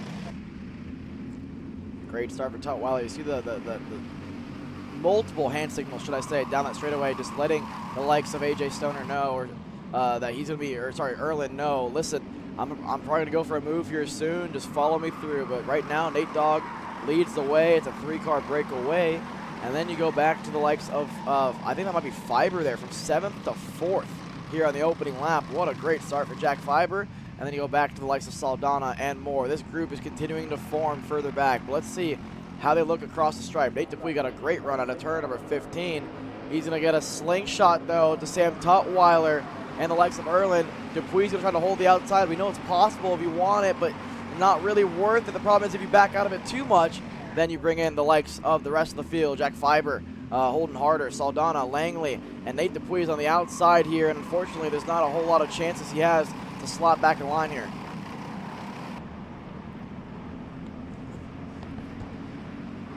And here we go, side by side further back. One of the Steel Motorsports machines is Aldana, Harder going back and forth. There's the 14 as well of Stoner. AJ, that is, who's again looking for a lane. Everybody working through, and Dupuis, a little bit of a change for him. He's lost a couple of spots, but Sam Tutwiler now going to lead this field away, with Erlin just right behind on that Kubica machine for Steel Motorsports. Fieber not too far back. How about a couple of movers here further back? One of the GFC machines of Clinton able to go through on what looked to be Langley, and one driver off. Again, the 224 Top Kart machine. Yeah, it's Nash Turner there. Man. Just a tough day. Gets even tougher for him, and it seems like, I mean, even when he starts to make up some spots, it just gets a little bit harder for him, and obviously going to put him towards the tail end of the field for tomorrow's main events. Nonetheless, up front, Nate Dogg back up to 4th, Holden Harder, AJ Stoner, 5th and 6th at the moment. No one, though, quicker than Lucas Randolph. Down there in 11th at a 108.1. His charge through the field continues on that low-key racing Sodi kart machine.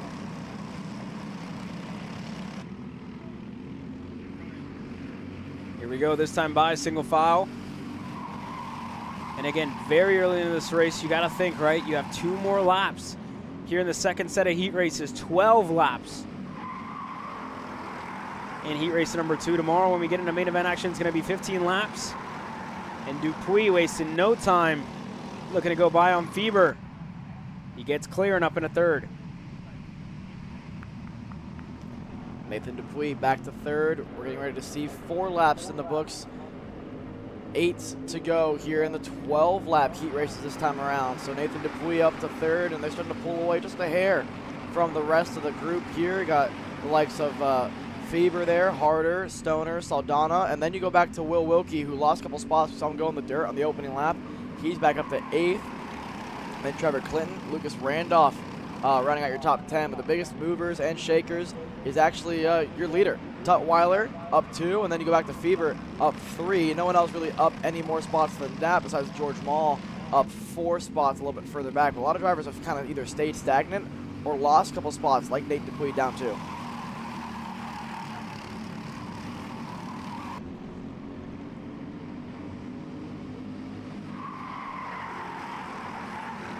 Just, listen to those tires kind of beg for help in that horseshoe there.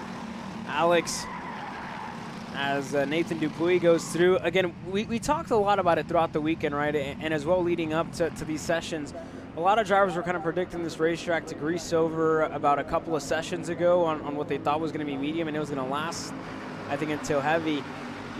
In your experience, I'm not sure if we've gotten to that point yet, because the track it visibly looks like it's been racing the same way, but you can see that all those lines have gotten darker and darker as the day's gone on, and that's just a testament to the softness of the Vega tire and the rubber that's been really put down here this weekend.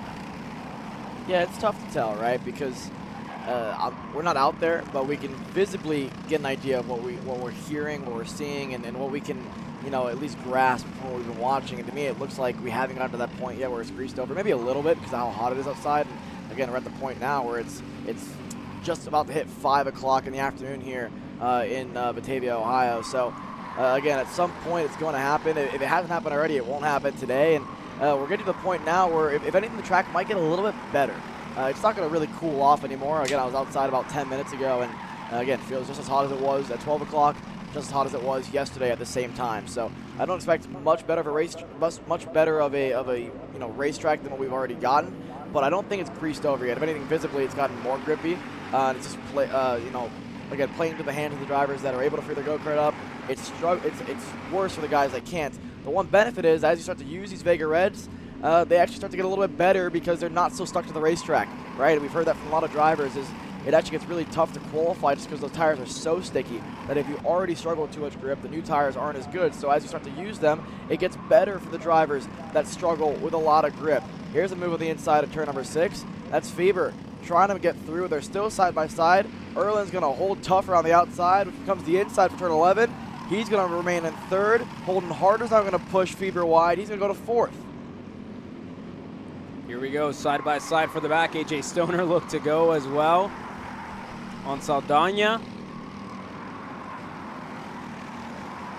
Not going to work into his favor. Fieber, Erlin holding on strong, and up front, Tutwiler and Dupuis haven't looked back in a couple of laps.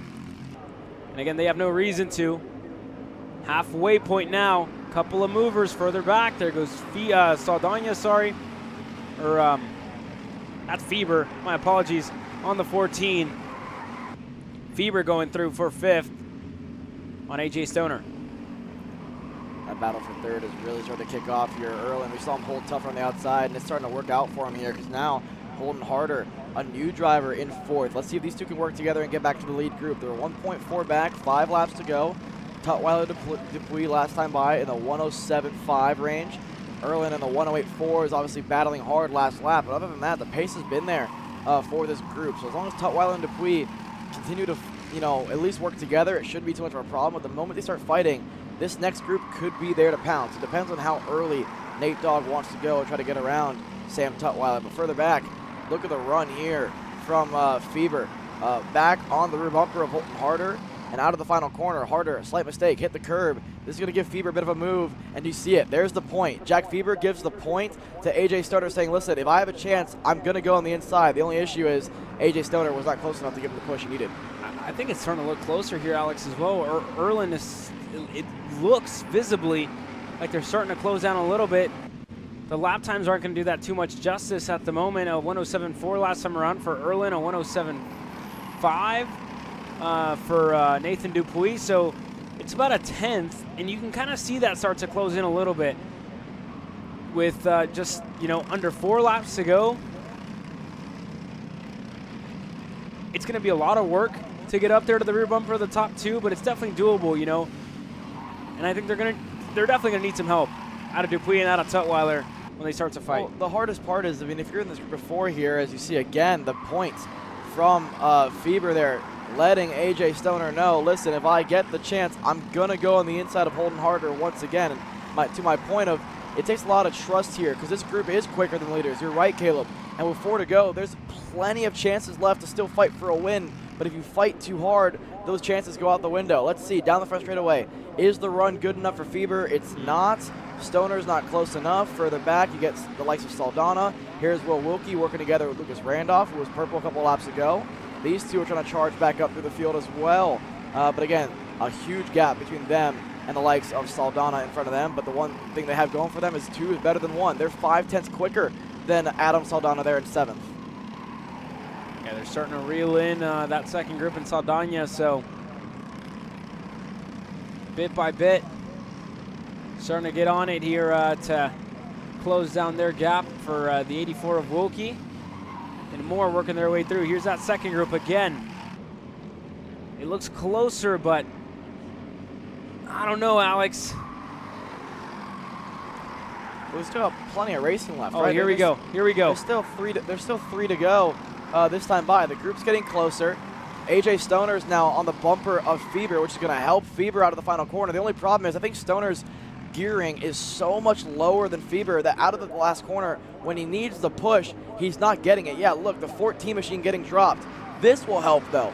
Tutwiler defending from Dupuis with a couple of laps to go here, and the more you defend, the more you make this group larger. Well, he got past. Dupuis was able to go by in that last corner, and now Tutwiler just answering and going right back. You don't lose too much time when you pass in turn 1, but that little bit of side-by-side action in that back session definitely did slow them down. And here's new life for Erlin and Harder and for Fieber as well. 3 of the Mark Steele machines looking to chase down their teammate, and Sam Tutwiler's in the lead of the race. And looking to demote Nathan Dupuis a couple of spots here, take the fight up to his teammate AJ Stoner, not too far back in 14th, the first of the PPK Coyotes. And they're in frame. But here we go. They're going to need another pass, and they got it. Dupuis looking on the inside in the last corner. He's clear, and here comes the rest of the pack. Erlin needed a draft. He needed a tow. He's going to get it this time by on the straightaway. Well, last time around, we saw the same exact situation, and the same situation occurs here. Tutwiler wants to move, but Nate Dogg learned from his mistake last time. He's going to go low. Look for the big over-under or the outside pass. Sam Tutwiler clears him into the brake zone of 2. What a move from the number 9 machine. And again, this hard racing, it's fantastic to watch. Maybe not as fun to be a part of because now Nate Dogg is realizing that the group behind him is closing. Dupuis, late lunge. Tutwiler is going to have to hold the outside. Here comes the rest of the group, like you said. Erlin thought about going, and just then Dupuis snuck it on the inside of Sam Tutwiler. Here we go, though. 6 drivers all the way back to AJ Stoner, the number 14 PPK Coyote machine, all single file line, fighting for a heat race victory in the even group. Dupuis looking low. This could be a good over-under for Tutwiler's on the outside. He's going to have a hungry pack of Burrells pushing him along on the outside. Tutwiler's clear even before the corner. Erlin looking to go by. A little bit of contact with Dupuis. Here come more. There's a 57 or harder. Everybody fighting for room. And there goes the 214 of Erlin. Looking to make one back. Contact. further back. Erlin able to go through. Stoner gets clear. Yeah, I mean, that is not what you want to see if you're Jack Feber and the rest of the crew, but for the top three, it's going to allow them to get some separation. Tutwiler, Dupuis, late lunge, inside, through, holding harder, muscles his way through as well, and now he's in the prime position here in P2 with half a lap to go. Here comes Nathan Dupuis. Tutwiler looking on the outside, following him down low, goes harder. Tutwiler trying to pull something out of the hat here, trying to find any little bit of help that he can get, and AJ Stoner might give it to him. Here goes harder, looking on the inside, side by side on the S's. Dupuis has that better run. Harder slots back in a line. Another good passing opportunity here. Into the horseshoe we go. On the inside, Harder with a much better exit. Dupuis gonna crowd him at the bottom of the racetrack. Stoner looking to follow low. Everybody looking for some room over the curb. Dupuis gets shuffled out to the wayside. Harder just got onto the side of him, and out of nowhere, AJ Stoner in the lead of the race. Contact for Dupuis. He's stuck. The front bumper of the 381 of Feber is stuck under his Sodi machine. He can't get it unstuck. And in the lead of the race, AJ Stoner steals it in junior. What just happened here in the second heat for 206 Junior? Nate Dogg gets rid of that front bumper, but it's too little too late. He's going to fall to the tail end of the field, trying to get it refired to at least get some finish here in this one. But wow, AJ Stoner out of nowhere. Erlin to Harder to Tutwiler to Will Wilkie to round out your top five. And Nate Dogg, who led a majority of this one, is going to see the checkered flag last. What an end to that race. Kept us on our toes. It was building up from the start, and what a race at the end. AJ Stoner, PPK Coyote on top in Heat 2 for the even group. Coming up next, your cadets get set to hit the racetrack.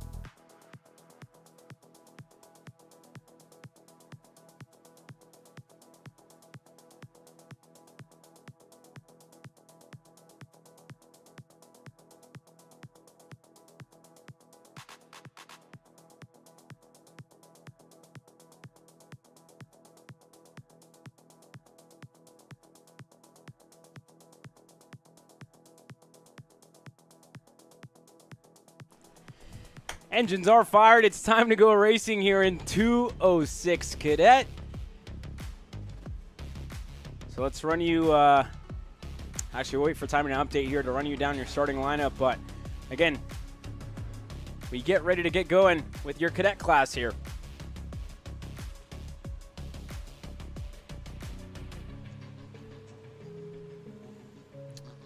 All right, let's run you through your order here for the cadet class. Miles Brownfield and Ruben Greer, your front row, followed by Elam Stoner and Spencer Height. Back to row number 3, you got Kellen Murphy and Wyatt Huntsbarger. And then you go to row number 4 with Jackson Brewster and Jackson Reynolds. You go back to Joseph Panico and Jamison Jorda on row number 5. Hunter McBride, Drew Schneider on row number 6. Back to row 7 with Joshua Polch-Lopek and Ava Hamill. Kyler Hendrickson, Caden Taruno, and Jackson Jorda. Sarah Mikulski, your top 9 rows, top 18 starters that make up the field here for 206 Cadet, the second of 2 heat races this Saturday afternoon here at Batavia, Ohio at the Motorsports Country Club of Cincinnati for the Summer Nationals here at Cup Karts North America. Miles Brownfield is the driver that you said to look out for, Caleb, in the first heat race. Yeah, and he proved it. He won the first heat race. Let's see if he can make it 2 for 2 on the day for the 26 machine. You see Jason Burgess giving them the signal to slow it all down. They're going a little bit too quick, and yellow is definitely going to come out for that one there. We had one driver way out of line in the back of the grid there, and I think they gave it the juice there a little bit too early, way before the acceleration cone, and going to have to go one more time. Here we go. We get set to get going in Cadet. Brownfield to 26. Starting on the inside, just going to have to go around one more time. And again, talked about it earlier, right? Look out for the 26 in Cadet. All I was told, and again, came out pretty much like a storm in that first heat race and showed us some great pace there, Alex. So we're excited to see it once again. Some great racing so far on the weekend here from the Motorsports Country Club of Cincinnati. It's been a pleasure to bring you guys all the live coverage here this weekend. And again, we still have a good number of races going into, I guess you could say, the sunset here tonight. No lights here at MCC, but about 10 races to go. We have Cadet, Senior Heavy, Legends, Kid Kart, both of our Senior Light groups, Sportsman Masters, and both of our Senior Mediums still yet to hit the racetrack later on today. But that being said, we get set to get going here. One more time around, and it looks like they just started the race already, so it should be starting lap number 2 here, Alex. We'll wait for it nonetheless. Brownfield Greer, one more go at it. Looks a lot better this time around. I got to say, my favorite part is always when the starts go, and they do such a good job staying in line the whole way until we get to the point with the tram lines, and then they go a little bit too early. This time around, it looks a lot better. They didn't accelerate as soon here. Keep an eye on the tram lines, boys. Green flag is out this time around. Jason Burgess likes what he saw. Good start for the outside row here. Great start for Ruben Greer around the outside. Going to cut the nose off there of Miles Brownfield. He'll take the lead ahead of the Sodi machine. Further back, 2 karts, 3 karts spun around. One of the low-key Sodi machines. Another one that looks to be one of the Top Kart USA drivers. I think it could be Hendrickson possibly that was stuck back there. Jackson Jorda, the 17. And I'm not sure if it was one of the Coyotes as well of Michalski that was involved there. But what a start for Ruben Greer, the number 20 Nitro Kart machine out in front. Spencer Height already making good headway up to second. And Brownfield, the 26, falls back to third. Up the hill for the first time of 12 laps this afternoon. And again, it's a pretty long race for these young kids, and it's going to change the way you approach the racetrack a little bit, the way that the mechanics back at the tent are going to have to kind of set up the go-kart, and obviously the racetrack is going to change from when they last drove this thing back at about 1 o'clock or 1:30 in the afternoon. Now it's almost 5:30 in the afternoon, so 4 hours later, a much different racetrack, and a little bit longer race too for these young kids, and especially in the heat. It feels like 100 degrees out there, Caleb. So this time around, starting lap number 2 for Ruben Greer, looks over his shoulder, and again, his teammate Spencer Height behind him, and then we have the O-plate and the 611. McBride and Panico stuck together, exit at turn number 14. Yeah, unfortunate end of the two of them. Make a little bit of contact. I think the 611, like he needed some sort of help. But able to get back going up front. Ruben Greer still leads from Spencer Height. You go back to Brownfield, Stoner, and more. A couple of moves further back. What looked to be Schneider wanting to go on Murphy, thought better of it, stays in line. That being said, still single file. And again, we've seen patient races like this kind of unfold. There, Alex is one driver way off the racetrack. That's the 20 of Greer on the Nitro kart. We saw in the first heat race, Height had the issues, had the mistake, and now Greer has it. Falls all the way down just behind the 24 car, so that's going to move Greer down to 9th. What a disastrous lap here for the Nitro kart crew. Height down to 3rd, Greer down to the back of this group, and I think it's going to be 8th behind Huntsbarger, maybe a little bit further back here. Shuffling more for the lead. That's the likes of Elam Stoner now ahead of Brownfield. Height's going to go to P2 as well. Further back, you got Murphy and Schneider. Where did Greer go down to? 9th. So that's the last go-kart in this 9-car group. And then you have Taruno all the way back there in 10th for the likes of the low-key racing Sody machine. And then Taruno has got a 3-second advantage ahead of Ava Hamill there in 11th. So there's the last driver on the tail end of this field. Just trying to hang on is Taruno before he loses track of the top 9. Yeah, and this is a huge turnaround for Taruno as well. You look back to heat race number 1 of how that race started for him. And again, it was a complete difference, right? Where you had that run into what is turn number 6. Technically, I mean, again, facing the wrong way at the start of heat race number 1. You look back to heat race now. We're in heat race number 2. For him to be, driving up the order, making up a good number of spots to get himself up into the top 10. That's a huge showing so far for Caden Taruno on the low-key racing machine. Here again, continue to make headway, and we look back on the driver who was in first place in the lead of this race, Spencer Height, now starting to reel the pack back in. Move to the inside, Huntsbarger there on Schneider. He'll make that move stick. That's the battle for 6th star, so he's actually going defensive there on Jackson Brewster. Then you have the other Jackson Reynolds there in 8th.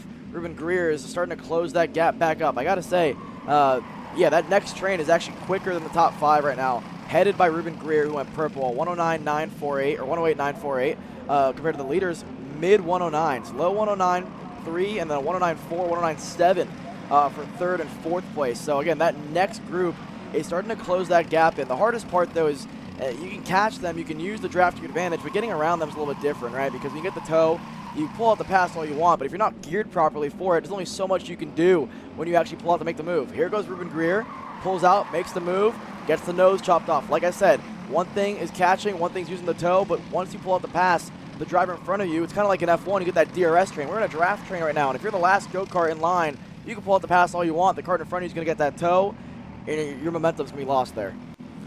Yeah, it's definitely hard, especially without that push that we've seen work so efficiently here. And how about Spencer Height for Nitro kart to the lead of the race? Stoner back to the 2nd spot.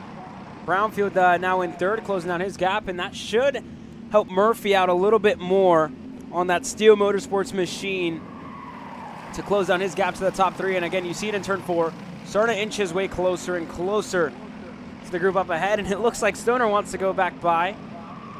Kind of wiggled out of line. So far, so good, but again, we've seen it, right? When do you want control of this race?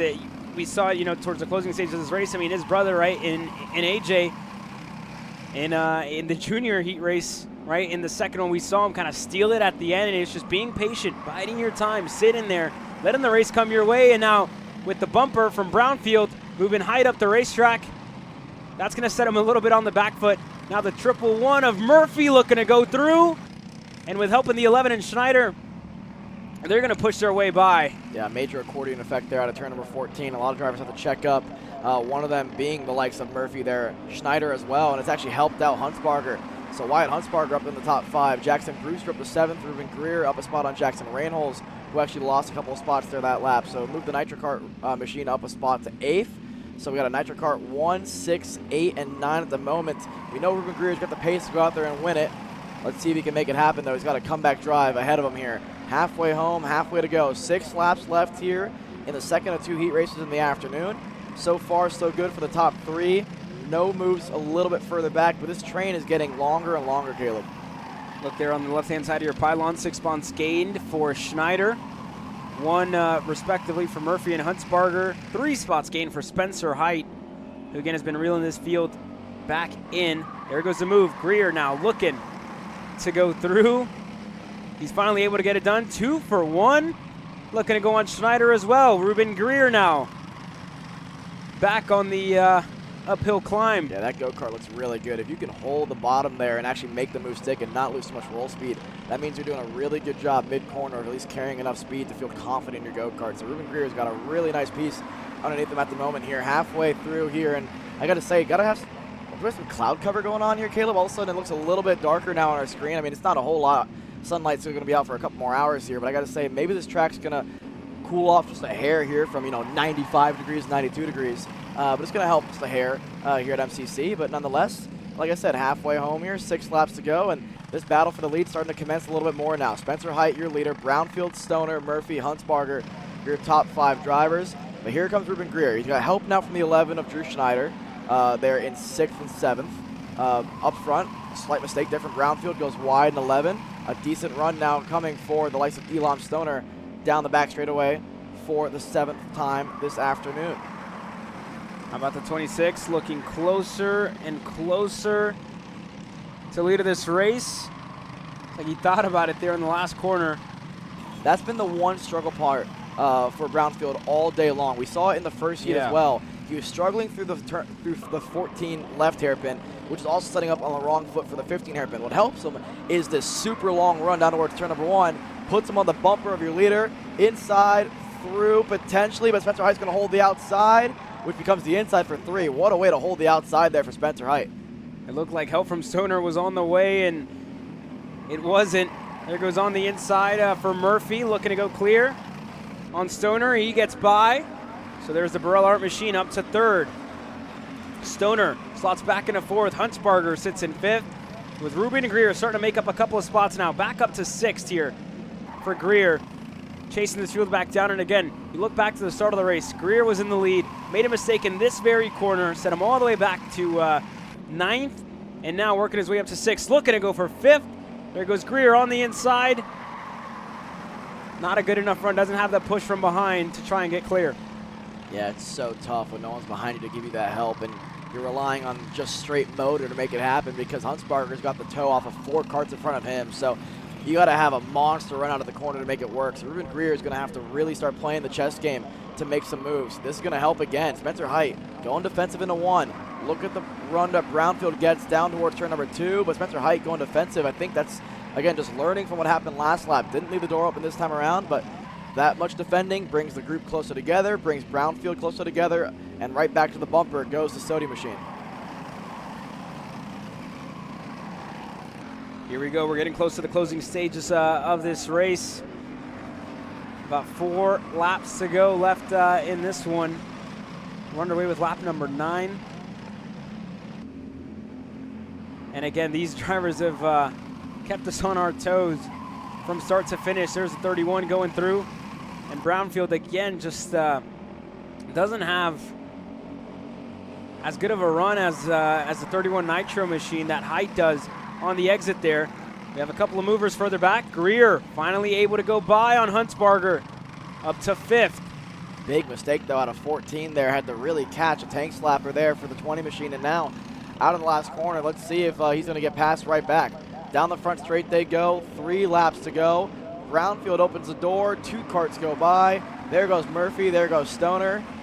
New second place driver now. And now it's Murphy's turn to see if he can catch up to Spencer Height. Yeah, Murphy's on it right now. Again, this is one of the biggest passing zones in a turn 4. Everybody sitting in line. But we've seen some good runs as well on that back straightaway. Expected out of Murphy, and Stoner's right there as well to provide the help if needed to try and finally dethrone Spencer Height, who has really been in control of this one after Greer made that mistake earlier on in this race. Here we go, back straightaway. Murphy asking for help. He's going to get it. I think a little bit too late.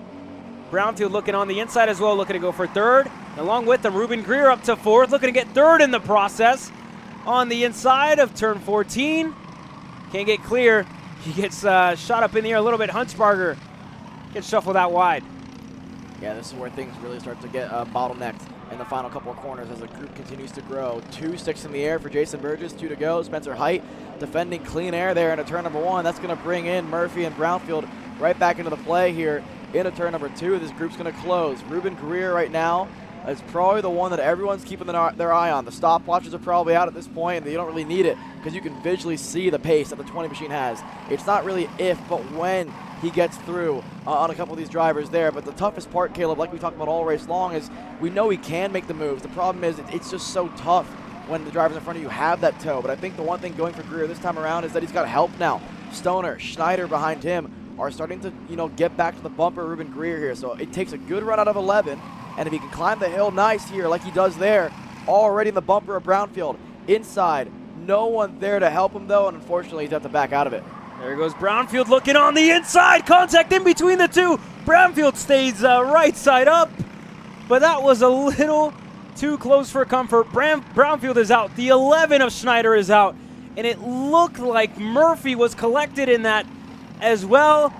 And through it all, Ruben Greer emerges in second after an early mistake in this race. Look at Stoner looking at the bottom of the racetrack. Going wide now for Reynolds, the 24. What a race here, Alex.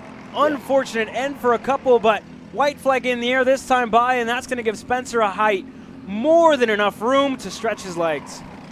Yeah, this race has kicked off rather quickly here in the final couple of laps, and now a move to the inside. There goes the likes of Stoner back through there on Reynolds. This battle is going to continue. The battle for third is going to rage on. I think at this point, Ruben Greer's got the pace to hold on to P2, and if anything, you got to worry about the likes of Taruno. His drive through continues. I think at one point he started out to the top 15 in this one, up to 5th. Huntsbarger now in 6th. Out of nowhere there, Brewster in 7th. Ava Hamill from out to the top 10 up into 8th as well. So a lot of shuffling for position. We'll have to get a look at some of the biggest movers and shakers at the end of this one. But end of the last lap here, it's a Nitro Kart 1-2. Spencer Height, the 31 machine, rounds the final corner. He'll see the checkered flag first. He'll win the second heat race of the day for 206 Cadet, followed by Ruben Greer from 9th on the racetrack, followed by Stoner. Then you got Reynolds, Taruno, Huntsbarger, Brewster rounding out your top 7 drivers. And you got to wait about 20 seconds for this next big group headed by Ava Hamill. Unfortunate end for a couple. You talked about Kellen Murphy, Drew Schneider, and more. Miles Brownfield, I believe, able to cross the line in the end, but man, what an unfortunate end to for a couple of our front runners here in Heat 2 for your cadet drivers. Coming up next, Senior Heavy, the first of our 3 senior divisions, hits the racetrack. Some pickup in that last sector. Pick up some of our young drivers, and we'll be right back with more.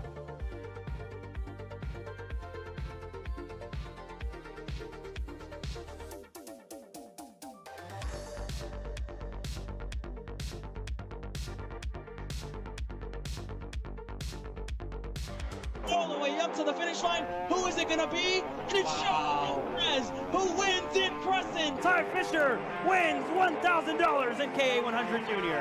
How about John Bird for TV Kart USA on home soil? They take the win in Amarillo. Amarillo Kart Complex is now the official distributor for TV Kart in the continental U.S. Become a dealer today. Champions aren't just born on the kart track. At SimShop, we deliver professional-grade simulators with the best performance-to-price ratio in the industry.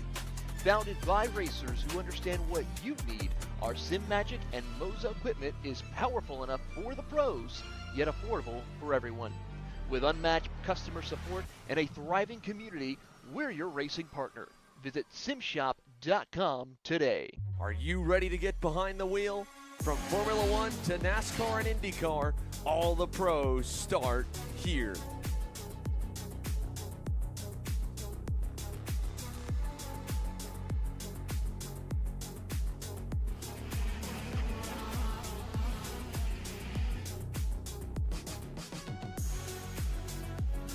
For more information, check us out online at mcckarting.com or call us and go racing today.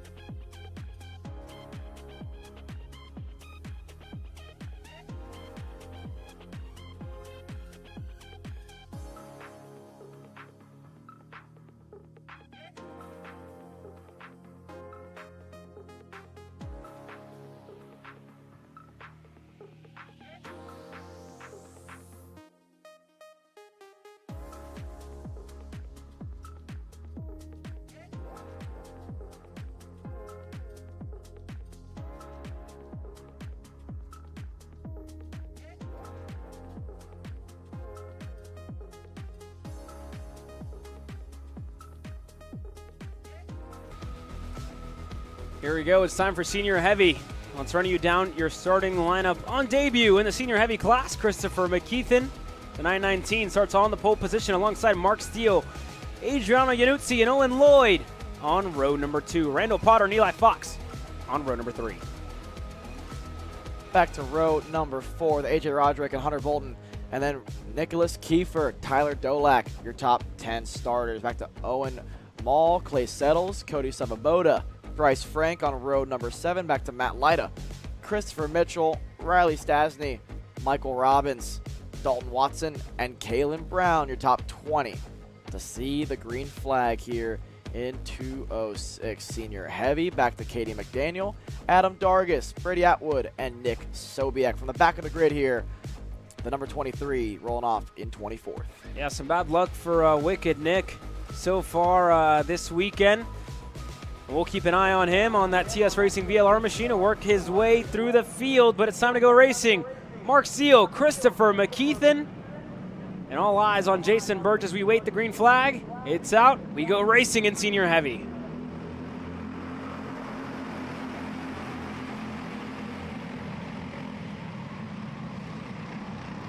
It's a good start up front for Christopher McKeithen to hold on a lead of the race. Mark Steele slots in a line with Owen Lloyd. Side by side throughout this field, everybody able to make it through. Nicholas Kiefer looking for a move there on the inside of turn number 4. A couple of other drivers going wide. But here we go, single file. Owen Lloyd looking for second. And he's not going to get it yet from Mark Steele. A couple of drivers going wide. Bogging down on exit. Clay Settles just stuck in the middle of it all. Brady Atwood as well was involved in that one. He's a little bit further back. He got way bogged down, the number 6 MGM machine did. Up front though, McKeithen, Mark Steele, Owen Lloyd, your top 3 drivers. Remember, Owen Lloyd, a driver that we'll have to see charge his way through the field later on today in the senior medium class. But nonetheless, he'll make it fun for us for sure, just like he does here in the senior heavy class. Out front, like I said, McKeithen, Steele, Lloyd, Uakta Iannuzzi in that 4th position. He's had an up and down day. He's had a good day in senior heavy, not so good in the medium class. Yeah, there you go, McKeithen looking back, seeing where he can slot in a line, and the most open gap here is Owen Lloyd. They're in the 2nd spot. Mark Steele still in the lead of it. Here goes Lloyd, looking on the inside of 4. It's going to get clear. Tried it once before on Mark Steele. Couldn't get through. Second time of asking, he gets it done. 4-car breakaway now here to open up the senior heavy heat number 2. And then the next group is led by Eli Fox. Got AJ Roderick and Hunter Bolton in that group as well. So this is where you get a true testament to the overall pace you got, because these top 4 are smart enough to understand that it's not really important to race too hard right now. 10 laps to go in this 2nd heat race. Further back though, you're going to see a lot more battling, because those drivers want to put themselves in the best position possible to finish as high up as possible. You know that the more you battle, the more you're going to create these gaps. There's the triple 2s of the likes of Randall Potter there up a spot. He lost a couple last time by. He's back up to, I want to say, 6th now at the moment. There's the famous Mark Steele tuck. He kind of squats in that seat a little bit. Owen Lloyd does the same thing. A couple drivers tend to lean their steering wheel. It's all preference, really. But what do you do, Caleb? I just sit there. You just sit there? Yep. Yeah, you just focus forward? Yep. Well, anyways, down to turn number 4 there. All these drivers, they're doing your thing now. They just sit there. They're not tucking in the seat anymore. But anyways, out of turn number 4 and 5, down towards 6 and 7. Owen Lloyd looks over his shoulder just to see Mark Steele all over his rear bumper. But it's going to stay that way for most of the race here. And I don't suspect that Mark Steele's going to go for a move. I think McKeithen's kind of the wild card here, where you know McKeithen's aggressive. You know he wants to go and lead the train. He likes to be the one that kind of controls the pace. So he's the one that I think out of the top 4 that could go for a move. And Iannuzzi's going to prove me wrong. Yeah, there goes the likes of Adriano Iannuzzi. Went purple last time by. He feels like he's got the pace right now. He's going to go to 3rd. Yeah, there's Adriano going through. And again, you look back at senior medium at the end of that heat race. He found himself out of that one just a little bit early. Bolton drops a tire there further back. He's able to hold on for now. Everybody single file. Inside of the top 10, a couple of drivers kind of left further back. Dolak, the other driver that we have in screen, that's back to 10th. Nicholas Kiefer, haven't seen much of him. Matt Lyda in 11th. I think that's where that 2nd battle is, just a little bit, a couple of seconds down the road actually to this group. But there's AJ Roderick. There's Potter as well working through. That's 6th, 7th. Your two leaders of Owen Lloyd, Mark Steele. Something about those two drivers and something about the Summer Nationals. They always seem to find each other. They always seem to be the two drivers to beat. Yeah, but the rest of this field is starting to close that gap in. Here comes Eli Fox. Here comes Roderick. Here comes Randall Potter as well. So this group that was 4 is now becoming 5, 6, 7. Let's even throw in the likes of Hunter Bolton, the likes of Tyler Dolak, Owen Mall. We have a 10-car battle up front. This helps. There goes Yanuzzi inside and through on Mark Steele. Here comes McKeithen, who's going to go on the inside. And now, what lane do you choose if you're Eli Fox? Inside or outside? You got to go inside here. You got to choose Mark Steele. At this point, if you're McKeithen, you got to do a lot of damage control here to not lose too many spots. There goes Steele. There goes Fox. And at least he slots in line and loses 2 spots instead of what could have been probably 4. And here we go. Yanuzzi now, like you said, in 2nd. Race kind of turned upside down there for Mark Steele. There goes Eli Fox looking to go through on turn 4. Fox gets clear. McKeithen looking to go through as well on Steele, who's just been freight trained for a couple of corners consistently and gets the bumper. Move to the wayside. McKeithen works his way through. Here comes AJ Roderick. Roderick threw on McKeithen there, so that kind of bump and run on Mark Steele didn't really work out to his favor because he ended up not gaining a single spot out of all of that. And AJ Roderick, ever the opportunist there, makes that move stick up to 5th now. Eli Fox's charge forward continues. Further back, Randall Potter through. Here comes Mark Steele. Will he return the favor on McKeithen? Not yet, but now it's Mark Steele behind McKeithen. Yeah, Christopher just looked back there as he got onto that straightaway. And again, going to see a whole lot of Mark Steele on his rear bumper. There goes Steele on the inside, and that's a rolled up black flag for a couple of drivers in there. A couple of warnings given out there.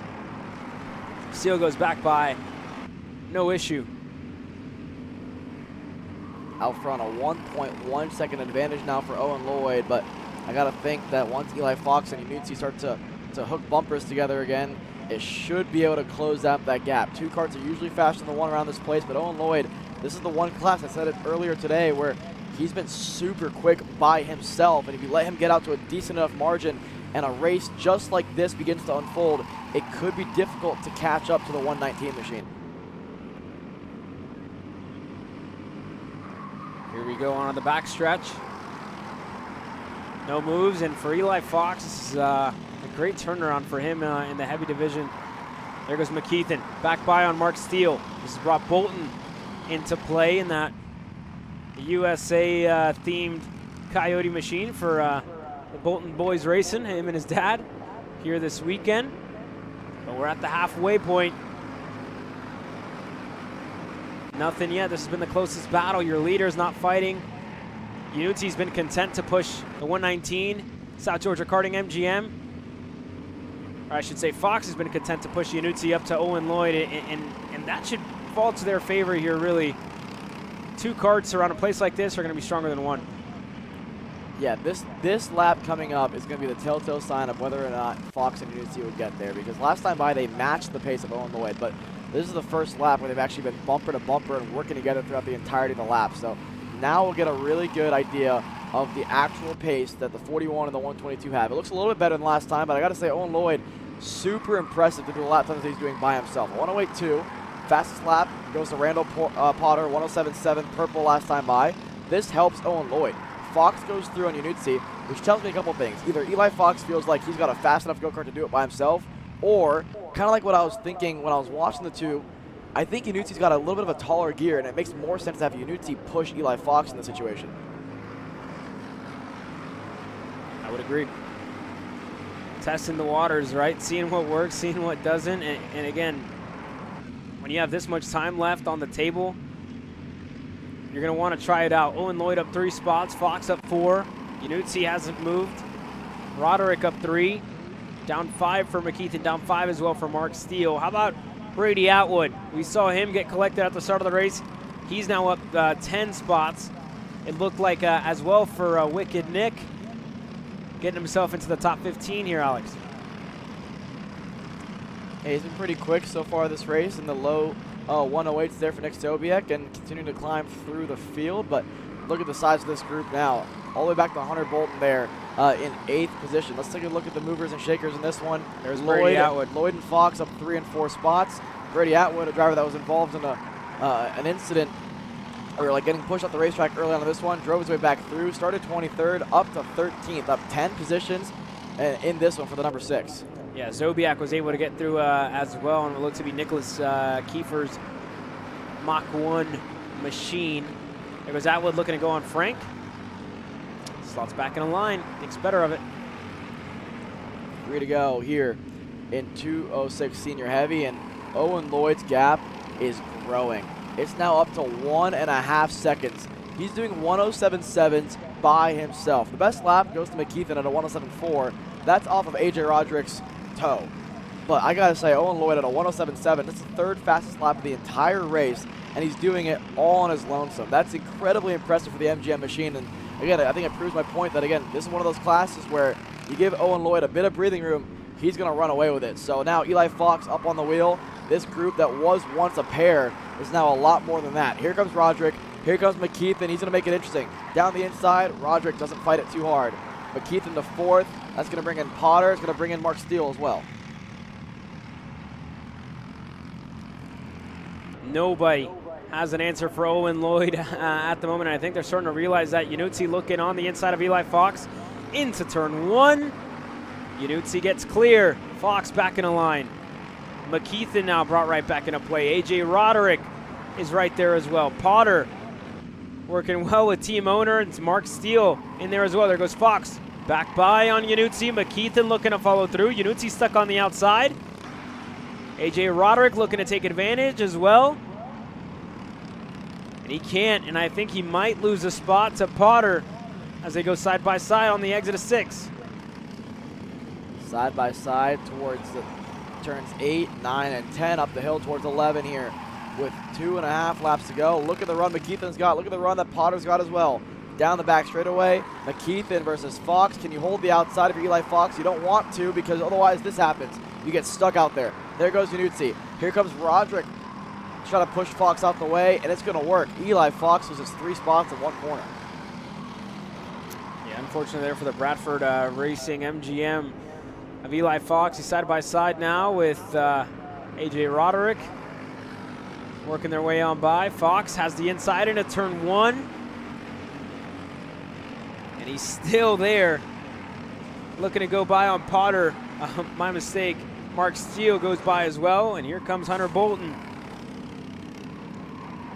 2 to go here in senior heavy. That gap is now 2.7 seconds out to Owen Lloyd. He's doing 1:07.6s. He's setting personal bests on lap 10 of a 12-lap heat race. This is incredibly impressive for a driver doing it all by himself. Look at this group further back. That's the battle for about 15th onward, but this battle is just as important. McKeithen up to Yanutzi, Roderick, Potter. Your 2nd through 5th place drivers there. Further back, or 3 wide. Stale through, Potter through, Eli Fox unfortunately cannot stop the bleeding. And again, we talk about it all day long. We talk about it anytime we talk about 206 racing, Caleb. It's all about, momentum. When you get backwards momentum in a race, it's really hard to slow it down because everyone thinks that at this point you're a sitting duck. Here we go, white flag in the air. Like we said earlier, nobody has an answer for the black and red South Georgia Karting MGM machine of Owen Lloyd, who has been dominant in the last year in heavy categories in Cup Karts North America racing action. In 2nd, McKeithen. Over to Yanutzi, to Roderick. 2nd on back, and again, they're still looking for an answer. Going to left scratching their heads why they couldn't get up there. And again, just the race, I would say, slipped out of their hands for Owen Lloyd, right? Hasn't looked back in quite some time. Has been so confident here this weekend at the Motorsports Country Club. Going to have to work his way through the field later on today in senior medium. But in senior heavy, smooth sailing for Owen Lloyd. He's going to take away heat race number 2. That should put him within a good starting spot tomorrow for the main event here in heavy. McKeithen across the line 2nd. That will put him in contention for pole position as well. Yanutsi to Roderick. Mark Seal, your top 5. Eli Fox there was up in the top 3 for most of that one. Fell back to 6th. When it's all said and done, Randall Potter, Hunter Bolton, Owen Mall, Tyler Dolak, your top 10 drivers to round out the second heat here in Senior Heavy.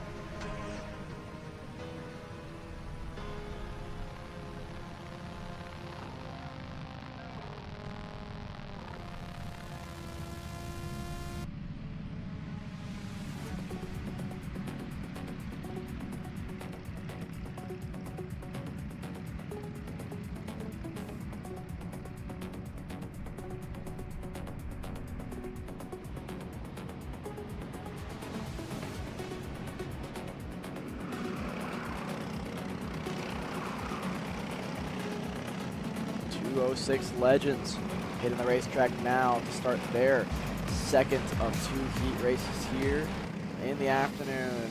Front row, Todd Bolton, Tim Shutt. Behind them, Jeff Chalmers, Eli Yanko on row number 2 to round out your top 4. Then you go to Doug Cook and Michael Wells back on row number 3. One more back, you go to Scott Monsian, J.D. Gunn, Todd Davis, Drew Galloway, Dan Monsian, and Todd Barron. Back to Michael Gollin, Larry Pike, and Chris Gorman. Your 15 drivers, 15 starters that make up the grid here for 206 Legends.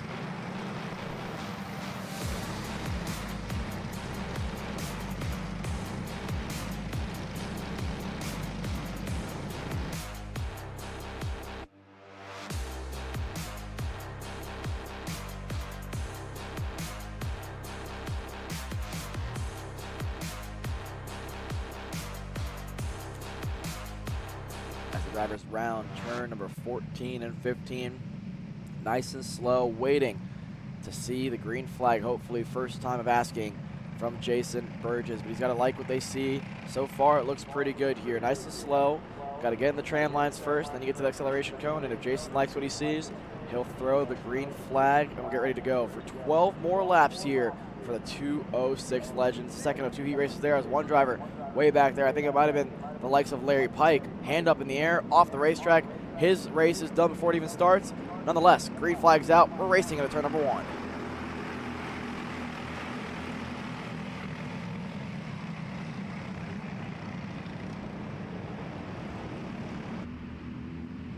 Out of turn number 3. Nice and neat for the top couple of drivers here further back. Todd Barron inside and through on the likes of Todd Davis. So one Todd gets around another Todd there, up to 9th there now for Barron. His day, compared to yesterday where the pace was there at both Masters and Legends, hasn't been there pace-wise today in qualifying and into the first heat races. So I think for Todd Barron, looking for a little bit more here in the second heat races for Legends and Masters later on this afternoon. But that being said, Todd Bolton leads ahead of Jeff Chalmers, now ahead of Tim Shutt. And way wide goes Eli Yanko on the 470 machine. He'll fall back to 4th place, and then behind him, J.D. Gunn as, whoa, Tim Shutt down the inside of Jeff Chalmers, loops it around, collects Yanko, who loses his right front tire. That's a whole kingpin that's just come off. And I think Scott Monsian as well is one of the Monsians was involved in that one. But what a chaotic opening couple of laps here in 206 Legends, and the racing's really kicking off behind Todd Bolton. He has a 2-second advantage now over JD Gunn, and Chalmers, Doug Cook for a moment there was going side by side as well. But as I welcome Caleb Vieska back in the booth, you got here just in time to watch the chaos kick off.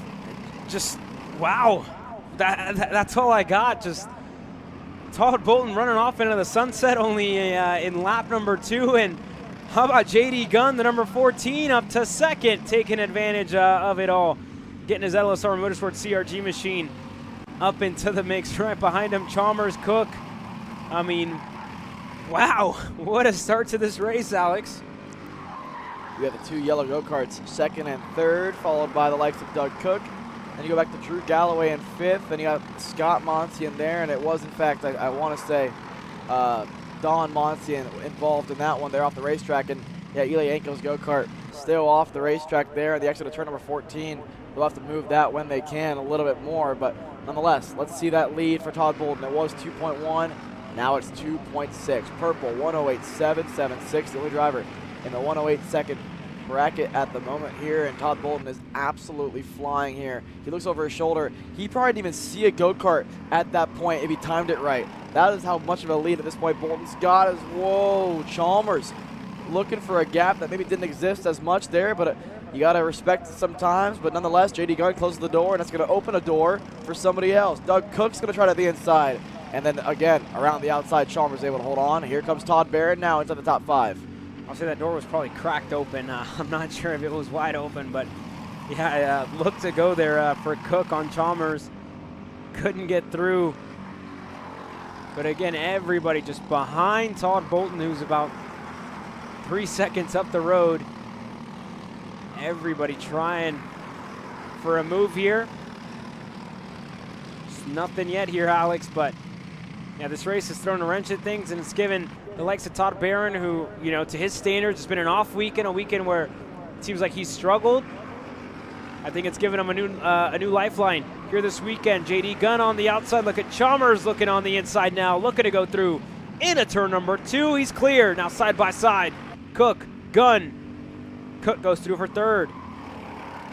Now it's Chalmers ahead of Cook, ahead of JD Gunn, who's already up 6 spots. Now it's 4 as he falls back to the 4th place there, but still one of the biggest movers. Not the biggest, though. Drew Galloway up 5. Todd Barron up 6 spots now. You go back to the likes of Chris Gorman there, the 34 machine, the last kart in this long train, up 6 spots as well. So again, with all the chaos we saw on the opening lap of this race, where we lost the likes of Tim Schutt, Eli Yanko, and more, as Doug Cook, the 16 machine, out of this race. Or at least able to get it maybe fired again, pushing his go-kart back on the racetrack, but it's going to put him way out of this lead group, and at least he'll be able to finish this race hopefully. But we caught the end of that one, but for Doug Cook was in 4th, and for Roderick Racing Development, that's an unfortunate look there for the 16 machine. I just had another look at it, not entirely sure what happened, what caused that, how it happened. Just wow.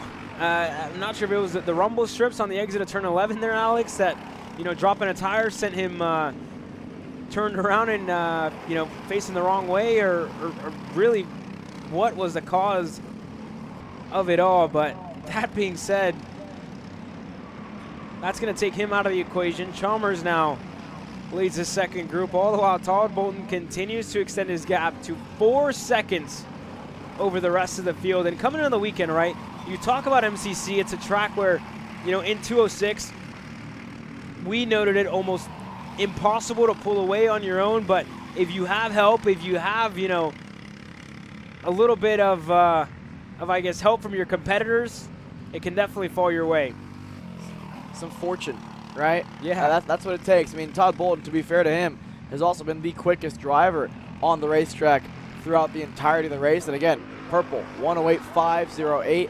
No one has seen the 1 minute 8 second bracket all race long, so he's at least half a second faster a lap compared to the rest of the 206 legends here. But to be fair to these guys, they're putting on a pretty good show for us. JD Gunn, Drew Galloway, his charge through the field continues, up 8 positions for the 79 machine. Behind him, Todd Barron he's refound some life here so far this weekend, Caleb. For a driver that led most of the practice sessions yesterday in the Legends class, didn't get a good qualifying, didn't really get a great heat number 1, but heat number 2, the pace for the 11 machine looks to be better. Yeah, that's great there for Todd Barron. Working his way through. Look at Galloway up 7 spots from the start of this race. What a race so far for the 79. For Dr. Todd Barron as well, up 8 spots in this one. Gorman for Roger Racing Development as well, the 34, up 8 spots. Down 7 for Shutt, unfortunately. But here we go, side by side further back. How about Todd Barron going through there on what looked to be, not sure if it was Galloway there, and it was indeed Galloway, the driver he was able to go through on. They're going inside. It was Chalmers, my apologies, and Chalmers able to go right back by to 4th. So now it's Chalmers ahead of Barron, ahead of Monsian, ahead of Chris Gorman, up 8 spots. And again, Chris Gorman looks pretty quick in this one. We're seeing a lot of personal bests being set now as the racing starts to calm down just a little bit here, but we're still side by side. Scott Monsian, Chris Gorman, the battle for 6th now raging on with 5.5 laps to go. 5.5 laps to go, and the gap for the lead, 5.8. JD Gunn in 2nd. This would be a good average finish on the end of the day for JD Gunn if he can hold on to this one. But again, he's getting pressure from Galloway behind, Chalmers in the 12, as well as still very much a factor here in this one, and Todd Barron as well, who's finally coming to life in this Legends division. Here we go, Todd Bolton continuing to extend his advantage. It's now about to be over 6 seconds, 6.5 seconds. Here goes Chalmers inside on Drew Galloway. He's through back to the inside and up to P3 now. So back to the 2 yellow go-karts, 2nd and 3rd. Back to Galloway. Todd Barron in that 5th place spot. And now Chalmers on the inside of JD Gunn. He'll go to P2 from 4th to 2nd in the matter of 1 lap here for the number 12 machine, as Todd Barron inside and through on Drew Galloway. And for Galloway, up 7 spots at one point in this one. He's lost 3 in 1 lap.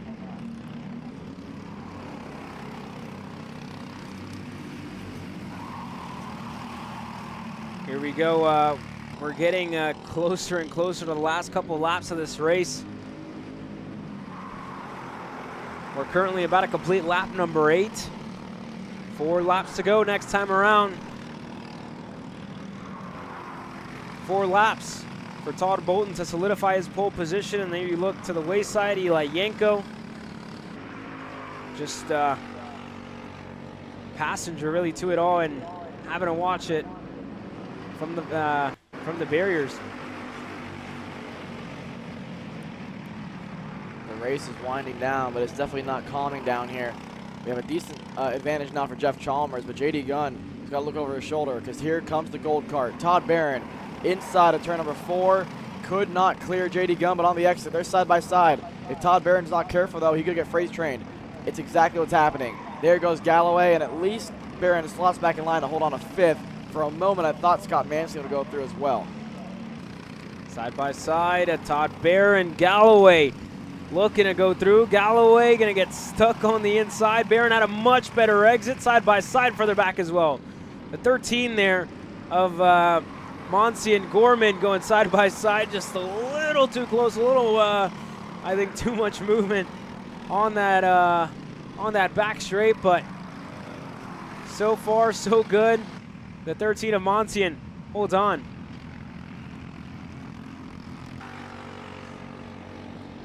Three laps to go, and Todd Barron wants 3rd. Inside, had to bail out of it entering turn number 1, but Todd Barron's go-kart looks quick. I gotta say, for Jeff Chalmers, finally another driver in the 108s, a 108.7 for Jeff, and that's honestly a positive now because that's the first time all race long that anybody's been quicker than Todd Bolton. And so for Jeff Chalmers, there's probably some light at the end of the tunnel here, that even though, you know, this group is 6.5, 7 seconds back from the leader, the pace is still there. The pace is back for Todd Barron, up to 3rd now for the gold chassis.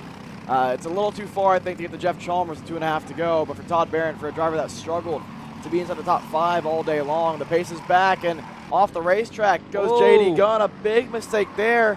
And with that, the tires went out dirty, and you bring in the rest of the group. Yeah, and you see him already sliding into the horseshoe. Here comes Monsian getting closer on a Steel Motorsports Burrell Art machine, and still it's going to take a while to clean off those tires for JD Gunn. You see the difference in speed. Monsian going to waste no time side by side with JD Gunn after he dropped the tire on the exit of turn 11. Easy as that. Looking to hold on to it around the outside for Gunn, and still just doesn't have the same grip that his competitors do after dropping the tires. JD Gunn now around the outside of the likes of Chris Gorman there, but the inside now is for Chris Gorman into turn number 4. He's going to clear him. Gorman up to 5th. That means I think he's up 10 spots this race for the 34 machine. What a run for Chris. JD Gunn again trying to just stop the bleeding. There goes Drew Galloway. Couldn't make the move stick, but on the exit, a big crossover move for the 79. Still nothing to it, but for JD Gunn, a driver that was in 2nd for a lot of this race, then the 3rd, then a big mistake last time around. He's now trying to fight to hold on to the top 6. Nothing yet, and we're coming to the white flag.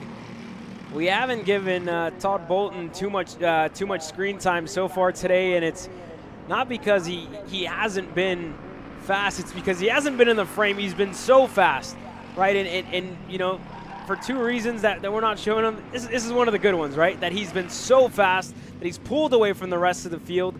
6.5 seconds for Todd Bolton here this weekend.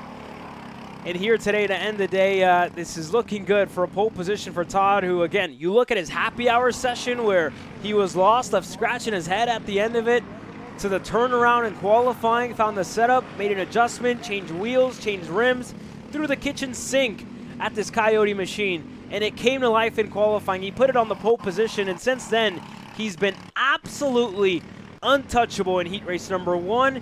In heat 2, nobody's been close. Nobody's been within a 10th or 2 on Todd Bolton, who all race long has been 0.2 of a second quicker than the rest of the field. And as he rounds the last corner, Todd Bolton, pole position heading into tomorrow. The driver to beat here this weekend. Todd Bolton takes away heat race number 2 by 6.5 seconds. Here comes Jeff Chalmers. The number 12 machine crossed the stripe to finish in 2nd, and Todd Barron a great run to finish 3rd across the line. Scott Monsian ahead of Chris Gorman, ahead of JD Gunn, Drew Galloway, and Tim Schutt. A comeback drive back to 8th for the 6:55 machine, and on the last lap there, puts in the 2nd best lap of the race at a 1:08.5. So the pace is there for Tim Schutt on with the Timmy Tech Comp Kart machine. We know we had the issue, the contact with Eli Yanko early on, and collected Don Monsian as well, but he was at least able to keep going. You go further down the order, you go to Todd Davis, Michael Gollin, Doug Cook, Larry Pike, the last driver to finish here, and then you go back to Yanko, Monsian, and Michael Wells, who did not get a lap completed in the Legends class.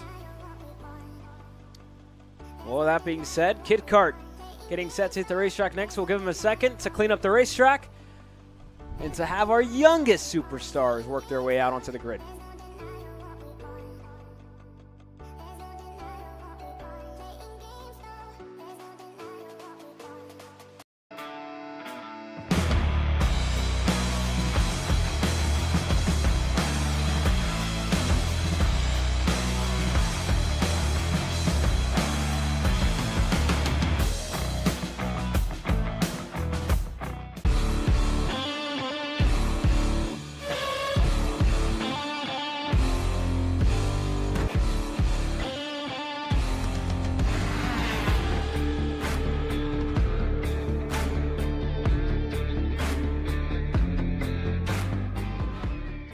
Are you stuck with your kart racing?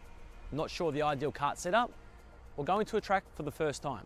Well, Kart Class has the answers for you. Our online portal has a wealth of experience and knowledge to help your kart racing.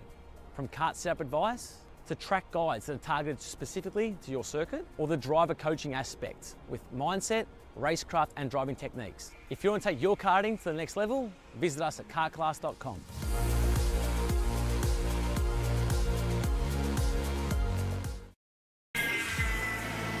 Florida kart racers, you asked for it, and we're going to bring it.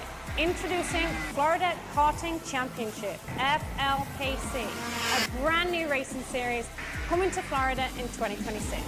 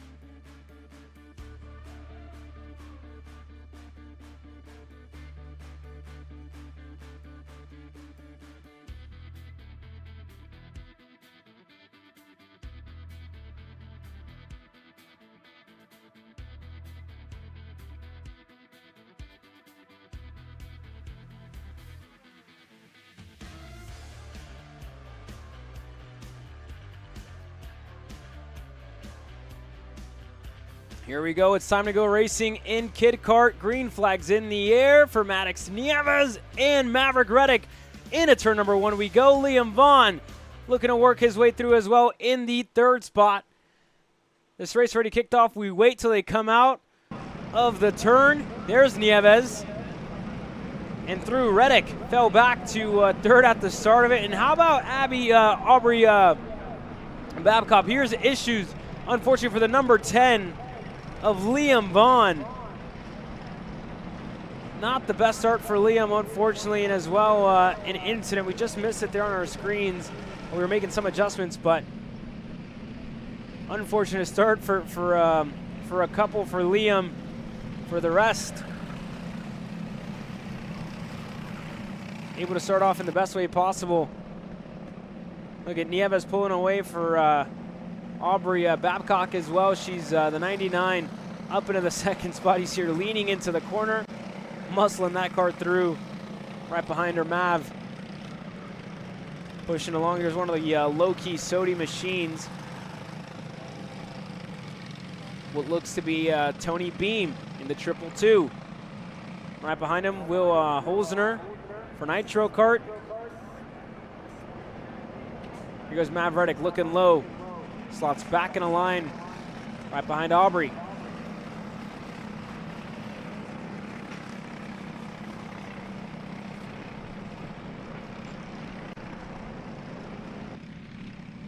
Reddick now starting to apply pressure here on Aubrey, who sits in the second spot. Reddick hasn't been able to find a way around. And we saw him have the pace like Maddox Nieves did.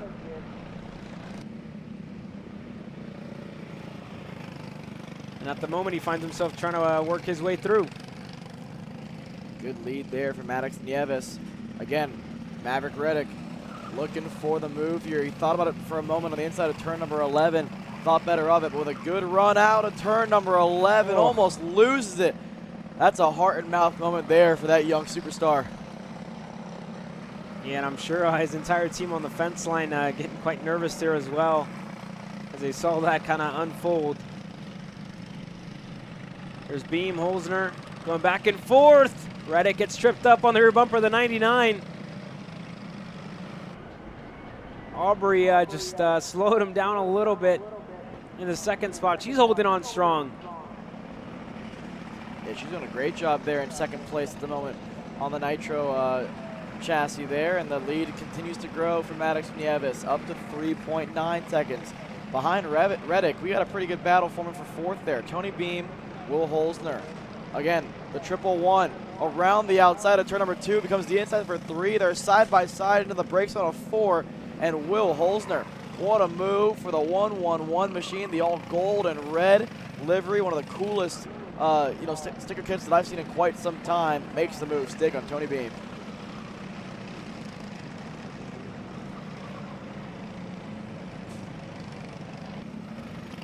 Further up the field, side by side with Reddick and Babcock. Reddick looking in a turn 11. Aubrey's on the inside, looking to go through. She washes out wide. Here comes Reddick, looking to set up an over-under on the exit. Side by side on the back straightaway. The 75 on the inside has a good line. What can Aubrey do? On the outside, not much. Maverick Reddick goes up to second. What a move for Maverick Reddick. That was a slick crossover move there into turn number 11, and now it's Aubrey's turn to try to fight back and see what she can do to catch back up to Reddick. Behind them, Tony Beam starting to fall off here from Will Holzner, who looks pretty quick here. The 111 machine. We're halfway home in this Kid Kart Heat number 2. And let's look at the lap times here. We're doing 1:22.7s for Maverick Reddick, 1:23.1s for Holzner. 7/10 quicker than Aubrey Babcock there in third. So for Will Holzner, if he can find a little bit more pace, our top 3 could be in the cards here. But I got to give Aubrey some credit now, because ever since getting passed by Maverick Reddick, she's picked up the pace, and now she's closing in just a hair on the 75 machine. But through turn 4, Maverick rolling a nice level of speed there, and all of a sudden starting to extend his advantage now. Again, still 5.9 seconds back from Maddox Nieves.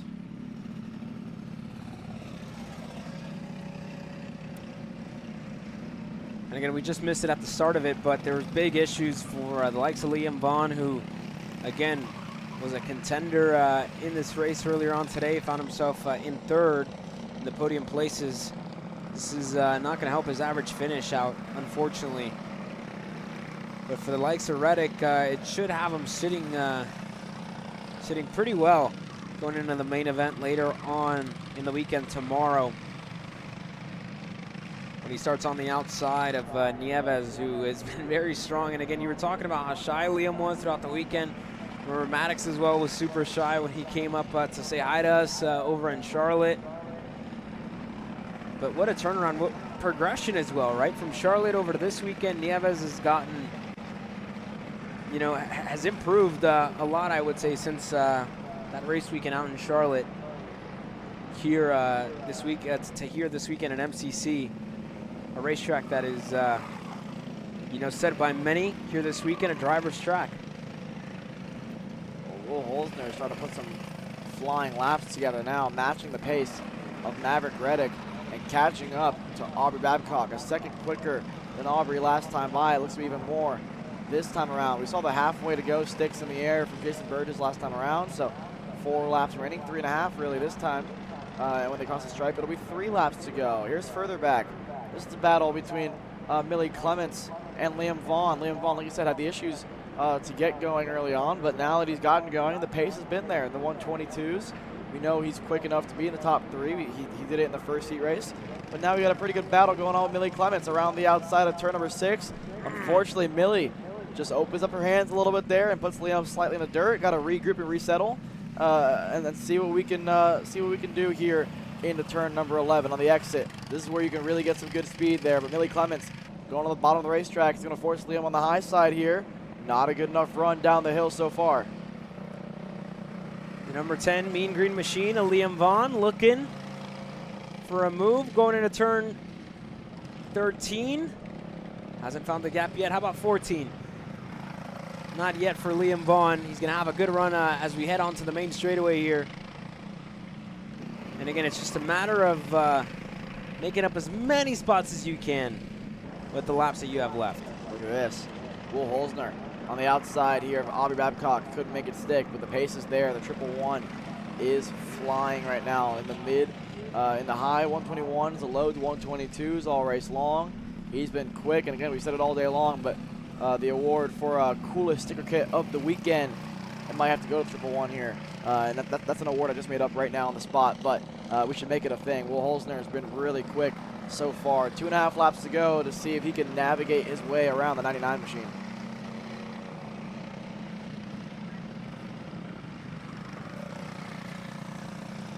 This time by, 2.6 in the air, 2 laps to go for Nieves, who again has been really strong here this race. Hasn't looked back after incidents at the start of the race. Took out a couple of his competitors. But there you go, this is the battle further back. Aubrey falling under pressure from Holzner on the Nitro kart. Nothing yet into turn 2. Oh, what a move. The same move he did on Tony Beam. Around the outside of 2, becomes the inside of 3. Will Holzner into the top 3 now.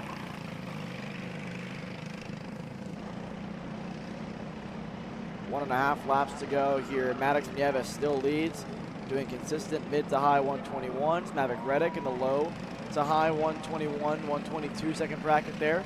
The gap is 7.1 between Nieves and Reddick, but Holzner now claims the 3rd spot over Babcock. Beam in 5th. Liam Vaughn putting together some really solid lap times there. The all-green number 10 machine for MGM. Looking pretty good there in 6th. Millie Clements there in 7th. And Mike Hand, your 8th driver here in this kid kart class. With a lap to go when Maddox Nieves crosses the stripe.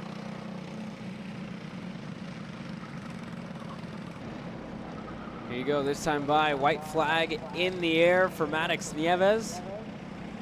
And I see a lot of support for Maddox here as well through our live chat. Someone chase that Boss Cow Rabbit out there, still chasing something, because this kid is absolutely dialed in. Hasn't looked back in a good bit, because there's no need to, with a 7-second gap from the rest of the field. That 23 looking strong here, Alex. Yeah, kart looks good.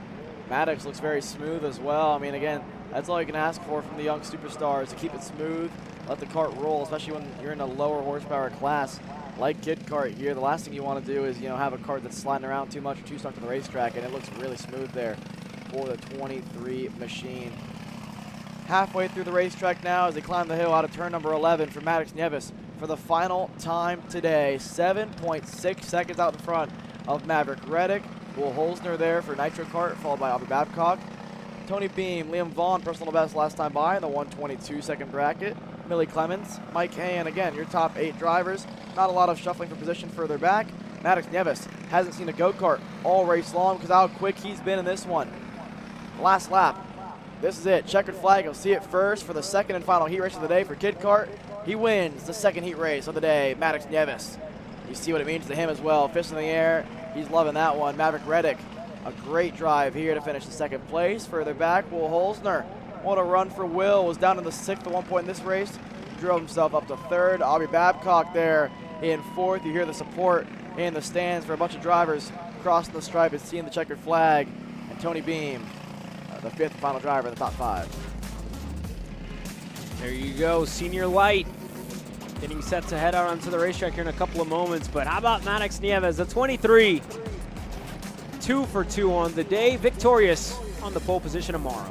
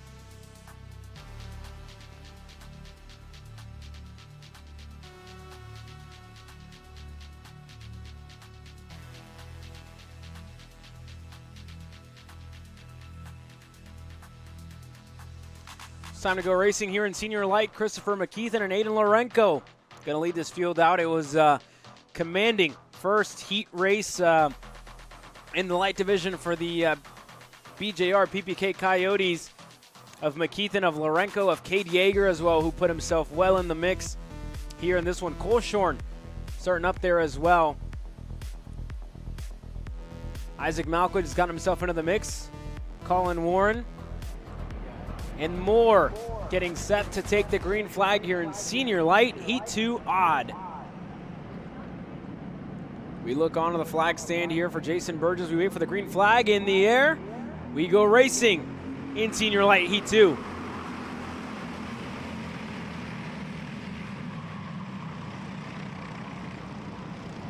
That's a good start for the inside line of Christopher McKeithen. Isaac Malquit now looking to make a couple of moves on Yeager, going defensive. Addison Iannello looking on the inside. Reagan Seville left on the outside. One driver way off the racetrack there. Not sure if that was, it wasn't Heber, but it was one of the low-key Sodi machines of, could have been Schwartz.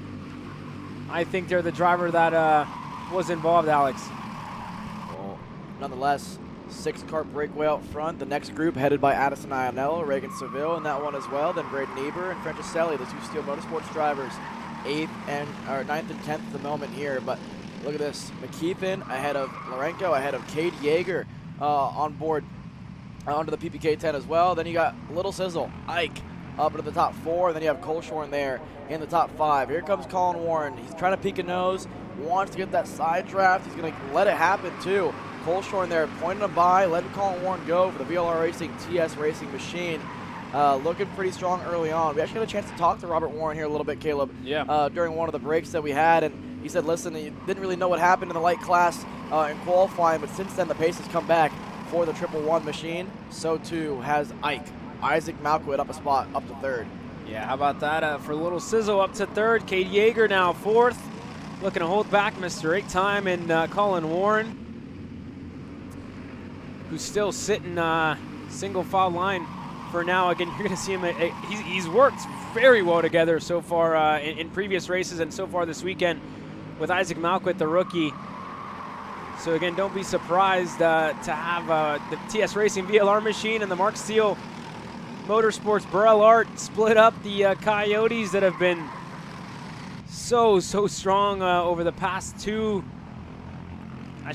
years really, since 2023. Look at this run here from Colin Warren. Do we see him to the inside? No, but through turn 1, we might see a lunge in the 2 here if he's good enough on the brakes, as the 989 of Zacosilo off the racetrack there. This is between turns 14 and 15. His heat race is done. And yes, we did see a move. Colin Warren through on Cade Yeager, and then behind him, here comes Reagan Seville and the rest of the group. We got Cole Shorn, we got Iannello, Braden Eber as well in this group.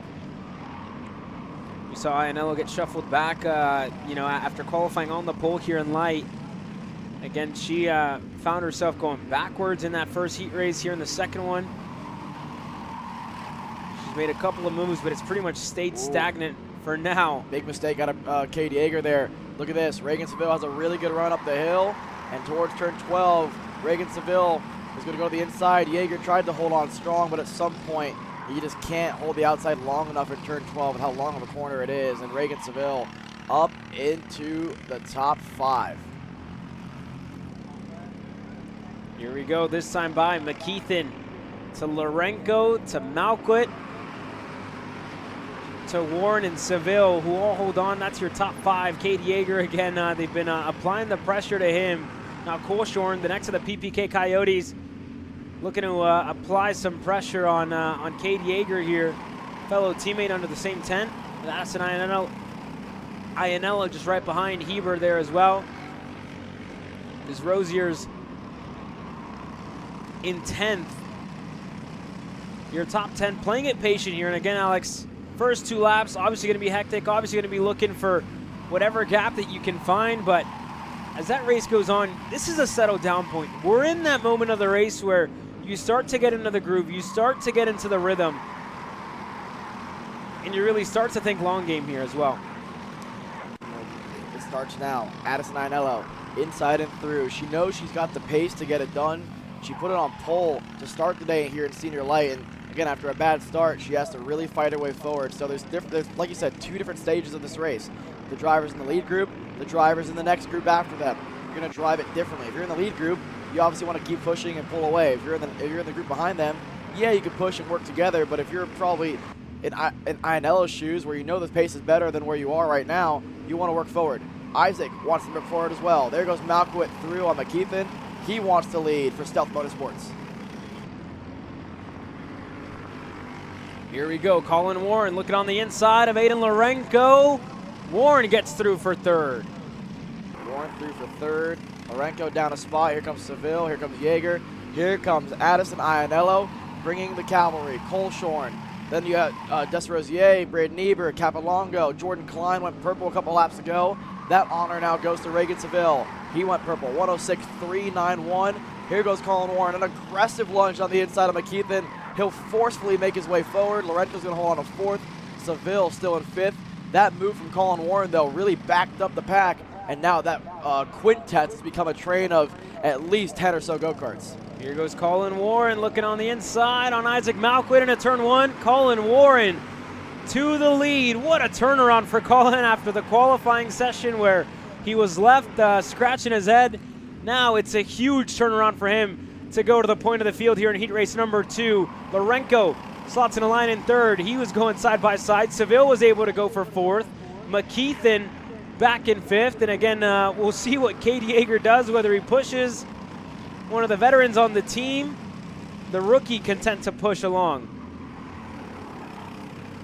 Let's see it now. This is where things get tricky, Caleb. I mean, we've seen it all throughout the day. I mean, yeah, you can be quick in this group, but you know, you can stay in the draft all you want, but the second you pull out the pass, it gets really tough to make that move stick if no one's there to help you. So that's where you start to see a lot of single file racing and moves like this, where you have to force your way through at a turn number 13 like Addison Ianello's trying to do.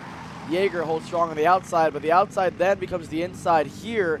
And as long as Ianello gets a good enough run, she should be all right. Depends on who Braden Niebuhr chooses. Heber chooses to help Ianello. It's going to help her at least stay ahead of Cole Shorn there into turn number 1.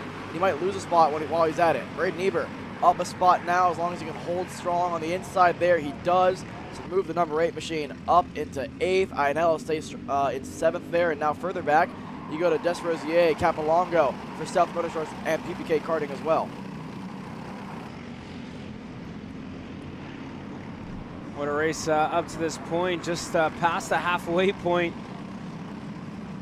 And again, you know, some drivers really need a huge turnaround. How about some of the movers? How about Carter Kilgo? We saw him get involved in a wreck at the start of this, I guess I should say at the start of the heat races. Now the 604 finds himself up just on the edge of the top 10. How about Isaac Malquit now looking on the inside of Colin Warren? He gets through. Lorenko goes back by as well. The 29 to the lead of the race. McKeithen looking on the outside of Isaac Malquit. And it's back to a PPK 1-2 with Malquit going to get freight trained by Colin Warren and Reagan Seville on the main straight. Unfortunately there for Isaac Malquit, not a whole lot he can do. The best he can do is at least lose 3 spots instead of any more than that. Here comes Addison Ianello, the last driver in this lead train, and the next one's headed by the likes of Tyler Coleshorn. 8 laps in of a 12-lap heat race, and PPK Coyote tops the top 2 spots. Then it's Colin Warren. Cade Yeager's been quick as well. Reagan Seville has quietly found himself into 4th. He's been inside the top 6, top 5 all race long, but he's played a really smart race here on board that GFC Karting, GFC, and now for Reagan Seville, he's been quick. With a couple of laps to go here, what does Colin Warren do? Do you split up the PPK Coyotes, or do you kind of just see what they do? Because at this point, if you're McKeithen, you know that McKeithen, yeah, he wants to help his teammate, but he's super aggressive himself. So do you let him kind of move Lorenko out the way? Well, here's the answer. McKeithen goes to the point. Reagan Seville is going to pass Colin Warren to 3rd. Yeah, Seville goes through. You saw Warren's hand was in the air. He wasn't happy about that. Lorenko going to get left out to dry on the outside because here comes Reagan Seville, Colin Warren and company. Lorenko, the only driver on the outside. He's going to get in a line in front of Cade Yeager, who I think more than anything let him through. Warren there looks to go. Isaac Malquit looking on the inside of turn number 2. It's a late lunge there. It's hard to get it done that late into the corner. Malquit has to slot back in line there on Cade Yeager. Here goes a move. Reagan Seville to the lead for the first time all weekend. Colin Ward now on the outside looking in. He might get left out to dry here. McKeithen, Lorenko through. McKeithen through back to the lead. So Seville's lead has lasted for an entire corner. And then it goes back to McKeithen. We're side by side further back. We got the likes of Lorenko side by side with Colin Warren all the way up the hill towards turn 11. Warren holds on strong for third, unless that's for fourth. Oh no, Iannello out. Wow. From the pole position. That's Colshorn as well, so two teammates out together. From the pole position to start off the weekend here for Addison Iannello. It's going to be a lot of work tomorrow in that main event for her.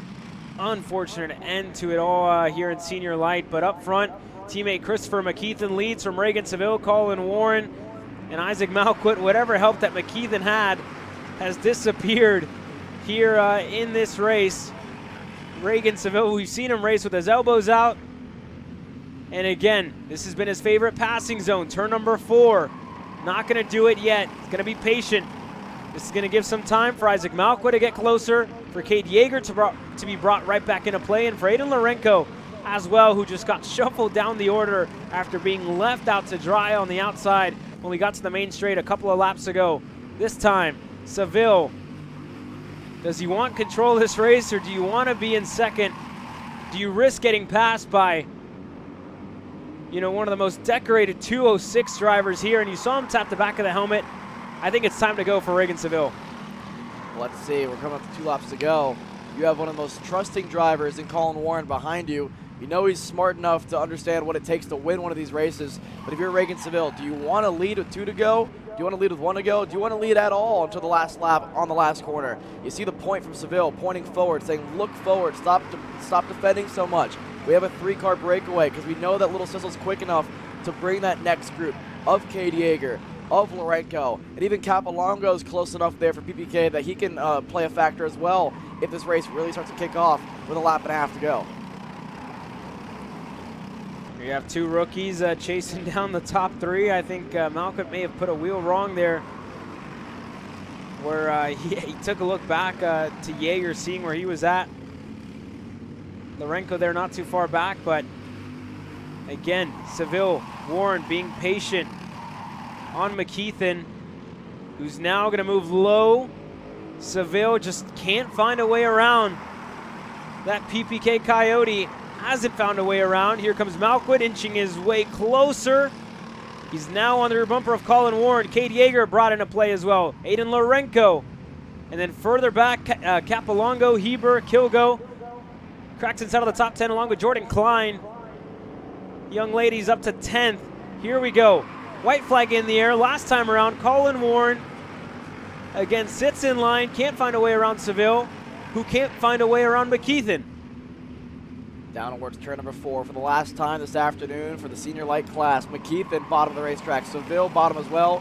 Warren wanted the over-under. Can't make it happen through there. And again, same situation here. McKeithen goes low. What does Seville do? He's going to follow McKeithen. This is going to open the door now for Colin Warren to potentially get a crossover move. The hardest part, though, Seville's got the toe from McKeithen, which becomes the toe for Colin Warren. We're side by side down the hill. Warren has to bail out of it, heading towards turn number 11. It's going to be the last real shot for Reagan Seville. You know, I really think he's hoping for a drag race to the line. Warren going to try something different. Goes outside. Looking low now, not low enough. Malquit looking to surprise Warren on the inside into turn number 13. Not close enough there. This is the last real shot. One driver drops the tire off the racetrack. Seville, does he have a run on the straightaway? McKeithen going to keep it in the middle. Seville opens up to the top. Not enough to deny Christopher McKeithen in heat race number 2. Seville across the line second, Colin Warren third. Cade Yeager and Aiden Lorenko, your top 5. Back to Isaac Malquit, Nicholas Capilongo, Jordan Klein up to 8th. Carter Kilgo inside the top 10 as well, as Braden Eber there to round out your top 10 drivers. What a race here in senior light. A lot of drama. Unfortunately, losing a couple of drivers there, including the teammates there of Tyler Kilshorn and Addison Iannello. Other than that, incredible racing action. We saw 3 different manufacturers in the top 3, Colin Warren, Reagan Seville, and the likes of Christopher McKeithen. But again, great race there, Caleb. Yeah, great race. And we get to see one more in Senior Light hit the racetrack here in a couple of moments. Some pickup coming your way. Quick commercial break. We'll be right back with Senior Light even. Brandon, why are there all these charges for just over $200? I'm tired of all this branding business, okay? Branding this, branding that. Why are there all these expenses on AKR over $200? We know, okay? Take a walk with me. At Shop AKR, they have everything you need to start racing at a very cheap and affordable price. They have MXC rims, they got chains, electrical stands, tilt seats, they got MXCs. And if you didn't know, on top of that, any purchase in the continental US over $200, that's free shipping. Hey, aren't you supposed to be in the AKR Anonymous meeting over there? Dude, I'm doing a commercial. Dude, we have no time. It's about to start. Stop. We all love Shop AKR. Me? More than others.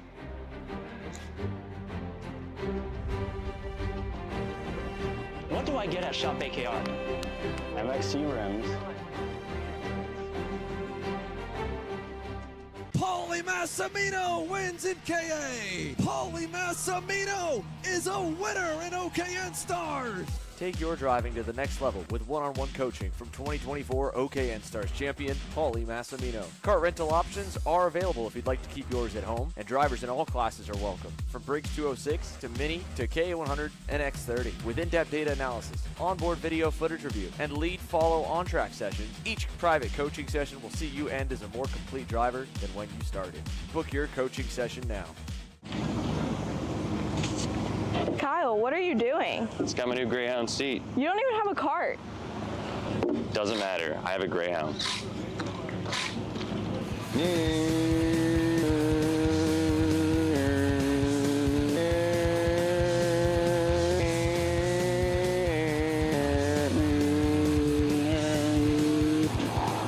the f is Kyle Cuthbertson? Doesn't even have a go-kart. Doesn't matter.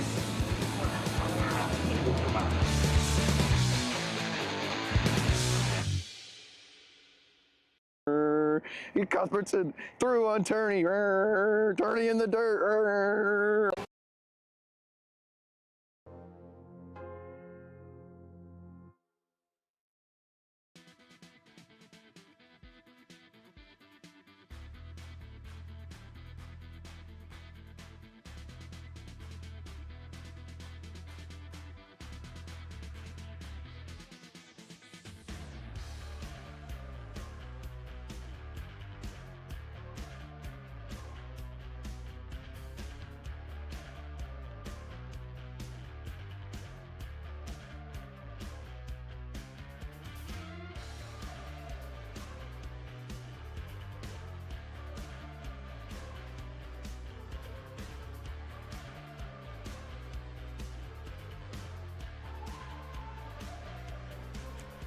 Time to go racing here in Senior Light. Let's run you down your starting order for the even group. Owen Lloyd and James Overbeck share the rights to row number 1. Nikki Palladino and Emily DeMaster on row number 2. You go back to Dylan Amundsen and David Baker, Kelvin Zing and Jackson Young on row number 4. Josie Chambers and Henry Wheeler, your top 10 drivers.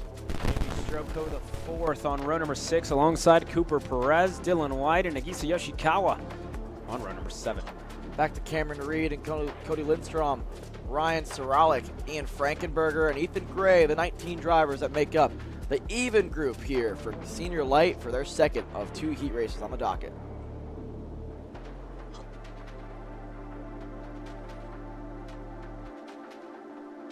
Here we go. Wow, that was David Baker. Yeah. a little quick there. A little quick there into the brakes tram work. lines. Yeah. MGM front row there with Lloyd and Dylan Amundsen. Then we have the likes of Overbeck and Nikki Palladino as well. So Dylan Amundsen, it's showing here 5th, but he's lined up on the front row alongside Owen Lloyd. So a little bit of a mix-up there for Dylan Amundsen on the timing and scoring, but he's going to line up on the front row. He's actually going to start on pole here alongside Owen Lloyd.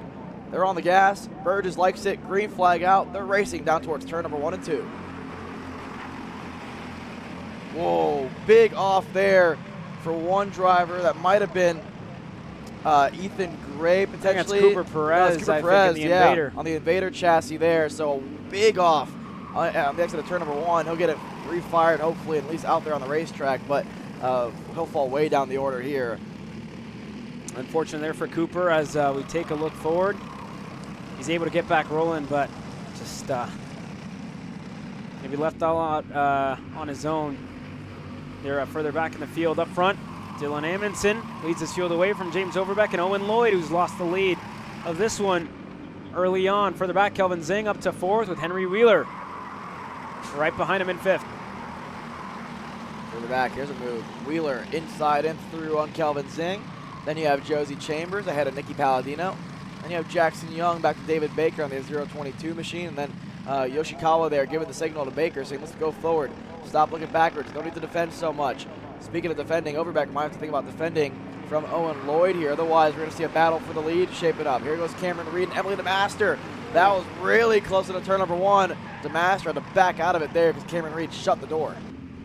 Yeah, Cameron Reed able to stay there for now. DeMaster, I think, has lost a good number of spots here from the start. So the order there was a little bit off because DeMaster didn't have a great senior light race. She finished, I think, it's 16th in this one, so it makes sense for her to start further back. And same deal with Dylan Amundsen there. Had him 5th, but he actually rolled off on P1. So a little bit off there, but for Emily DeMaster, she's actually up a couple spots here to start this one. Started in 18th. There you go. It's a good turnaround for Amundsen. Here, takes a look over the shoulder. Overbeck stays in tow. Owen Lloyd now looking for a move, and it was there. He was there. He definitely had the speed to go through, and for whatever reason, thought better of it, stays in 3rd. Well, I think experience comes into play, right? I mean, you're 2 laps into a 12-lap heat race. There's no need to be aggressive that early on, right? I mean, there's not a huge threat behind you. Henry Wheeler is the only driver that really is going to make a move because the rest of the field is a little bit too far back. And again, there's just not a real big need to make it happen. I think, if anything, you don't want to show your card too early, right? I mean, if you go for the move there, then James Overbeck will forever defend that corner the rest of the heat race. You don't really want to show that you can go there until the latter half of this race. But Owen Lloyd knows, like you said, probably knows that he could have done it if he wanted to, and it's good to have in your back pocket when that time comes around. Further back behind Wheeler, they're getting quick. That's Kelvin Zing, Josie Chambers, and Nicky Palladino. That trio is actually quicker right now than the 4 on our screen of Amundsen, Overbeck, and Owen Lloyd. And I think they know it too. And at some point, I wonder if Overbeck's going to go for the move here on Dylan Amundsen. No, but I tell you, Josie Chambers is looking on the inside with Nicky Palladino. Kelvin Zing holds on around the outside. There goes Palladino, and there goes Henry Wheeler up to 3rd. Like I said, at some point you realize that the trio behind you is getting closer and you want to put a go-kart in between yourself and them, and that's what Wheeler did. Wheeler does not want to get passed by that next group, so you at least put Owen Lloyd in a position where he now has to get aggressive and get his elbows out, but the Stealth Motorsports machine looks quick here. Henry Wheeler now on the bumper of James Overbeck, 4 laps in of a 12-lap heat race. Out of turn number 3 and into turn number 4, look for Overbeck to go to the inside here. He's going to go and through for the 48. Does Wheeler get through as well? No, and if anything, he might lose a spot now because Owen Lloyd's on the inside. He's going to push his teammate through, and this might help. Whoa. A 3-wide move. Owen Lloyd, what a lunge into turn number 6. He'll sneak his way through up into P2.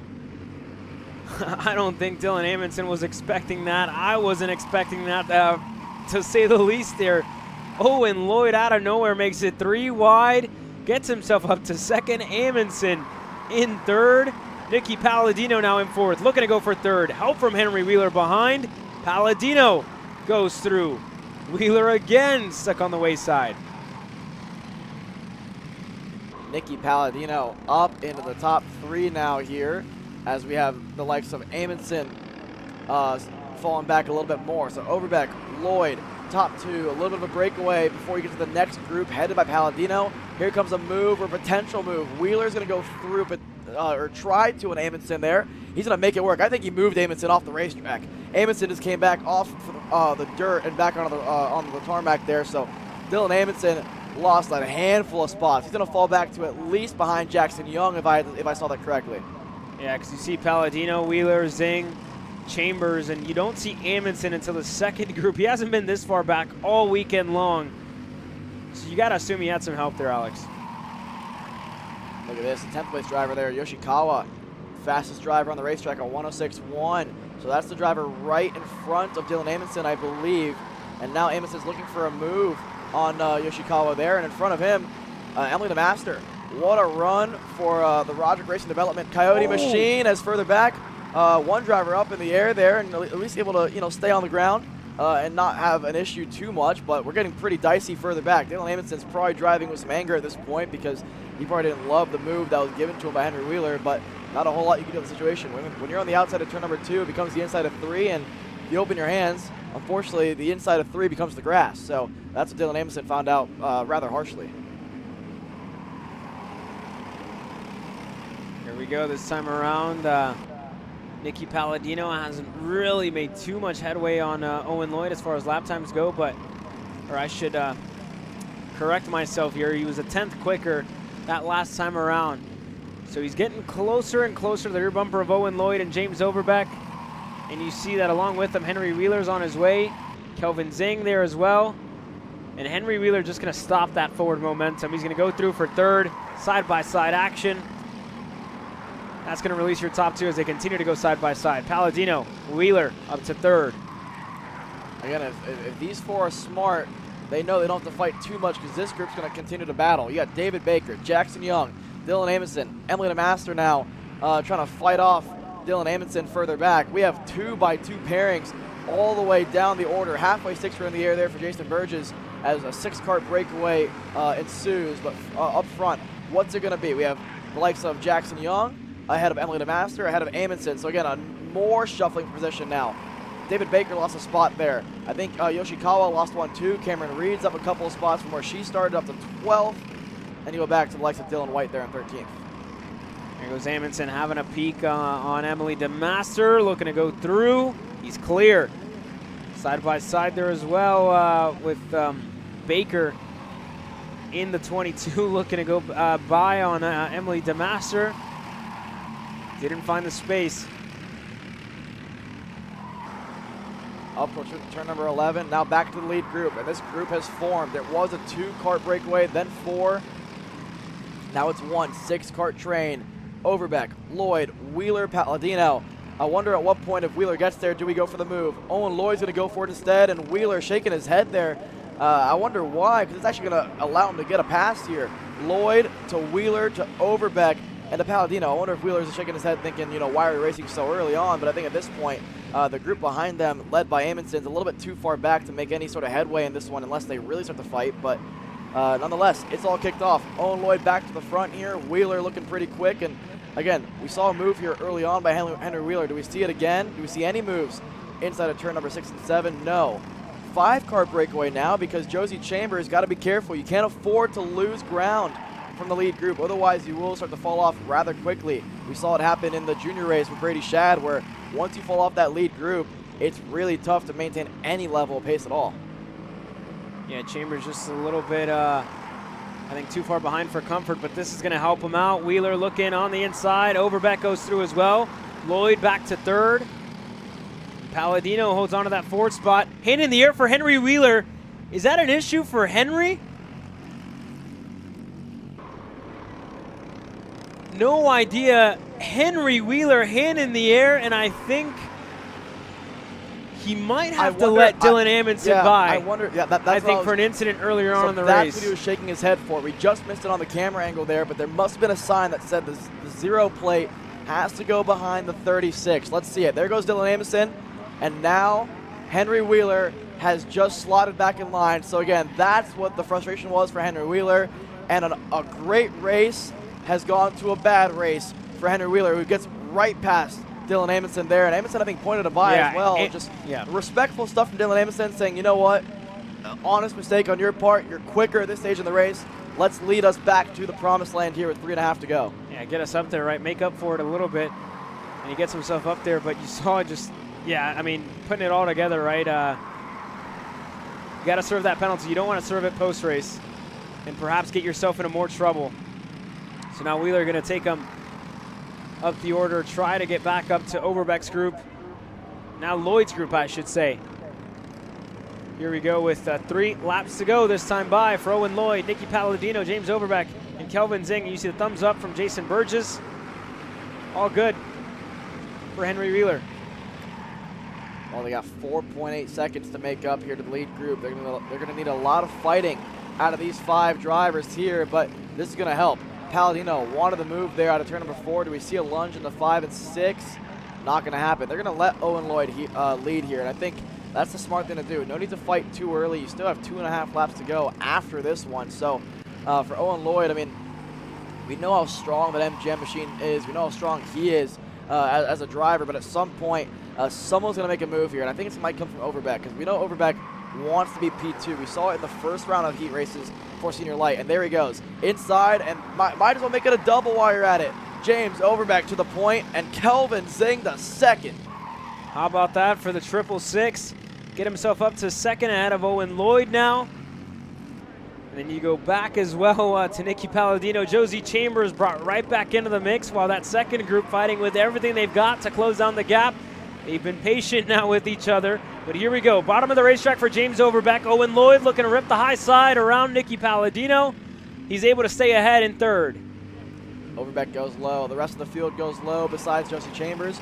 Wants to go high, then low. Not a whole lot you can do. When you're the 5th cart in line here, you kind of just got to watch what happens and do the exact opposite. Here goes Palladino inside, and again, Chambers goes high side. The only driver to try it. Not a lot you can do here. The more you fight, though, if you're James Overbeck, the more Wheeler, Amundsen, DeMaster is back into play. They gained half a second last time. It'll be a lot more this time by with 1.5 to go. Overbeck again goes low. The rest of the field has to follow. Lloyd's going to try the high side around turn 12. You can't really make that work here. Who goes for the late lunge into turn 13? Nobody, because Overbeck covers it off. Overbeck covers it. Lloyd tried to rip the high side and again just couldn't get anywhere. Huge bottleneck after Overbeck went low, and here goes Kelvin Zing looking on the inside, going to clear Overbeck even before the corner, looking to move over, but nobody to push forward with Kelvin Zing. Lloyd stays on the outside, so does Zing, looking to rip the high side into turn 2. Looking around the outside, Lloyd, they're on the inside. Zing holds on a second. Palladino, no moves as of yet. They go side by side, but everybody stays put. Here comes Henry Wheeler and Dylan Amundsen. It was 4.8 seconds. It's down to 2.2. It's less than that now. Into turn 6. Lloyd wanted to go inside. It was covered off. Look at the run that the Stealth Motorsports machine has. Henry Wheeler, the only problem Wheeler has is the same problem everybody else has. It's a moving chicane out front, and James Overbeck. There you go. James able to hold everybody at bay, doing it all on himself. No help for him in this one. All his teammates were in the other race. And here he goes, having to hold back the MGM of Kelvin Zing, who's falling under fire, to Owen Lloyd, who just brushes the brakes. Everybody checking up. One more go at it for Kelvin Zing. We saw him try the drag race to the line the lap prior. Does he have the help from Owen Lloyd this time around? Looking on the outside. He's going to get the push from Owen Lloyd. Kelvin Zing to the line. Does he get it? He does. Kelvin Zing wins heat race number 2 in Senior Light. What a patient race there for Kelvin Zing, as right at the end there, Jackson Young, David Baker off the racetrack. You see the frustration from Jackson Young. It's a DNF for the 670. The 022 at least will get it fired up and, you know, get a chance to finish for the MGM machine. Jackson Young as well. He'll at least get to score some level of points here, but it'll be a P last for David Baker and Jackson Young, unfortunately. But out front, Kelvin Zing, very patient, very methodical. Over Overbeck, Owen Lloyd, Palladino, Josie Chambers, and Wheeler. Hats off to Wheeler and Amundsen there. Put their head down for 3 straight laps. Closed a 5-second gap down to nothing to finish 6th and 7th. DeMaster, Reed, and White, your top 10. What a race to end it all. Kelvin Zing, again, I think that's his second heat race victory on the national scene. Both of them coming in Senior Light action. The first one came at the Grand Nationals at the 8th edition back in October of 2024. And again, the 666 puts himself back up there. He's on a good run and a good streak of good luck, coming off a huge win over in Amarillo, Texas a couple of months ago at the Texman Racing Series, and this weekend puts himself back up at the top. Talk about Cooper Perez, not the best start for him. Jackson Young and then Soralik as well involved in some pre-race incidents. But that being said, some pickup for some cards further back in the field. Sportsman Masters In your 2 senior medium classes, only 4 classes remain as we race into the sunset here at the beautiful Motorsports Country Club of Cincinnati. You're watching Kart Chasers live coverage of the Cup Karts North America Summer Nationals.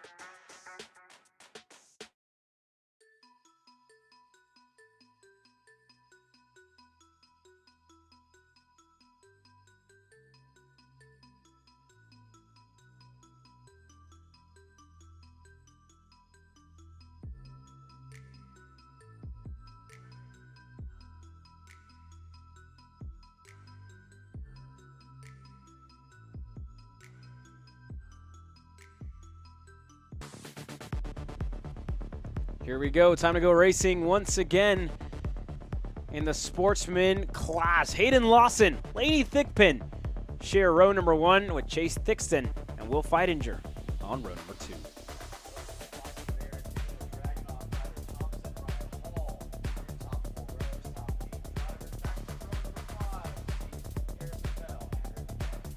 You go back to Christian Liu, Gavin Dyer on row number 6. Keegan Irwin and Harrison Burklow on row number 7. Jonathan Bohr and Lincoln DeCoster on row number 8 with Trip Golnick and Silas Root on row number 9. Hendrickson, your top 20 starters.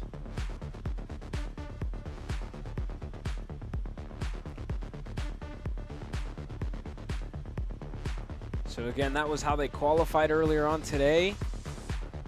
And you see the changes after the first set of heat races where Will Feidinger was able to come out victorious at 210.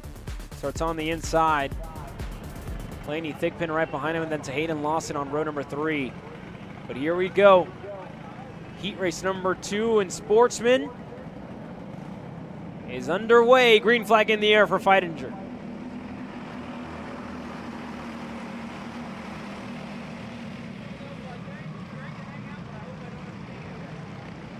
Start there for the entire Sportsman crew.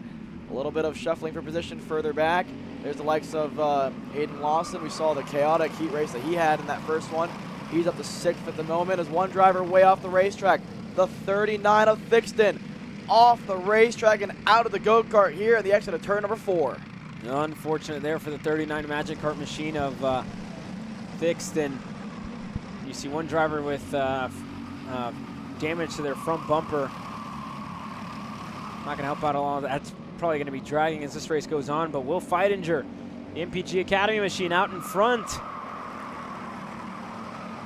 with the number 12 Timmy Tech Comp card of Laney Thigpen in that second spot. Out of the final corner to complete lap number 1. Feidinger leads ahead of Thigpen.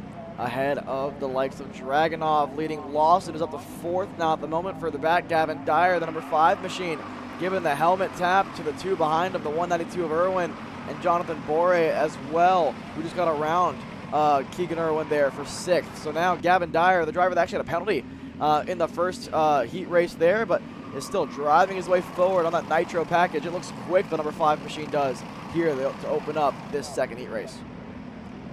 Here we go. Thigpen took the lead of the race that time by Laney. Gonna lead them away. Number 12 out in front with Feidinger in second, dragging off to Lawson.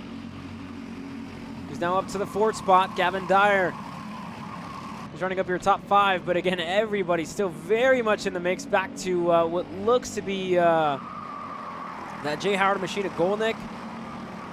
Here we go, side by side. Lawson falling under pressure, sending it in deep. Didn't want to lose the spot to Dyer. Feidinger lost a couple in the process. He's back to 4th. Feidinger was in the lead of the race at the start of it and has fallen down the order. Now it might lose 2 more spots in the process as the 5 looks. Dyer on the inside. Not enough. Now we have a new leader. Daniel Dragunov, the 151, leads this trio. Thigpen giving the helmet tap to Lawson here. Lawson's been one of the quickest, if not the quickest driver this weekend in the Sportsman class when it comes to overall pace. 3 laps into a 12-lap heat race here. And let's see, do we see a lunge to the inside? No. If these 3 look back and realize no one's behind them, they should begin to start working together. Otherwise, Feidinger is going to be back in it. Gavin Dyer is going to be back in it as well. Jonathan Bore, who got around Dyer in a turn number 2, is in the mix as well for Stealth Motorsports, up into the top 5. Here we go, this time on the back straightaway, single file line. Everybody stays put for now. And I was going to say I spoke too soon because it looked like Burklow wanted to go on Dyer. He just stayed in line. Content to follow for now. Your top 3, Thigpen, Dragunov, and Lawson. Been patient with each other. Lawson thought about it again. Drivers kind of, I don't want to say making us flinch up here, Alex, with their peaks on the inside and thinking better of it as one driver gets shuffled out wide. That's a 28 of Bohr on the Burrell Art machine. Was just getting past and was hung out to dry there on the outside. Yeah, that was Gavin Dyer making that move stick, so he's back up to the P6 for Nitro Kart, and now he's got some help. The 64, Harrison Burklow, going to give him a couple pushes here to see if they can get back up to the lead 5 go-karts. Right now it's a 3-car breakaway, but I got to say, Feidinger and Irwin are looking pretty quick together. The MPG machine and the Stealth Motorsports package are pretty strong early doors in this one. Still 8 laps to go. Plenty of racing action to go here in this one. But right now it's headed by Daniel Dragunov, and I thought for a moment that Hayden Lawson would go for the move in the 13, thought better of it, out of the final corner. Does anybody get a good enough run to go for the move? Does anybody want to go for the move right now? I mean, at this point in the race, this is usually that point where things start to stall out just a moment. You kind of get a chance to feel out how your cart's handling, feel out for, where you are in the group, and where do you want to be in a couple of laps. That's kind of what you're planning right now at the moment, and especially with how spread out the field is. These 3 can afford to sit there for a moment and kind of analyze what they want to do because there's no threat behind them.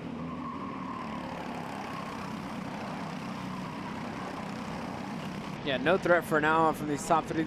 The only way, you get threatened by the drivers behind you is if you give them that line to get up there to you, if you give them the help that they need to get themselves into the mix, right? And to mix things up and go from a 3-horse race to a 5-horse race, that's going to change things, I think, a whole lot more. So for now, Hayden has been very patient, sitting in 3rd. Behind Lady Thigpen, who, again, she's gone up to lead this race a couple of times. But we're at the halfway point, right? We're getting close to the halfway point where we've seen drivers be patient, sit there, and play that game of cat and mouse, right? You learn a little bit, see the line, see where you can go, and really read your opponents. Here goes Lawson, wants to get up to 2nd. And again, slots back in the line in 3rd. Anytime you do that, though, into a fast corner, you actually lose momentum for both go-karts, but especially for Lawson there. Now it's going to take him about half a lap to get back to the bumper of Thigpen there, and with that, it's going to help these guys But here's a move to the inside. Burklow through on Dyer, and on the exit there, Gavin Dyer, I think, gave some assistance to Burklow and put him off the racetrack on the exit there, whether he meant to or not. We don't really know. I don't think he really meant to, but unfortunately for Burklow, didn't get a great exit, and it cost him because that's what happened where Dyer just got to the bumper of him. So, again, more contact there. Burklow was not happy with Gavin Dyer, but nonetheless, Gavin Dyer now leads this group. Jonathan Bohr, and then ahead of the likes of Ryder Thompson on the 904 machine.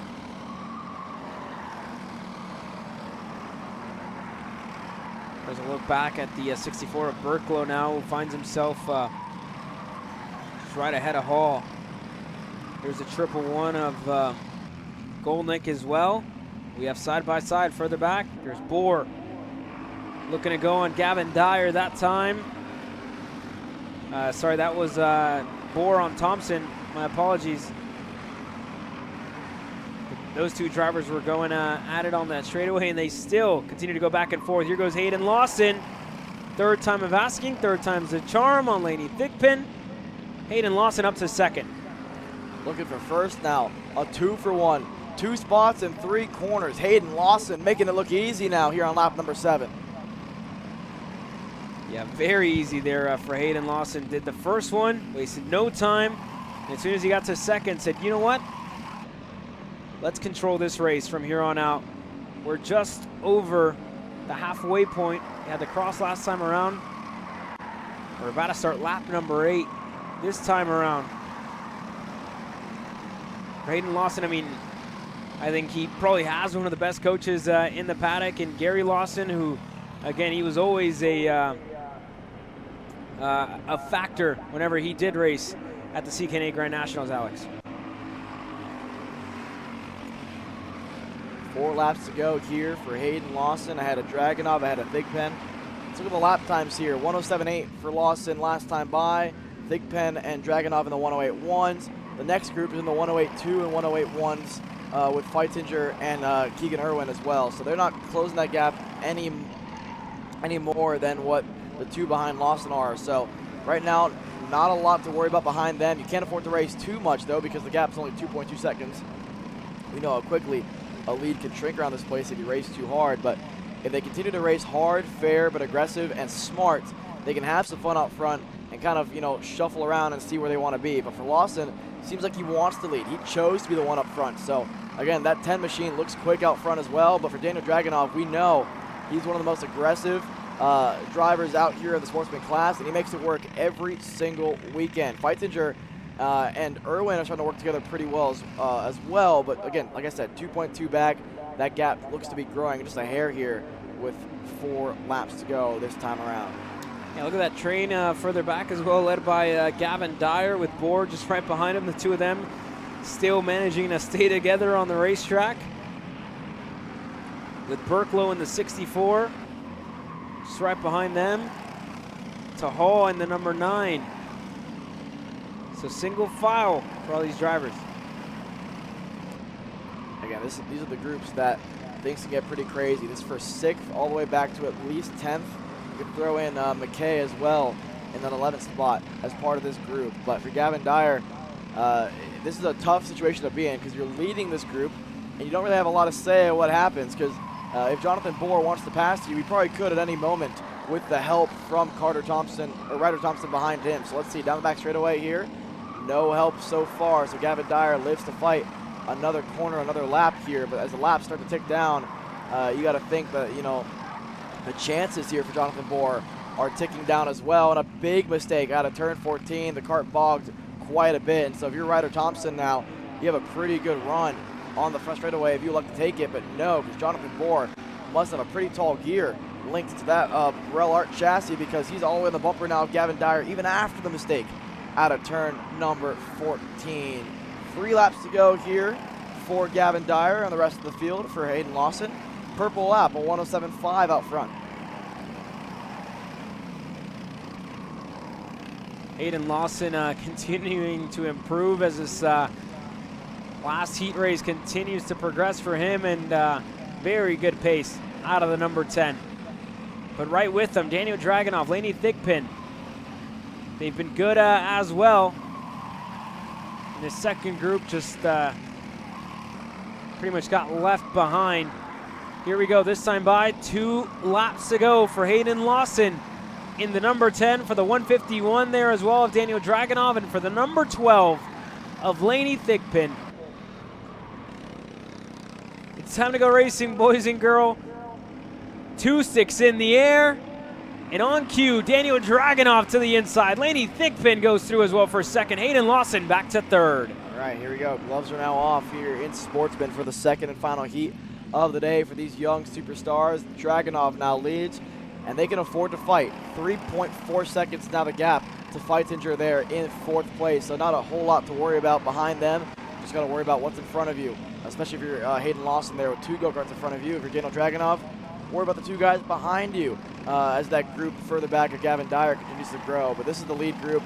We're going to follow this for the remainder of this lap and probably the next one as well. As down the back straightaway we go. Thigpen's got a really good run into turn number 12. If she elects to take it here, decides not to. Dragunov, a slight fade into the brake zone there, a little wide too into 13. Hayden Lawson says, thank you very much. I'll take second place. I'll put myself in a position now to where I'm the first driver to get to the leader when we see the white flag here. Yeah, that's exactly what Hayden had to do to put himself in contention to win this heat race, to salvage some points here at the end of it. You know, looking back at how the first one unfolded for him. Lawson on the outside, Dragunov going low to defend. And now the number 10 tries to find a lane, tries to find an opening. Thigpen as well goes to the high side. Dragunov, Lawson low.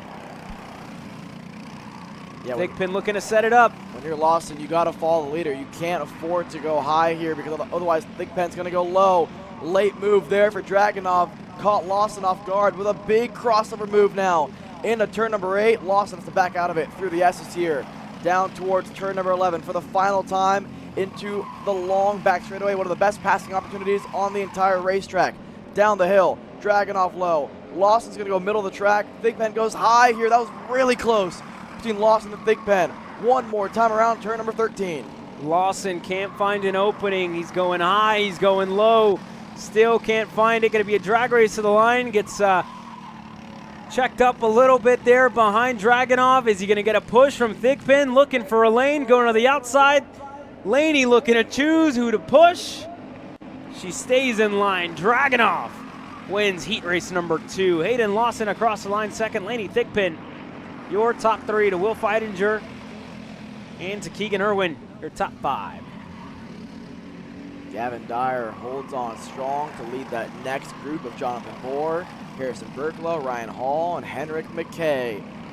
The top 10 drivers that complete the second heat for 206 Sportsman. There you go. We'll see these boys and girls tomorrow for their main event and for their morning warm-up session. Only 3 races left to go here. Masters coming your way next.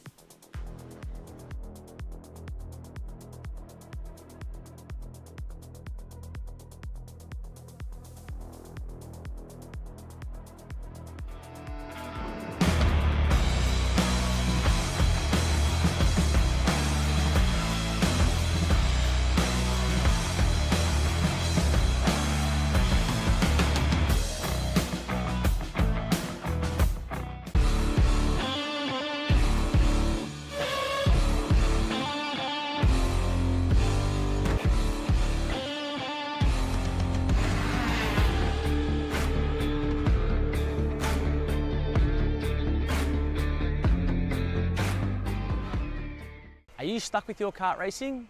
Not sure the ideal kart setup? Or going to a track for the first time?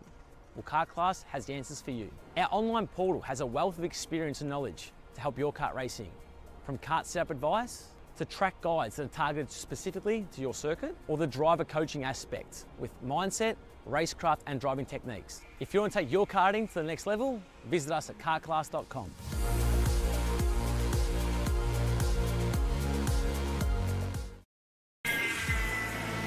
Florida Kart Racers, you asked for it and we're going to bring it. Introducing Florida Karting Championship, FLKC, a brand new racing series coming to Florida in 2026.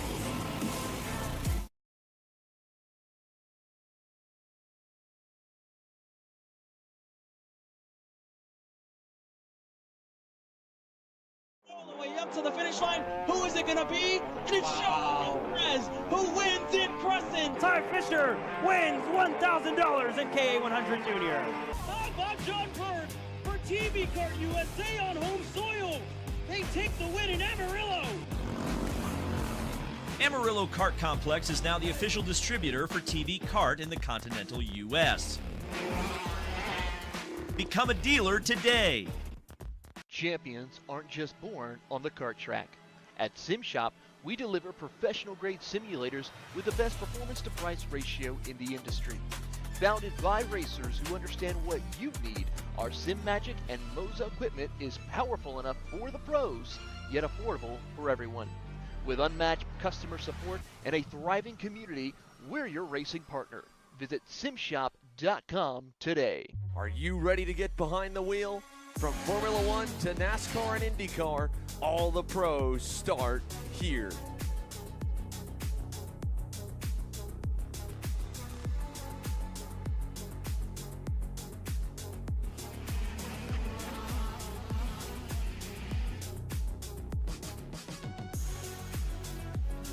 For more information, check us out online at mcckarting.com or call us and go racing today.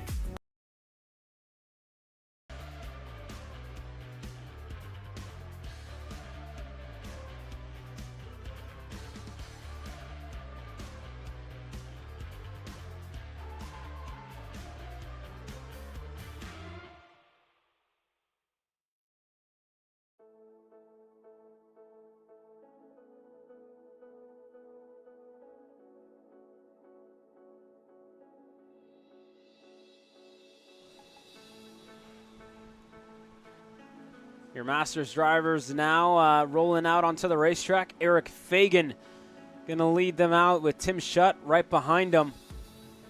Looks like Michael Dittmer on the Comet Eagle getting set to start third. Here in this one, back to Eli Yanko, to Jamie Bradford. What looks to be Jeff Chalmers. Then to, I think, Dr. Todd Barron. I believe, indeed, Jimmy Bradford, Carlos Moraes, Paul Bailey, Jeff Chalmers, and Eric King. Your 10 drivers getting set to take the green flag here, Alex. Eric Fagan on board that gold kart machine. We saw how quick it was in the first heat race. We saw how quick Tim Schutt was as well. Looking to make amends for a rough Legends going there for the 655 machine. Looking for a little bit more here out of that comp kart in the Masters class. Slow and steady through here. Todd Barron a little bit late to the line there, but just in time before the tram line to slot back into his 6th place starting position for the second gold kart here in this Masters class. Nice and slow. Jason Burgess waiting to the last possible minute to throw the green flag. There it is, green in the air for Eric Fagan and Tim Schutt.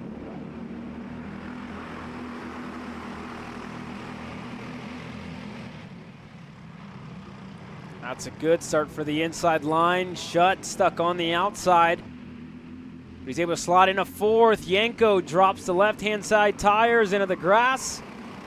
He's going to go side by side there with Moraes and Chalmers. He's able to go through. Not a great start for Tim Schutt. Outside of row number 1, he's now down in 4th. Dittmer to 3rd. Bradford up to or 3rd. Dittmer to 2nd now, as Fagan still leads on board the gold kart machine. Further back, let's see where Yanko fell back to 5th. A pretty good run up the hill, though, is going to help him out.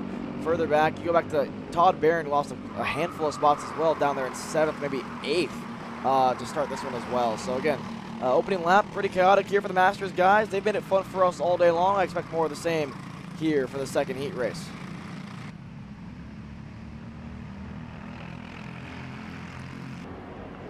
This time by through the line. King has made up a couple of spots. Looks like he's up to the 8th spot now. Moraes fell back to 9th. Bailey, 569 in 10th. As we look up to the front, Eric Fagan now. He's about to have some company with Dittmer on the rear bumper, letting him know he's there. Jamie Bradford as well in tow in the 3rd spot. Let's see it. A good run out of the hairpin there for Eric Fagan, holding off Michael Dittmer at the moment here. But again, Bradford now in third, and Yanko's close enough now where he can make this a 5-kart race pretty easily if he wanted to. But it's, at what point do you go for the moves? I mean, Eric Fagan's usually the one to kind of wait out to the last possible minute. That's how he won heat number 1. He was in third all race long, went to P2 on the last lap, then went to P1 on the final couple of corners there. So now, are these drivers, is Dittmer, Bradford, Schutt, or even Yanko going to kind of take a card out of Eric Fagan's book and wait to those final one lap to make anything happen? Further back, that next group of the likes of Jeff Chalmers is looking pretty quick here. Not as quick as the lead group, but quick enough to stay in tow if things were to happen in the top 5. But speaking of the top 5, the driver in 5th, purple, 108.5 for Eli Yanko. That pace looks pretty good for the 470.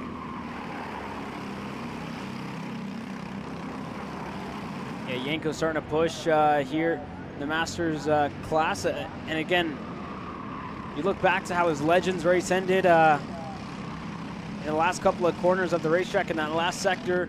Found himself in the grass, sitting on the barrier, watching his fellow competitors close it out. Now he's in 5th, pushing forward, looking to salvage a good result to, I guess, sleep nicely tonight on the Saturday night, right, with a good result. As we look further back, here's that battle. Mariah's there for the CRG LSR Motorsports team. He's in 9th. Bailey still there in 10th. King, the 004 for Low Key Racing, finds himself in 6th. Todd Barron on the gold cart in 7th.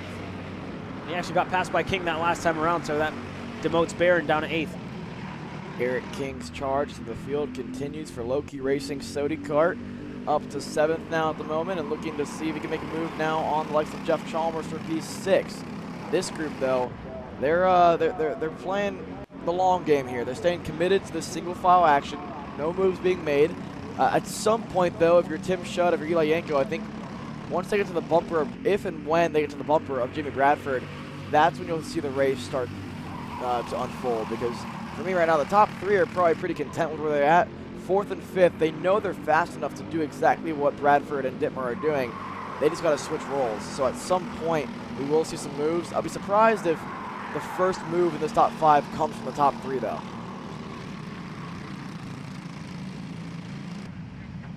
I think the first move that we might see is out of Tim Schutt to get himself up to 3rd as soon as he gets there. And you're actually proving wrong here, Alex. How about Dittmer looking on the inside on the Comet Eagle? He's clear. Up to 2nd as well for Jamie Bradford. All right, new leader, 77. Race on. Michael Dittmer to P1, Bradford to 2nd. Eric Fagan's turn now to kind of do what Eric Fagan does best. Sit there, be one of the best pushers in all of 206 racing, and then let the race come back to you. He did it in heat number 1. Expect more of the same here in heat number 2. The only problem that Eric Fagan has is that now the top 2 have hooked up rather quickly here, and all of a sudden if he's not careful, he's gonna have to worry about Tim Schutt here. You know what my favorite part about this job is, Alex? What? Saying something, then immediately getting proved wrong. It definitely, it stings a little. It's almost like they can hear us in the helmets, and they're like, you know what? I'm going to show the announcers that they're wrong, and I'm going to pass. That's why I said it. There you go. Spicing it up for us here. There you go. Eric Fagan now goes up to 2nd. How about Schutt as well, looking to go by on Bradford. He's stuck on the outside. Here comes Yanko, side by side with Dittmer. Let's see, does Bradford have any momentum at all to hold off Yanko? He does. Yanko just couldn't make it stick around the outside of turn number 1. But now a whole different order here in the top 5. Dittmer by 7.5 tenths over Fagan. Then you go to Tim Schutt, then Bradford. So now Schutt and Fagan are having to work together to get back up to Dittmer, because at some point, right, I mean, we spoke about how tough it is to pull away, but we know it's possible. We saw it at senior heavy with Owen Lloyd. At some point, if you race too hard and let the leader get away, the gap is too much to surmount. And there's that group further back of the MGM of Chalmers and King. But here goes Bradford again, looking on the back straight. Schutt looking to close the door, and into the side of him for Jamie Bradford. Exchanging a little bit of, I guess, side-by-side action in between the two. Shutt, unfortunately, going to lose out on that one. Eli Yanko going to go through. Rolled up black flag to Jamie Bradford. Just a warning. Eric Fagan just went purple, a 108 flat, 6/10 faster than Michael Dittmer last lap alone. We are halfway home here in the second heat race for the Masters class, and for Eric Fagan, the pace looks good, and again, the gaps look good, front and back. He's closed it now to half a kart length in front and about 3 kart lengths behind him here, and the problem for Bradford is Bradford has no help. He's got the small toe you'll get from Eric Fagan, but not a lot of help behind. Tim Shutt's too worried to think about, or Yanko, sorry, is too worried about Tim Shutt right now to really focus on Bradford, but now with a pretty good run up the hill, all of a sudden that trio can hook up again together and see what they can do. But you have 2 of the smartest drivers in the business up front. Michael Dittmer, Eric Fagan, these 2 know what it takes to win around this place, on this racetrack, or even in this class. And again, with 5.5, 6 laps to go here, I don't want to say it again, but let's see if these 2 decide to stick it out this way until the last lap, or if they want to duke it out earlier on. Here we go, battles further back. Mariah is looking on the inside, pushing King through. Todd Barron falls back to 9th. There you see the movers. 2 spots lost for Mariah, 2 spots gained for King. Let's see it. So Jeff Chalmers, the leader of this next group, and this is the entire field. We got pretty much under 1 straightaway here. So back to Paul Bailey in 10th, but he's on the bumper of Todd Barron. That's not some bad company to be a part of. And for Todd Barron, again, it's been such an up and down weekend. It's really strong pace on Friday, and then today just something has gone amiss on board that 11 machine on both classes, where the pace will be there for certain laps, not there for others. The race pace is just not there. I don't think he's comfortable on board that gold package right now, but somebody who is comfortable is Eric Fagan. Back to the point. I'm going to say this on purpose. I think Jamie Bradford's going to sit there in 3rd, and he's going to be patient here. Yeah, we're playing that game right now. Let's see a little bit of the opposite going on here, right? Say one thing, the exact opposite happens. Maybe it's when I say it, you know? Probably, but here we go. Jamie Bradford's been a good run for him. Again, looking on the outside now. Just staying right behind Dittmer for now. Bradford's in a pretty good spot here. I mean, they've re-caught up to the top 2. Further back, the driver in 5th there of Tim Shutt is just starting to fall off the pace a little bit, but I wouldn't be too concerned if I was Tim, because the way they've raced up front at this point, I think you'll have a chance in this one as long as you can stay within a second and a half of the top 4 here as these laps tick down. We're on to 3.5 to go here for Eric Fagan, who's going to start to defend early. He goes low, Dittmer goes high. You can afford to do it in turn 12. As long as you park it in the middle of the apex there, you can get away with defending. We saw from James Overbeck, he did a textbook job of defending for the last 3 laps, especially through turn number 12, where you just throw it in, back off the corner a little bit early, and there's not a whole lot you can do on the exit because you can't really cross them over too much there. 3 laps to go down the front straightaway. Let's see this 3 more times. Fagan, Dittmer, Bradford. Now they're starting to extend the lead over Eli Yanko, but Yanko's been really quick in the corners, and it gives me a pretty good idea of how the gearing is set up in that 470 machine. I don't think it's set up for the long straights as it is for the corners. Yeah, you see Fagan, right? He stays as low as possible for as long as possible. Then he opens up for the corner in the last second, just to keep everybody behind him, right?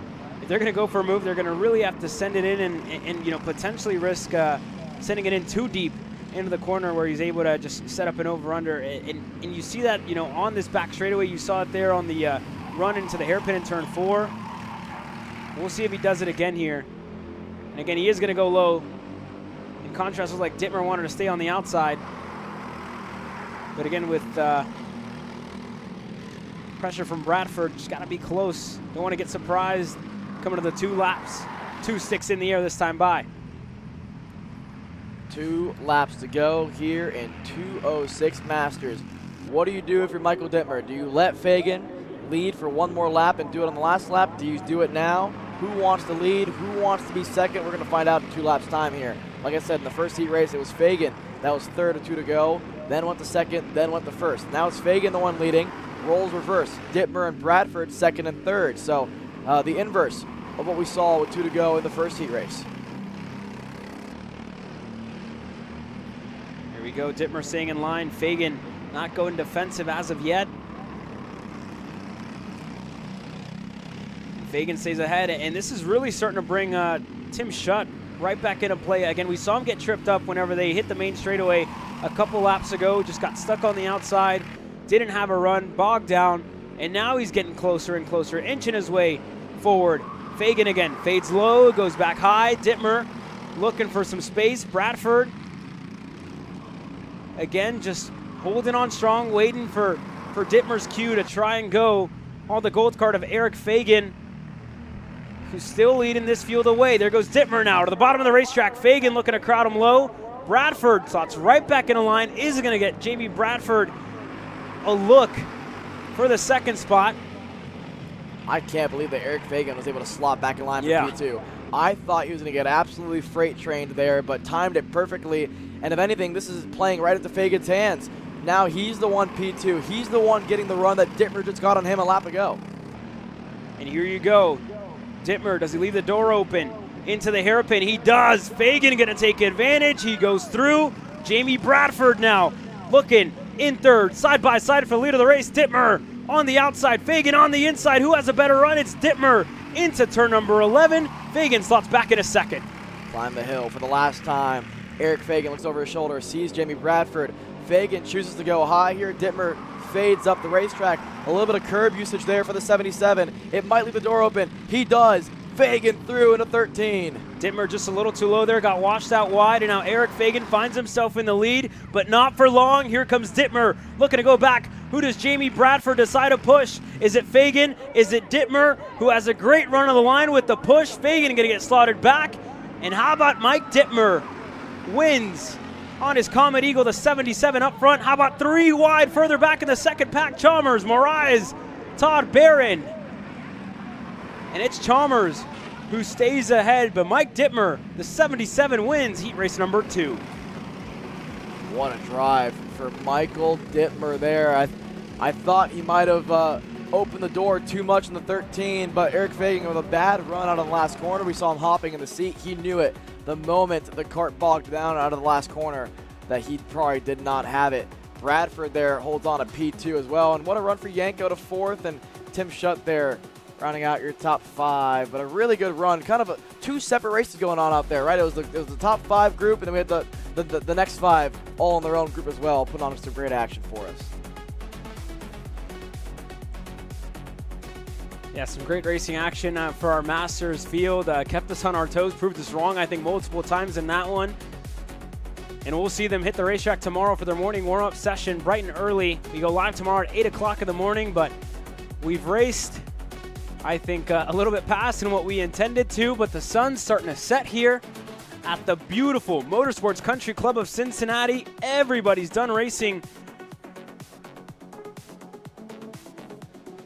with their heat races outside of our senior mediums. The odd and even groups getting set to hit the racetrack. We saw what the power of friendship does with Colin Warren, Dylan Amundsen. We heard from Colin's dad earlier. They were in the trailer talking, planning it out, how to take the fight to a couple of the young guns. And again, we're excited to see that now. 2 heat races in senior medium. There's a couple storylines that we got to talk about here. A lot of drivers having to charge their way through the field. Owen Lloyd didn't make it out for the first heat race in senior medium. He rolls off on the back of the grid. You know who's alongside of him? Cade Yeager. The last row of the grid is going to be very strong, and they're going to put on a really good show for us in this one. 12 laps of distance, and they're going to need all 12 of those to make some time up. Here we go. Here's your starting lineup. Colin Warren, Dylan Amundsen on row number 1, Christopher McKeithen, and Eli Fox on row number 2. Back to A.J. Roderick and Kelvin Zing. You look at Brady Atwood and Jack Groats. Back to row number 5 with Josie Chambers and James Sullivan. Go back to Cole Nelson and rookie Jordan Klein. Caleb Jarvis Comey alongside Hunter Bolton. Ashton Wheeler and Brady Akoff. Back there, you go to Matt Lyda, Eli Warren, Braden Heber, and Cade Yeager. Your top 20 starters. A couple more drivers to note here. One of the more notable ones, Owen Lloyd, will roll off towards the tail end of this field. He's in the next group. Gavin Isaacs, he's in this one. Nolan Holiday, Owen Lloyd, Ryan Gensheimer as well on the back row of the grid. So a couple of big names here having to make their way through the field. Yeah, we saw Isaacs get involved in a pre-race incident. A broken cord on the engine for Owen Lloyd has him starting back in the order. He's been dominant in heavy racing action. He's been a contender in light. Now we finally get to see him race in the medium class. But up front, all eyes on Colin Warren and the TS Racing VLR machine. We're racing in senior heavy. Senior medium, sorry.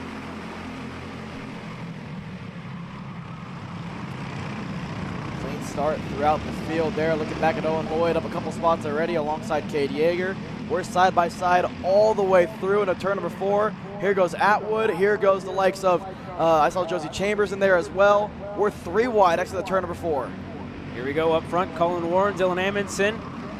We've seen Amundsen be comfortable pushing, but again, everybody's a lot closer together in the opening stages of this race. People looking for lanes. Eli Warren making moves. And already, focus forward. There's Owen Lloyd. Again, a good start for him. Able to start this one out. Josie Chambers looking low on Brady Atwood. Looking into the horseshoe.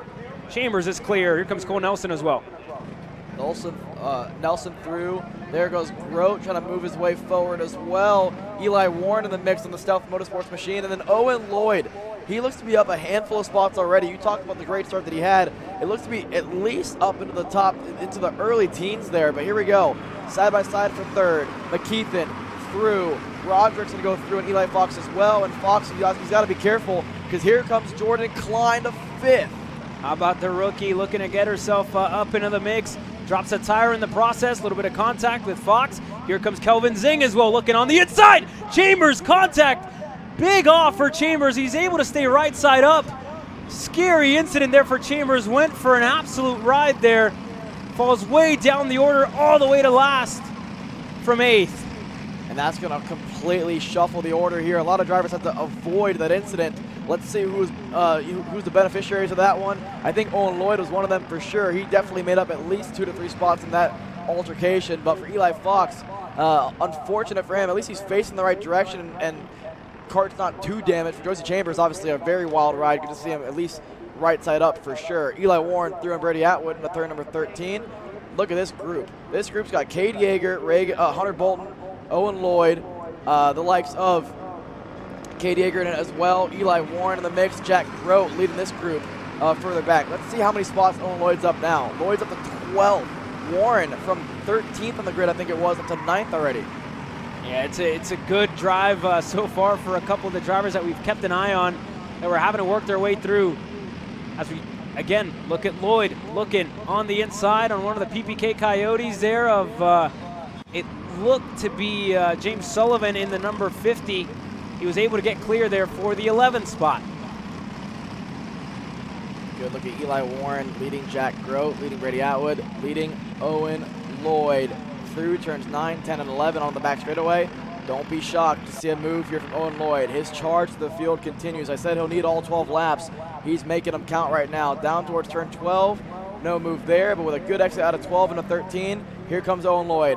Inside and clear on his teammate Brady Atwood. That's for 10th. Atwood's not going to fight it all too much. They've worked really well together in the heavy class. So far, earlier today in the warm-up session, we saw them go out together, and now they're going to work their way up, try to get up to the group here further up. A good start for Cole Nelson as well to put himself up to 7th on his Invader machine.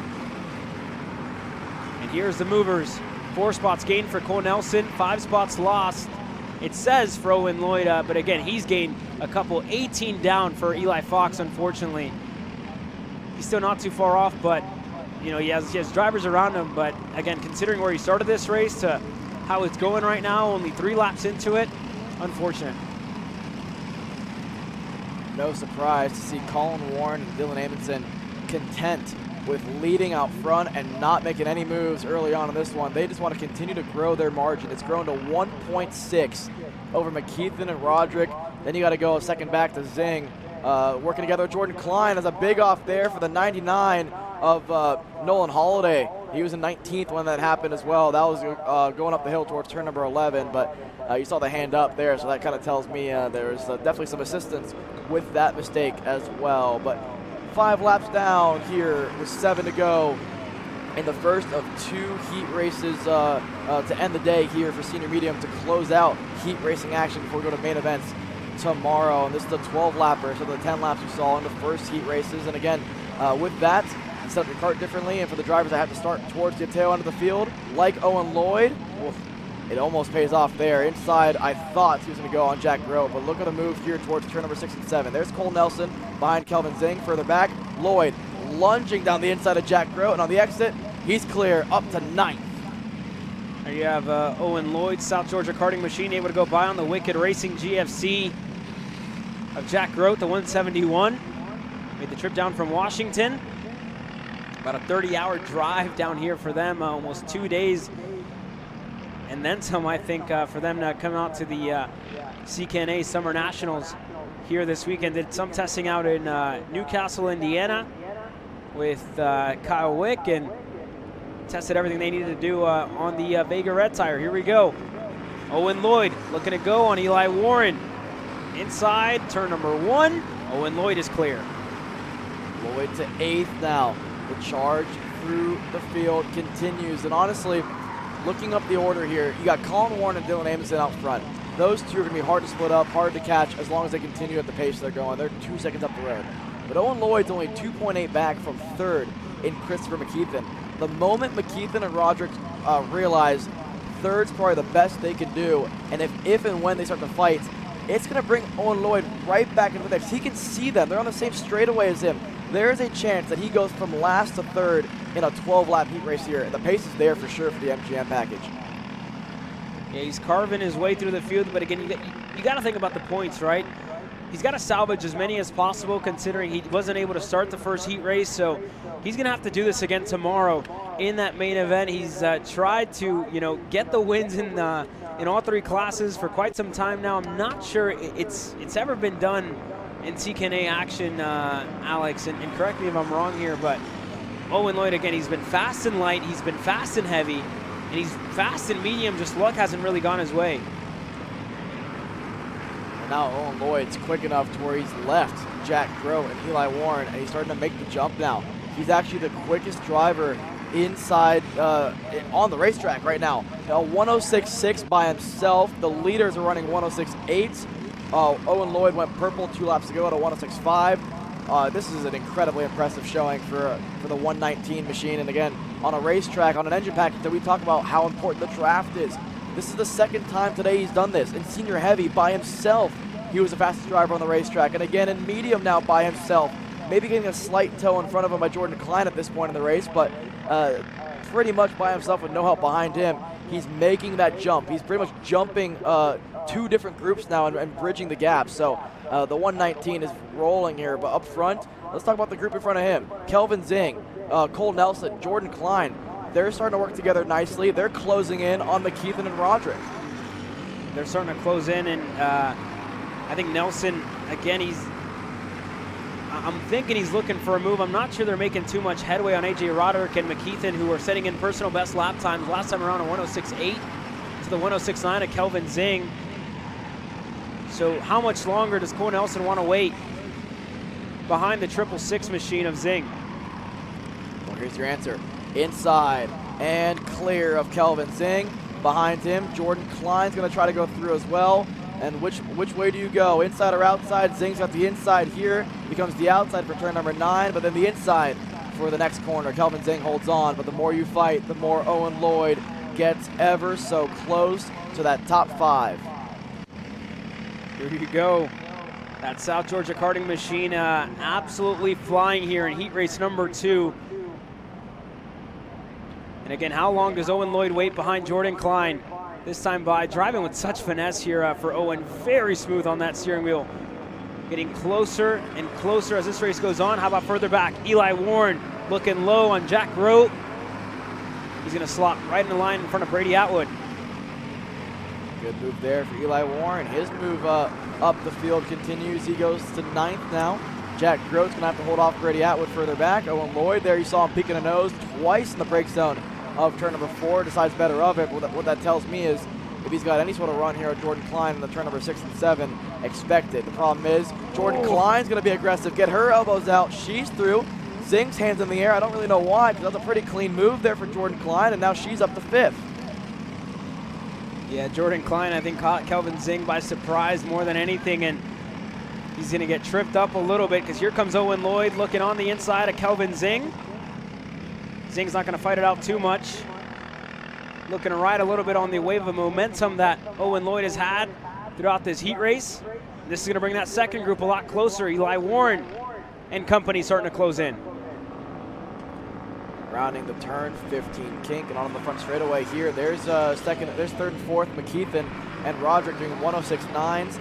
Obviously with a pass last time around, they're the 107.1s for Nelson and for Jordan Klein. So the headway that was being made for a little bit is no longer happening. So right now, this group from 5th on back is probably the best they could do. Here goes Jordan Klein, inside and through. She's now up to 5th. Owen Lloyd now the next driver in line to get after Cole Nelson. Here we go. Owen looks to go here into the hairpin, inside, side by side in between the two.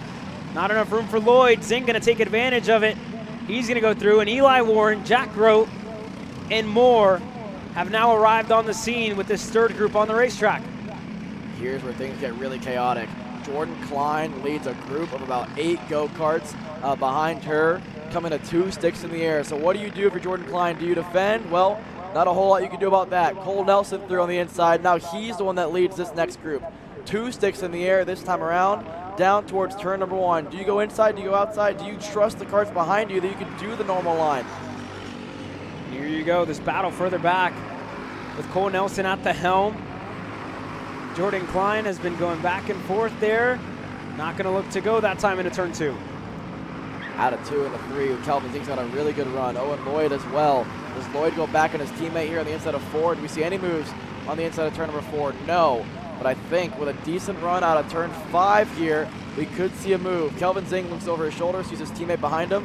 Do we see a lunge in the 6? We do. There goes Kelvin Zing. It's not going to happen. He's going to actually stack up Owen Lloyd, hand in the air, and Kelvin Zing. Is there an issue, or is he just frustrated with himself after that one? Not sure. Slowing there for Kelvin Zing. He's off the racetrack. That's going to be it for the 666 here in this one. Won in Senior Light earlier today, but this race just slipped through his fingers there, unfortunately, for Zing. Getting ready to see white flag one more time around, and look at this. All of a sudden, the 2 drivers we haven't seen all race long starting to duke it out. Dylan Amundsen peeks the nose on Colin Warren, thinks better of it, but these 2 have earned this. 4 seconds out front from McKeithen and AJ Roderick. They've been putting together some scorching laps, 106.3 and 106.4s all race long, some of the quickest laps we've seen all day long here in Senior Medium. Warren, bottom of the racetrack. Dylan goes high side. Let's see, down towards turn number 6. Warren, I'm going to assume, goes bottom. This is where the crossover is really important here. Does Dylan Amundsen time it right on the exit of turn number 6 and 7? No. And now to the single file section of the racetrack. Here we go.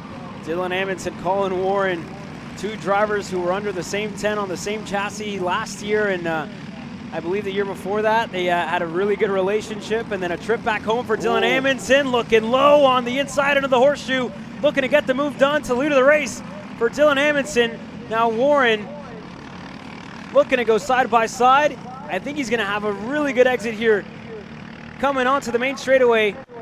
Colin Warren looking for a way by on Dylan Amundsen to the line this time by Amundsen. Warren goes to the high side, side by side. Dylan Amundsen wins heat race number 2 in Senior Medium odd.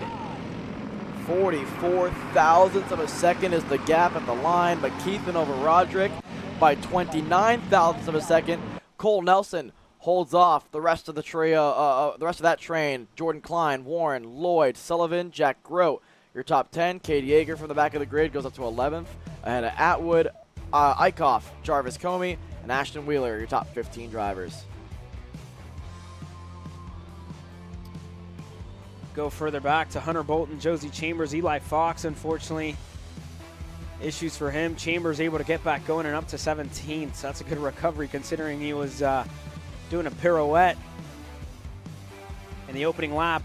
Gavin Isaacs to Braden Heber, Matt Lyda, Nolan Holiday, and unfortunately for Kelvin Zing, a DNF, along with Ryan Gensheimer, I believe, not able to start this one out.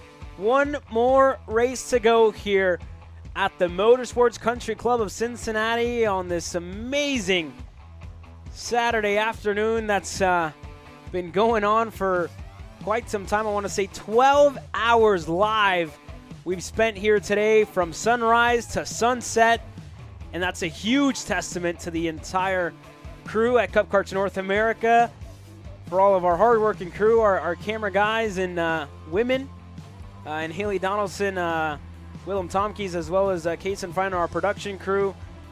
It's been a long day, but it's all been worth it to see this amazing racing take place here for the second ever CKNA Summer Nationals. We went to Pittsburgh last year. We're at the Motorsports Country Club this year. That's kept us on our toes at technical racetrack. That's given us a whole lot here, and one more heat race left. Tomorrow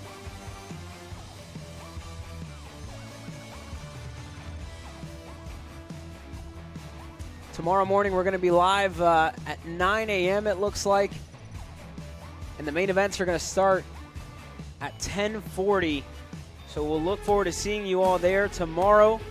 That being said, let's run you down your starting lineup. Addison Iannello and James Overbeck working very well together in heat race number 1 with Henry Wheeler and Ryan Crouch on row number 2. Go back to Ian Quinn and Bryce Frank on row number 3. Aiden Lorenko, Cameron Reed. She started on the back of the grid in heat number 1, worked her way up to 8th here for heat number 2. Dylan White and Colin Evans, your top 10 starters. You go back to Andrew Hitchcock and Chase Adams on row number 6. Joseph Hewitt and Jamie Strupko, the 4th, on row number 7. Gavin Dagenhart and Nicholas Kiefer on row number 8. Back to Anthony Nunez and Clay Robbins. Evan Smith and Nick Sobiek. Let's see if he can finally evade some of the bad luck that's plagued them all day long. Brandon Helton, Maxwell Sonnet, Reagan Seville, and Adriano Iannuzzi. What a stacked final row that is. Those two will be fun to watch charging through the field here on a 12-lap heat race to end the day. If this was a different month, Caleb, it'd be night racing right now, but at least we're in the summertime and the sun's still out for a little bit longer. But what a good amount of lighting we have here. The sun's hitting it just perfect. It's golden hour, I'd say, here in Cincinnati for the final race of the afternoon. July 4th weekend has given us some great racing action, and for one final time on this Saturday afternoon, we look to the red, white, and blue of Jason Burgess, looking for the green for Addison Iannello, for James Overbeck on row number 1. We're racing in senior medium.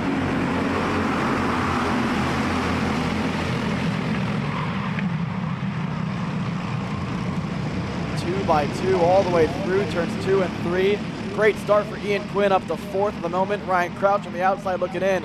Entering the brake zone at turn number 4. A lot of beating and banging in the brake zone there. And Crouch on the outside there. Can't slot in line. Cameron Reed, a great start. 2 karts around. Exit to turn number 5. 2 karts are off. It looks like the 51 OTK machine. Colin Evans and Dylan White, 9th and 10th off the racetrack early. And up front, James Overbeck in the lead of the race. Addison Iannello in second with Henry Wheeler sitting 3rd on his stealth machine for Mark Steele Motorsports. Bryce Frank, they're further back. And how about Ian Quinn finally getting himself inside of the top 5 in heat racing action? Good move there. Wheeler on Addison Iannello. Frank on Ian Quinn. Make it 2 spots there. Cameron Reed, maybe a little bit of a bumper to the side of Ian Quinn, but no harm, no foul there. Cameron Reed up to P6. Here goes Ian Quinn, not going to waste any time. Wanted to go right back on Cameron Reed. And again, not enough help from behind with Crouch to get himself through the 955. Looking to go. Here goes Lorenko looking on Crouch. He's able to get clear. Behind Crouch, you would look to the likes of Stropko there. Hitchcock as well in 10th position. Can't count those guys out either. But again, still 10 laps to go on this one. What a fun top 6 we have at the moment, though. Overbeck, Wheeler, Iannello, Bryce Frank, Cameron Reed. Remember, I talked about it earlier. She had that rough heat number 1, drove her way through the field, And now, heat number 2, we know the pace CRG has. We know how aggressive she can be and how quick she can be. And she's got a really good chance here at a top 3 finish. But Ian Quinn, we know that he wasn't very happy with Cameron Reed last time around. He's gotten back to the bumper of Cameron Reed. Further back, here comes Andrew Hitchcock on the inside there of Stropko. There goes Ian Quinn now, looking to go back on Cameron Reed. He's clear. Aiden Lorenko now on the rear bumper of the CRG machine out of Louisiana. This time by, we hit the main straightaway. Henry Wheeler now gonna get rejoined by Addison Ianello, now within drafting range. And with Frank being patient, they can get themselves up there. Quinn, again, still in line in that 5th spot. And again, the battling further back just outside of the top 10 with Hitchcock, with Stroko continues. Here goes Quinn, inside of Bryce Frank. Might have to use a little bit of a side pod here to make it stick, but Bryce Frank holding strong around the outside, maybe a little bit too strong there, and with the tire-to-tire contact, it slowed down Frank's momentum. There goes Cameron Reed as well. Lorenko couldn't get in line as well. Able to stop the bleeding just a little bit, slot in line right ahead of Aiden Lorenko. He had a fight to get himself in there, but able to make it stick now. Frank finds himself in the 6th spot. Up front, Wheeler, Overbeck. And then further back, Frank looking to fend off Aiden Lorenko, who I think was going to have a go on the MGM machine. Going to have it now. Crouch looking to follow him through. Frank stuck in there. Holds onto the spot, but loses another one. Back to 7th for Bryce Frank. And then the next group behind Ryan Crouch, you go back to the likes of Jamie Stropko, Andrew Hitchcock, Chase Adams, Joseph Hewitt. Reagan Seville last time by was the purple driver on the racetrack. Now that belongs to Ian Quinn in 3rd at a 107 flat. And Ian Quinn is starting to close that gap. Got around Addison Ianello last time around.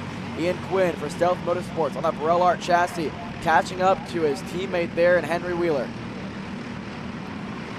Here you go further back in the field. It looks like Adams, the 957 QG3 machine, working his way through just on the edge of the top 10. And even more drivers. Side-by-side action further back. There's Reagan Seville. Able to go by. He finds himself currently, it looked like he was able to get the move done either on Dagenhart or Joseph Hewitt. I think one of the two. Yeah, it's Hewitt there. Hewitt. So up to 11th from 24th on the grid for Reagan Seville in 4 laps. What a run for the GFC machine, and that kart's still rolling. And again, now up front, Chase Adams by himself. No one in front, no one behind. And so that's it. You got 2 Lone Rangers in front of you here. So if you're Reagan Seville, they're almost sitting ducks at this point. Here you go, we work our way through. Ian Quinn. He had the purple lap time a lap ago. Aiden Lorenko now the quickest driver on the racetrack. Rolled up black flag to one driver near the rear of the field. We look on as Henry Wheeler now finally going to go with help from Ian Quinn into turn number 4.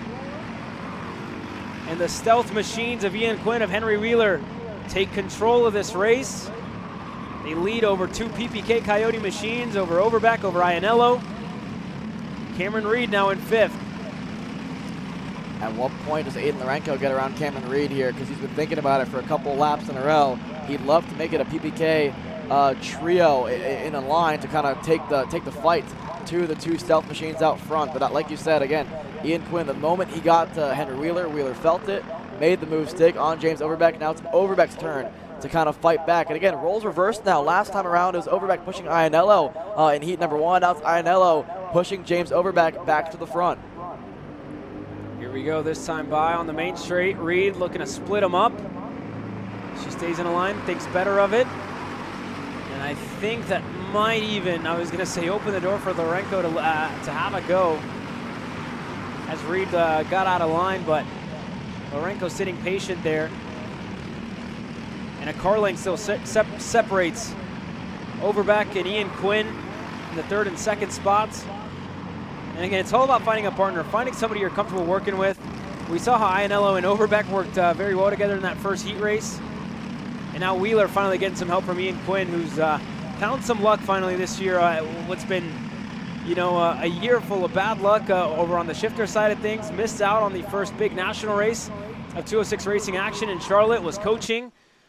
Was going to focus on that a little more this year with Mark Steele and his camp, but got back into the seat here this weekend. I believe his first 206 start on the year. 6 laps complete, getting ready to complete lap number 7 here. And again, halfway home here, halfway to go still. A long heat race. Cameron Reed finally timed the run out of the final corner. She'll make the move stick on Addison Iannello. Aiden Lorenko now on his teammate. He's going to go through. Bryce Frank's going to go through as well. And Addison's going to lose 3 spots in 2 corners. It all started by Cameron Reed making the move, and I think Iannello might lose another one. She's falling under fire to what looks to be Crouch, I think. I think Crouch got around her there. Yeah, able to go through in turn 4. So now Ryan Crouch, he was kind of lingering in the background, waiting for the race to unfold, and now he's up to 8th. Iannello in 1 lap goes from 4th down to 9th, but that's going to open up the doors for a couple of drivers here. So now it's still stealth 1-2. Overbeck's a lonesome PPK Coyote now. It was, Lorenko and Iannello. Now it's just Lorenko. Lorenko and Overbeck now 3rd and 4th at the moment. Cameron Reed and Bryce Frank now have to work together to try to get back up to the top spot. You have 2 teammates and 2 drivers that are from the same region. Cameron Reed out of Louisiana, Bryce Frank out of the state of Texas. Have shared many battles together over at the Texas Racing Series. And another one of those drivers of Reagan Seville still making headway here in this medium class. We saw him be quick, and again, just unfortunate turn of events in that first heat race puts him down the order. Now finding himself with Iannuzzi. I believe the 2 of them got together in that first heat race. Now they're finding themselves working together here. 11th and 10th. Ray Giano Iannuzzi and Reagan Seville. Yeah, 14 and 12 spots respectively for those 2 drivers, and their fight through the field is going to continue here. We're on lap number 8. The race is starting to unwind rather quickly here, and there's Iannuzzi, looks back, sees Seville, and up front, you got Jamie Stropko there in 9th on board the Stealth Machine, up 5 spots at the moment for him, but that could change as Iannuzzi goes ever quicker here with a couple laps to go. Here comes Overbeck, peeking a nose, had to back out of it there, and Lorenko had to bail too, because I thought Lorenko was going to push him forward, but that goes to show you where James's mind's at right now. He's not going to wait to 2 to go. He's not even going to wait for 3 to go. He wants to go as soon as he can because those teammates up front are hard to pass when they can work together. Yeah, Overbeck had a look over the shoulder, saw a go-kart that looked very similar to his. Get himself into the mix. For Frank, unfortunately, losing some time here to the top 5, starting to lose it. Starting to fade here, getting to the closing stages of this race. One of the only MGMs, it looks like, inside of the top 10. Let's see, after having to back out of that move in turn 13, it's taken Overbeck about half a lap to get back to the bumper being Quinn, but he's gotten there. And if anything, right now, through the corners, Overbeck looks a little bit more comfortable, a little bit quicker than Lorenko. Through the high-speed stuff, though, Lorenko's been very quick. He's been able to help James Overbeck here, but not down this back straight away. But let's see, Overbeck on the bumper of Quinn through 12. Does he go for 13 this time around? You saw it just for a moment, the hesitation out of the 48 machine, decided better of it. At what point, if you're Ian Quinn, do you go? You don't really want to put your teammate in a bad spot, but you also got to think about yourself at the end of the day. I don't think you do, right? I mean, Ian Quinn, Henry Wheeler, both of them team players for their camp with Mark Steele and those stealth chassis. So I really think Ian Quinn gonna work with the number 0 of Wheeler here in this one, and I think in contrast for James Overbeck, gonna need a little bit more, I think, out of Aiden Lorenko if he wants to split up the 2 Burrell Arts ahead of him. Yeah, that's been the one thing holding Overbeck back here in this one is he's been trying to make the move, but without the help from somebody behind you, we know how hard it is to kind of go a 1 versus 2 situation around this racetrack. But with a great run out of 11, Overbeck, again, looks over his shoulder, sees that Lorenko's is a little bit too far back to give him the push he needs, doesn't go for the move. But through 12, Overbeck, a really aggressive launch on Ian Quinn. He'll split the 2 stealth machines up. He'll go to P2. Yeah, Ian Quinn had been taking a tighter line throughout that corner for about 2 laps consecutively to keep James Overbeck at bay. That all falls apart now. Ian Quinn looking to go right back on Overbeck. Doesn't have the run that he needs, but 2 laps to go left in this one. Does Ian Quinn go back on Overbeck? He waits in 3rd. Out of turn number 2, Ian Quinn all over the bumper of James Overbeck. Do we see a lunge into 4? We're going to see an attempted pass. We're going to see a completed pass. The 79 of Ian Quinn through on Overbeck and even uses a bit of the rear bumper there. I don't think he realized that he wasn't clear of Overbeck. But again, good clean racing from all these guys. And Lorenko on the wrong side of the racetrack into turn number 6. There goes Cameron Reed, the 4th. Yeah, she's able to get through, and again, as expected, right? Quinn wasn't going to waste any time to put himself in position to allow his teammate and Henry Wheeler to have a little bit of breathing room. Wheeler checks the shoulder, sees there's some space. That might have helped him out a little bit more with Reed looking to attempt to pass. And I think she realized if she wants to get herself in the top 3, maybe even with a shot to win this race, she has to wait, I think, for the final lap. White flag in the air this time by for Henry Wheeler, who leads this field. A decent gap there from Wheeler to Ian Quinn. So I wonder if this lap's going to come back to Ian Quinn or if Ian Quinn's going to play the team game here for Stealth Motorsports. We're going to find out. Like you said, 1 lap to go. And like you mentioned with Cameron Reed, I think her best chance of a really good finish here is actually using James Overbeck to help her get up towards the front end of the field, because Overbeck's an aggressive enough driver that he could open some doors for you if you're Cameron Reed. Ian Quinn now with a really solid final lap getting put underway here, and all of a sudden now that gap, which was about 3 to 4 kart lengths, is down to nothing. Back in the bumper, you saw the point from Ian Quinn saying, look forward, work together. Overbeck's not close enough at the moment to make anything happen out of 11. Here we go, this time by on the back straightaway. What does Ian Quinn do? Does he go? Does he wait behind the teammate? Looks like he's going to wait. Overbeck, do you split him up? There goes Ian Quinn, had a peek on the inside, and I think that was more than anything to keep James Overbeck at bay. This time by, we work our way onto the main straight. It's been Henry Wheeler and Ian Quinn who have put a perfect display of teamwork. I'm sure Mark Seal is going to have a smile on his face to end the night. Henry Wheeler, Ian Quinn, 1-2 for Steel Motorsports. Overbeck across the line 3rd to Cameron Reed and Aiden Lorenko, your top 5. And if it's any consolation prize for Ryan Crouch, purple on the final lap, ahead of Bryce Frank, Yanutsi from the last on the grid, Reagan Seville alongside him, 8th and 9th respectively for the 2 drivers that started 23rd and 24th. And for Addison Ianello, a driver that put it on pole in senior lights, qualified 4th here for senior medium for the heat races. Unfortunately, we saw the moves that kind of put her back throughout the early stages of this one. Couldn't really rebound. She'll finish in 10th. Here you go, further down in your top 10, Jamie Strubko, the 4th. 11, Joseph Hewitt to Chase Adam to Clay Robbins and Gavin Dagenhart, your top 15. Not too much headway for Nick Zobiak, unfortunately. Only 16th was the best he could do in that one. And at the start of the race, we saw Colin Evans, Dylan White get collected. 23rd and 24th, but 12 hours of being live here on the Saturday on July 4th weekend. It's been a great day of racing, and we're excited for an even better one tomorrow. You're watching the CKNA Summer Nationals on its 2nd ever edition here at the Motorsports Country Club of Cincinnati. It's been a pleasure to bring you guys all the live action tomorrow. We're live bright and early at 9 a.m. to start the warm-ups. That'll be free for everybody to view. Then we head in to main event live stream starting at 10:40.